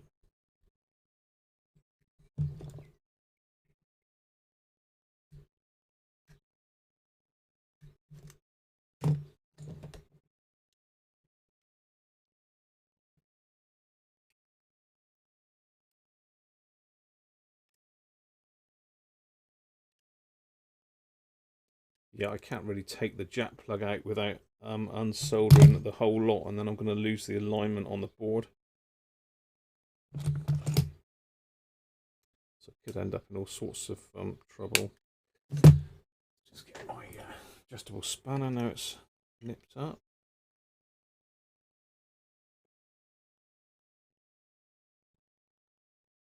Right, that's definitely tight now. That ain't going anywhere. So let's heat this up and get this joint sorted.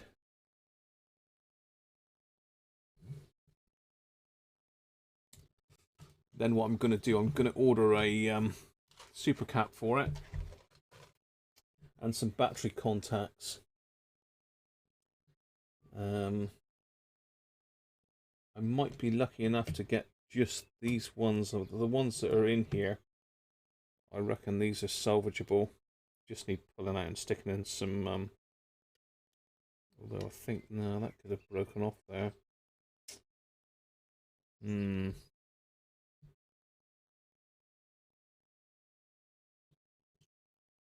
going to have a look at my my battery contacts and see if I can order anything like it. I have got some here, some AA ones, but I don't know if they'll make do for that.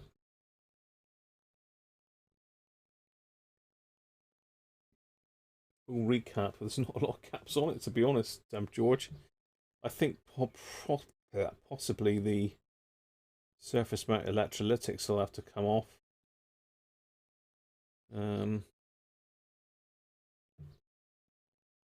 Have to measure those, but I think they'll have to come off. Okay, let's have a look, see if I can get the forceps in there. Yes, I can. So I can use the forceps as a heat sink there. Let's get rid of my picture a minute.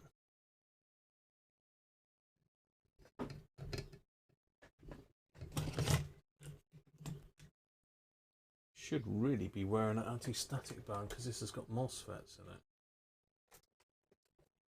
In case I've got any charge in me and I zap one, I suppose.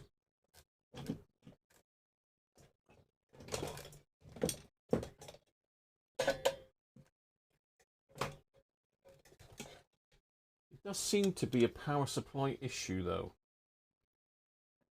It seems to be.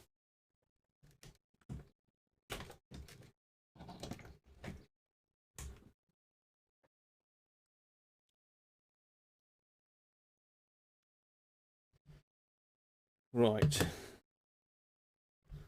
Let's get this off then.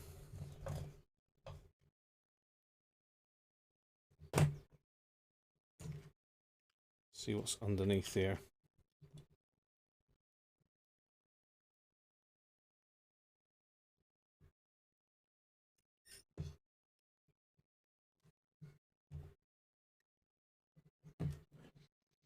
Okay, well it looks like the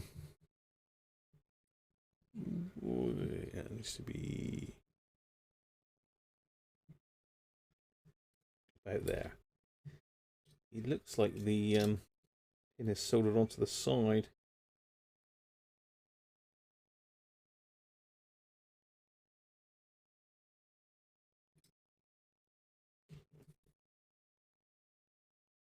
Yeah.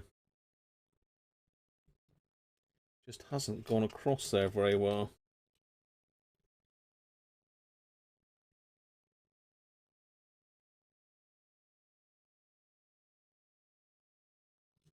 So I've got my ESD wristband thingy bobbery type thing on. Thingamy jiggamy. Let's get me headgear on. Let's have a quick look at this board a bit closer. Zooming out a little bit because I'm a little bit close there. I just wanted you to see the pin really.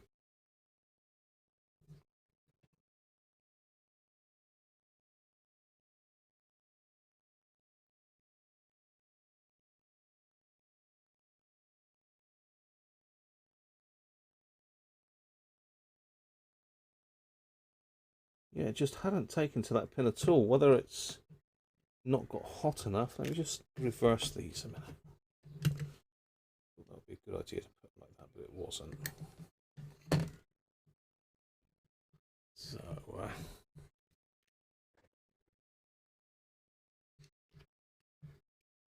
let's get a fresh bit of this. Where's me sidecars gone?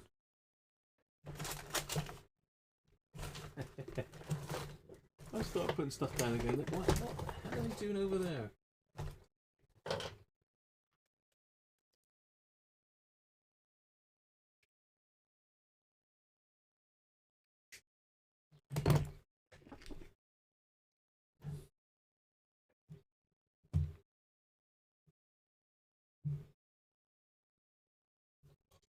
Right. Let's get the remainder of the old solder off of here because it certainly hasn't taken very well.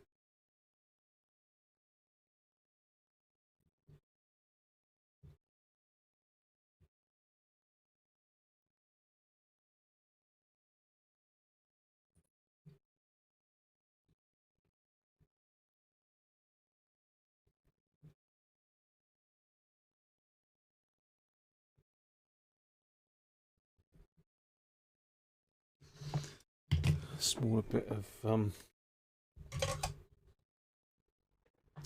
braid. My braid's fallen on the floor.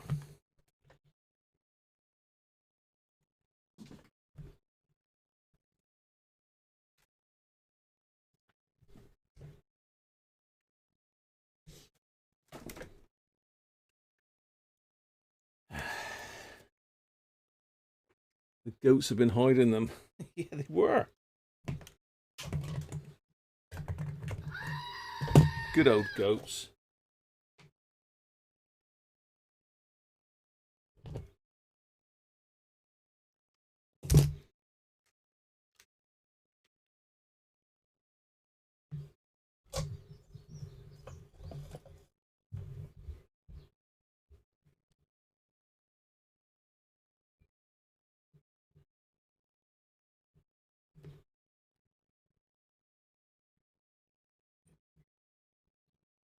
Better.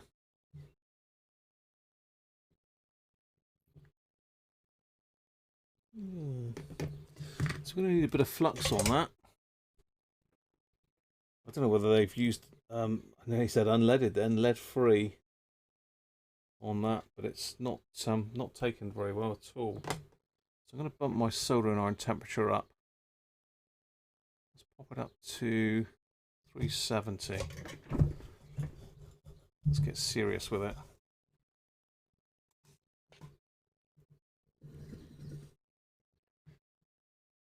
Let's see what I'm doing now, can you? There.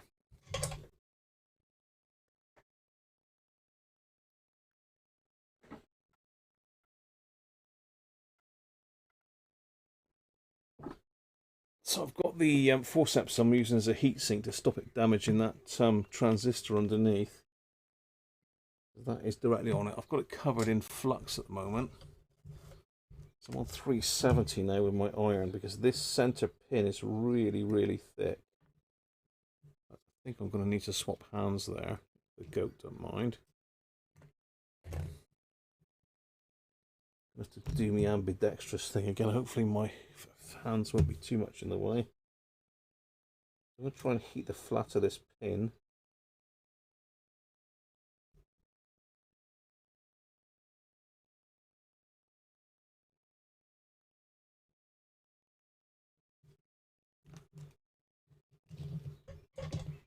That's better. Let that cool down before I touch it.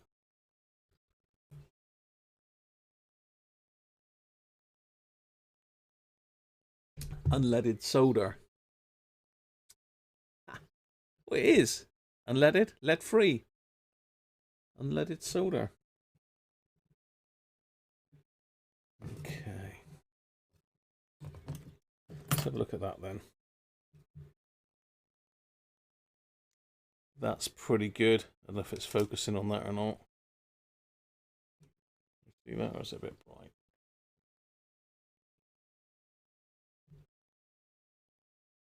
That's sorted. That is sorted. Let's just clean that off with a bit of isopropyl.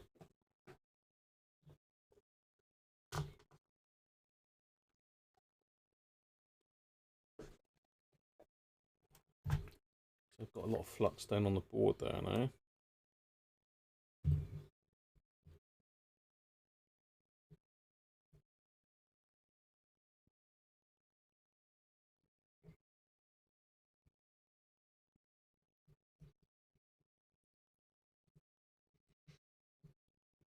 That may not be the fault, but it was a fault. So that's one ticked off my list.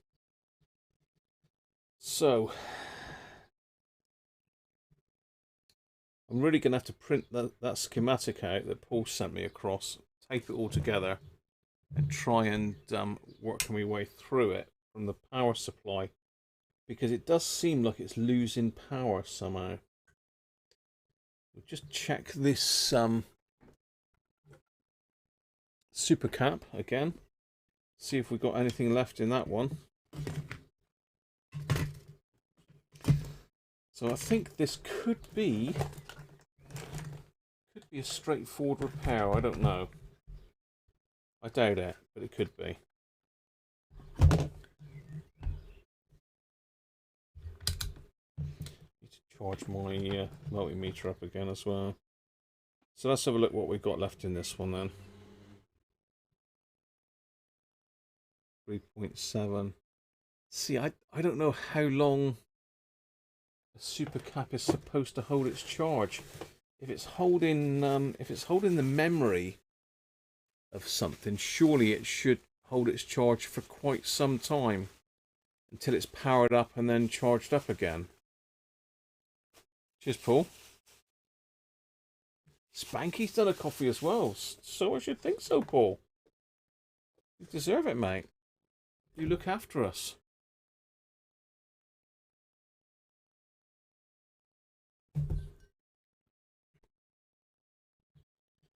So we need a super cap.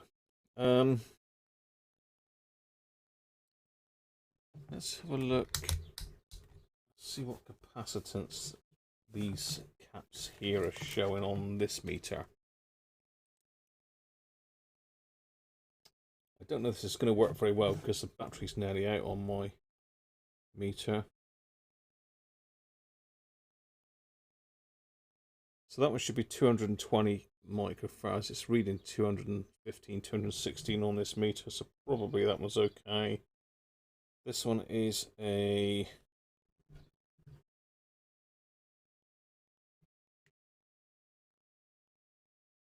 10 at 35 volts. Looks like it. 10 at 35. These are in circuit, mind you, so they could be picking up capacitance from something else.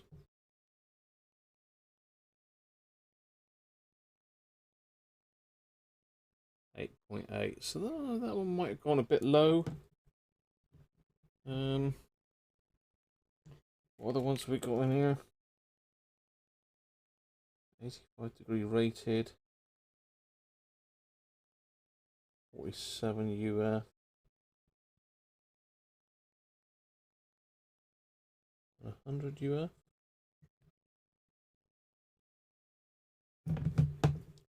So this is supposed to be 100 microfarads.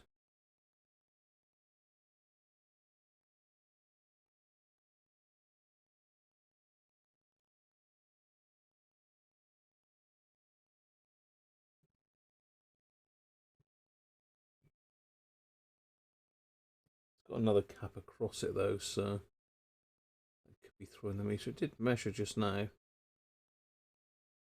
No, this meter's struggling now because the battery's going. No, I won't get that on it.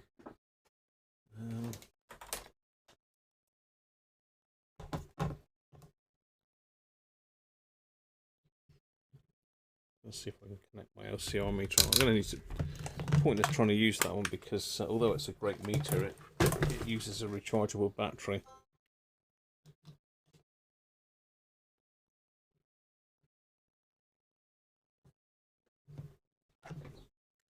Spanky back. Spanky back from doggy walkie. Yeah, it's not much point me trying to measure that really because it is got another cap across it, but no, it's too small anyway. So I think you see both those caps are either side of this regulator, but that's working fine, that regulator there.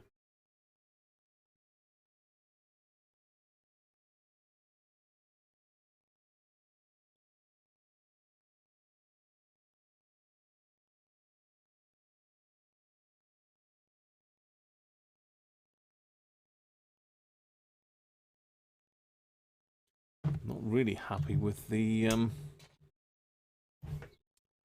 connections here on this. This is really wobbly, this. Doesn't look right. I wonder whether someone's took it off and muddled it a little bit.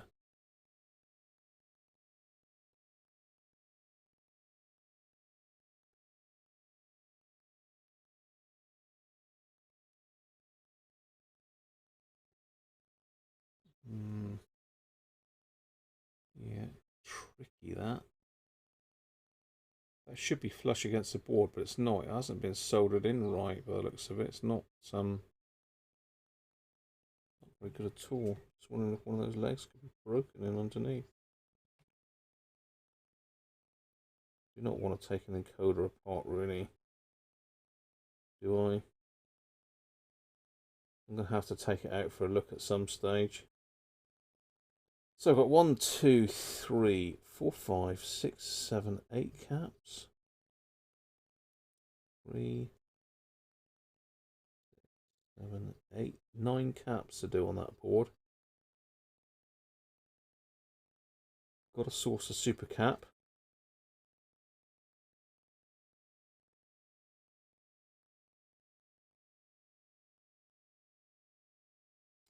But I can't see what else it can be. I'm going to use some switch cleaner on the contacts there. For sure. For sure.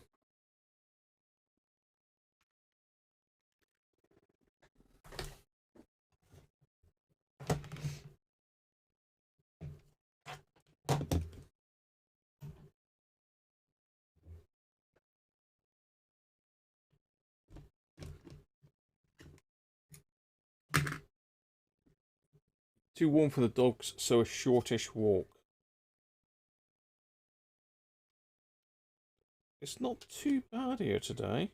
It's not too bad temperature wise.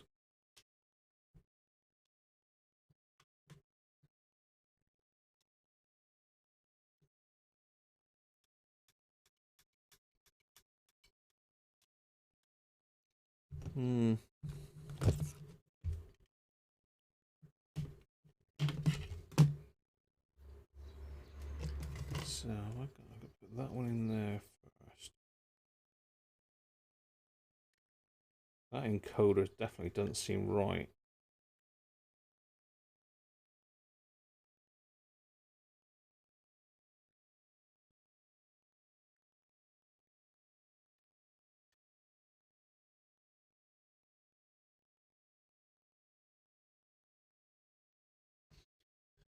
So a little bit of a switch cleaner on there.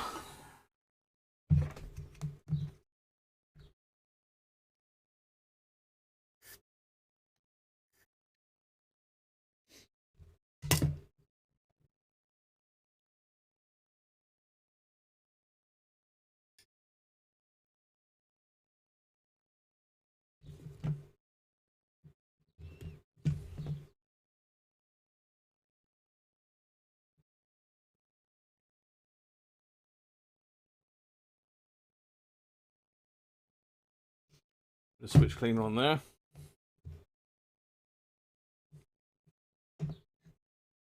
And give it a final test.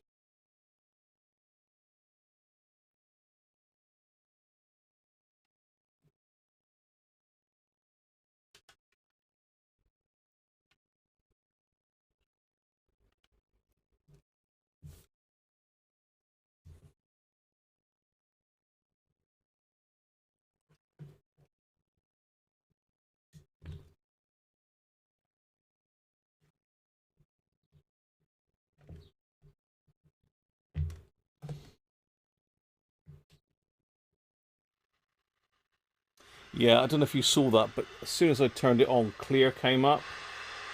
So that's had it, that battery. Let's connect up. Let me scan around so I go on there.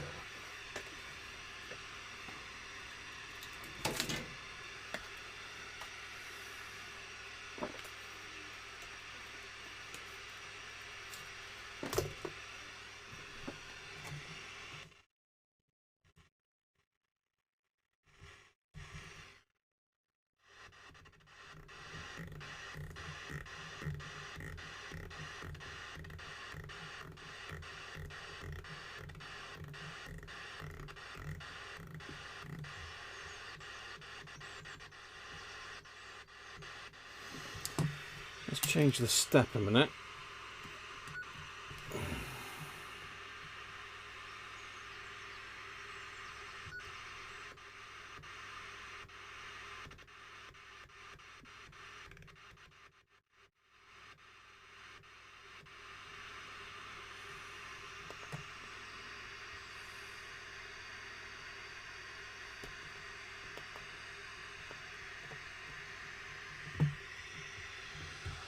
Try to turn the squelch down.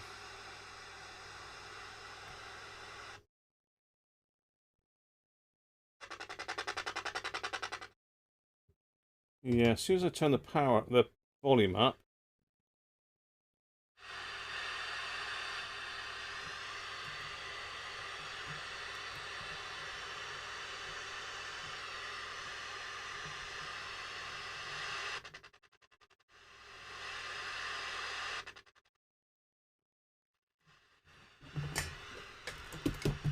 Let me just show you this on the overhead camera a minute.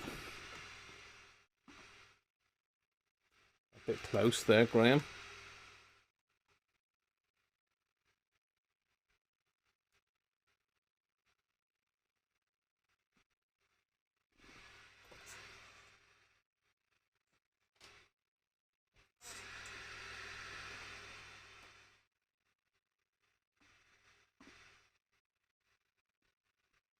So I think that should, I think that's the North Devon repeater, so that should sign in a minute. 6375.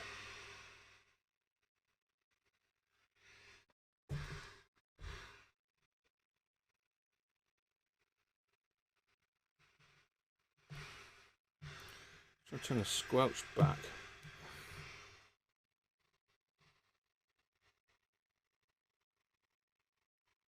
Where's my knobs?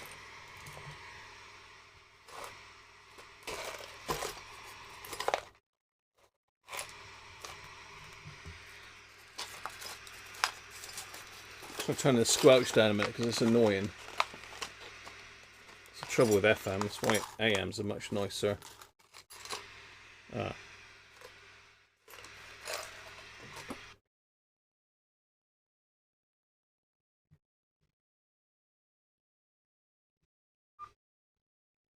Yeah, someone's on the repeater, that's handy.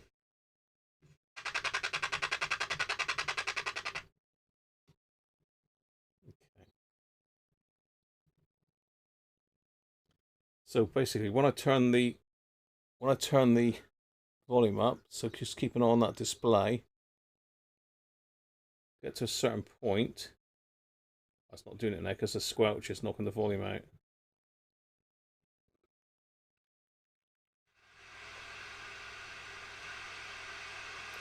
See, we've got the battery light flashing down in the corner. See that? Just down there. So it's like it's running out of power.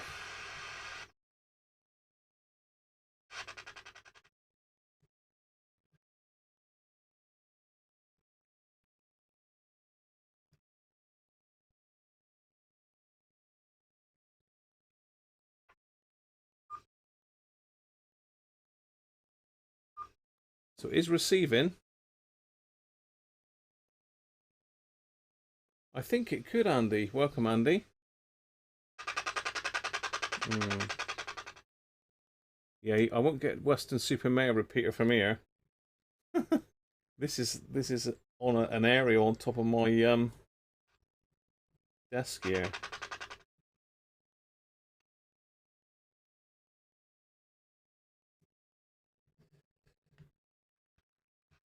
So yeah, as soon as I go up with the volume, the battery light starts flashing.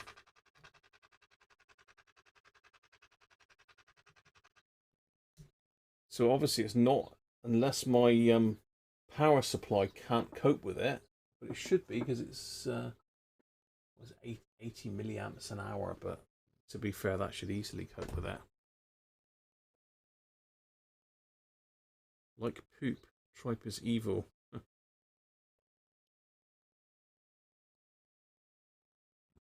That was you calling in, Gary, was it?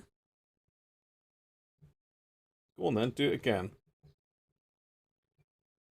I can turn the thing on again.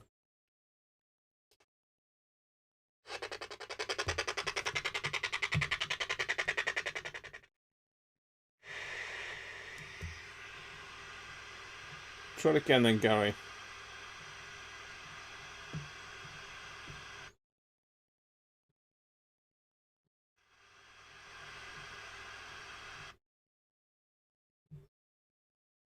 I can't try it because I'll blow the radio up.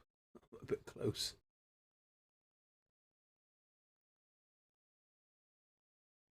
I mean, I'm getting the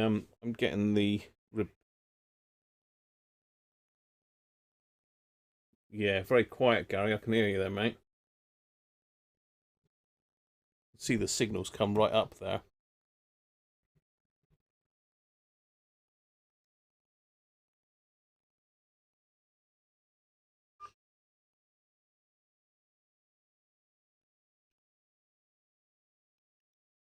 That's strange. I'm holding the board now. Ah.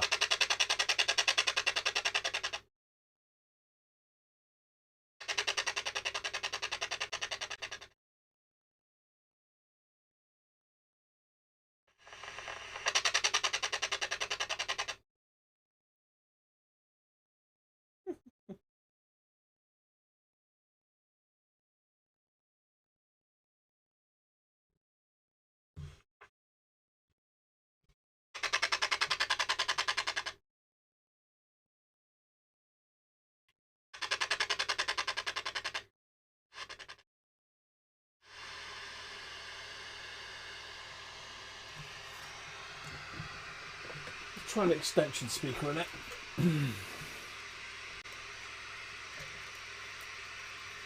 Might be a little bit louder, that's all I'm thinking.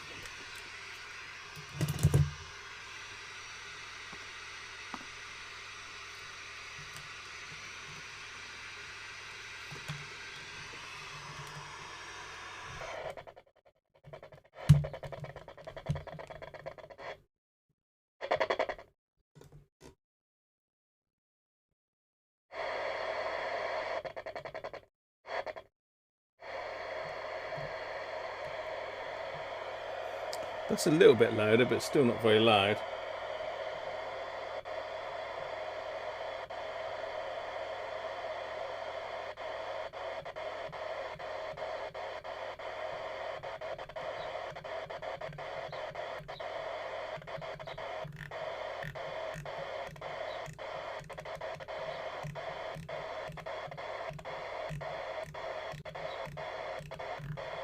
I'm surprised no one's on the repeater on a Sunday. Who thought someone might be on?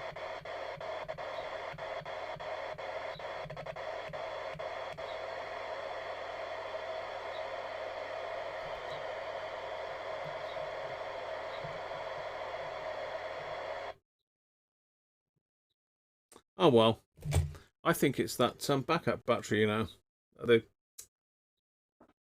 Not that. Simon, hello mate. We're just finishing.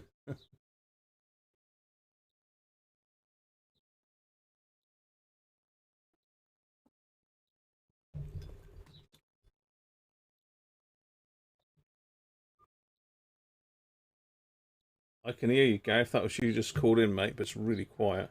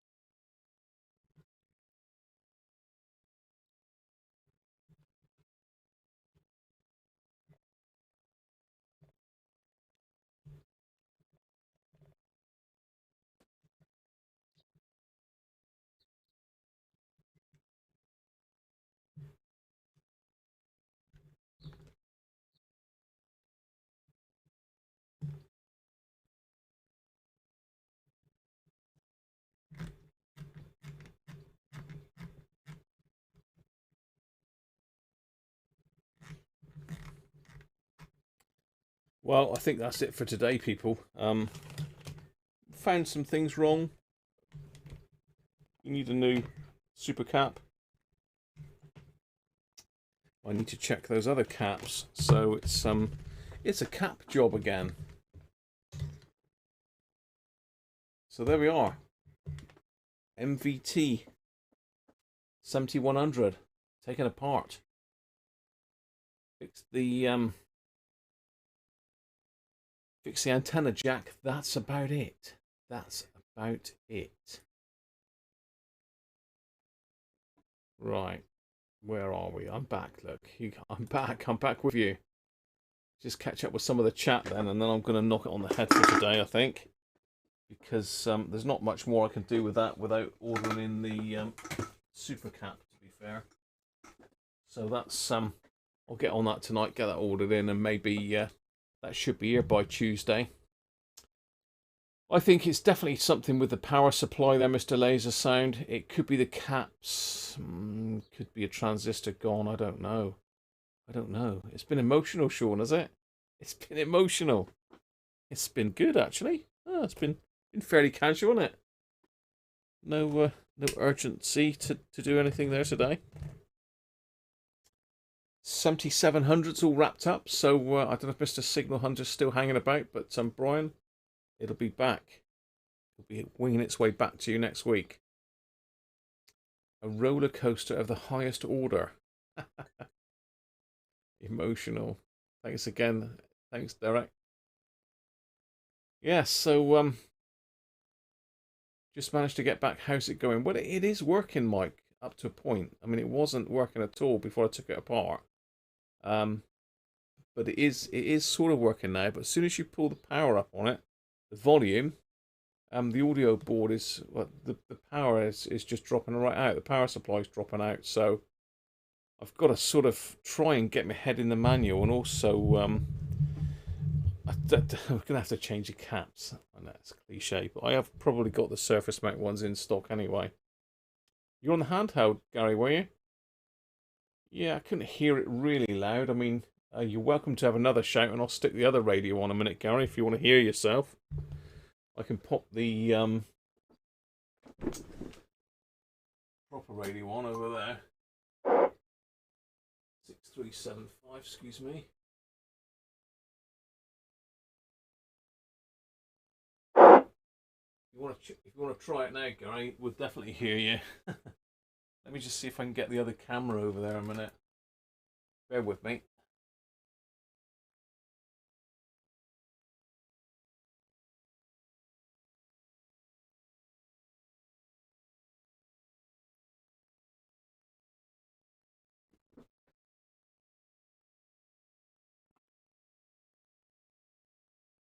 There you go then, Gary. Far away.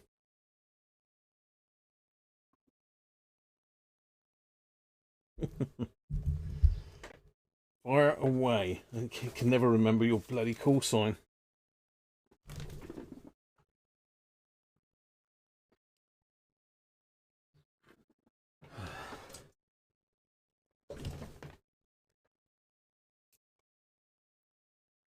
Oh, I haven't got my tone on, have I? 375. Get a tone on there. There we go.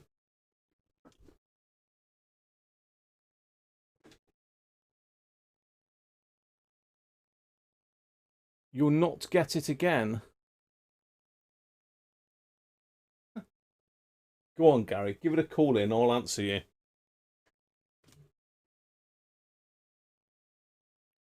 You got a long one. You're 2E0, aren't you? 2E0, TGC doing the test run.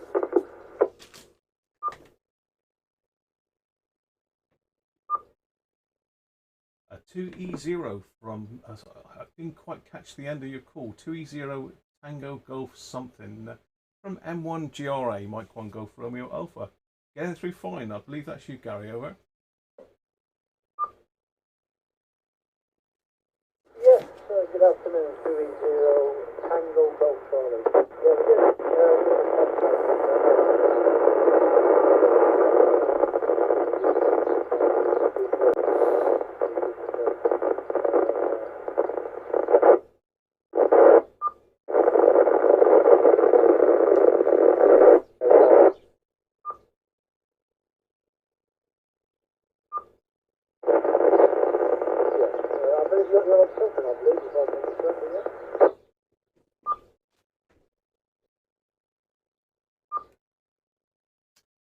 Yeah, 2E0 Tango Golf TG. I didn't quite get the last letter there. Was it Oscar? Gary, back to you from M1 GRA. No, Charlie. 2E0 I just got my little Volkswagen handout. This QC8 here was saying it's in the new build, so I'm sat in the bungalow here. So the 2 Echo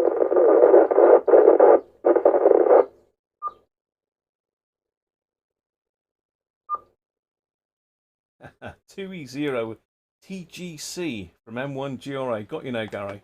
All understood, mate. Just a quick test anyway, so you're only just making it into the repeater, to be honest, mate. I know you said you're on a handheld, so hopefully I'm blowing your ears off. But anyway, 7-3 Gary, cheers for the call in, mate.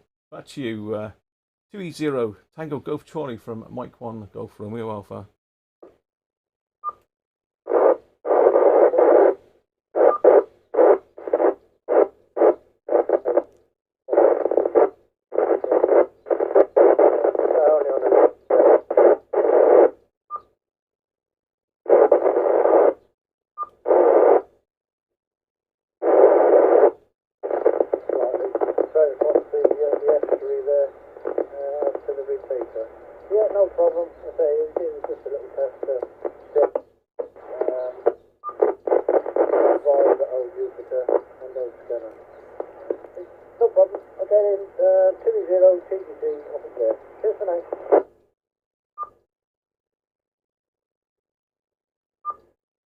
Yeah, 7-3 Gary. Catch you soon, mate.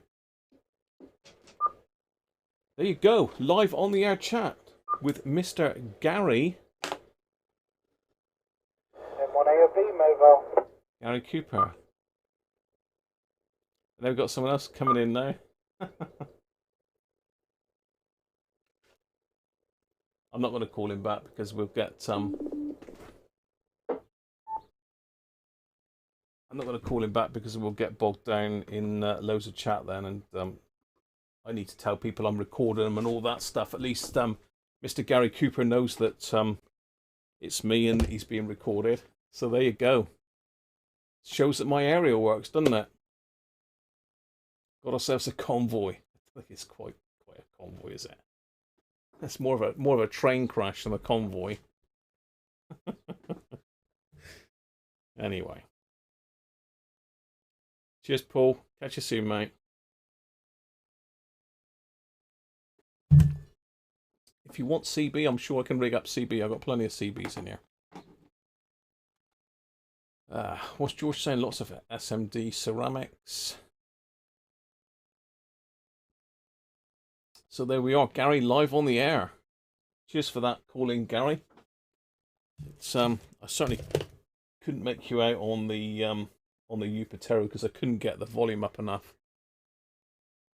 Good and strong. What me to you, Gary? If you were getting the repeater, you should have heard me fine, but unfortunately with the handy, you're going to struggle to get in with that, aren't you? You must dig it out, Dom. We need a video on it. Anyway, people, I'm going to call it a day for now. Nice to finish off with a little chat with Gary there on the air. So nice one, Gary. And you need to come in on the nets, mate. There's an 11s net every day on that repeater between 11 and 12. And I do try and get in there. I think M1 AOB that was calling in there is part of that net as well. So if you're about, Gary, weekdays, I think, no, Monday and Tuesday, I think, is a different frequency. That's simplex. You might be able to work that, Gary, because most of them are out round your way. So you'll be able to get into the net there. But I can always send you a message on that later, Gary, if you're interested, mate. Anyway, cheers, everybody. Hope you've enjoyed that. It's been fun today. I've enjoyed it. You know, not that I don't enjoy them all, but some I enjoy more than others. And the ones I enjoy are the ones where I actually managed to fix stuff. So there you are. Back on again Tuesday. Should be around about 3:30 on Tuesday. So I'll see you again then. Take care. Stay safe, everybody. Bye for now.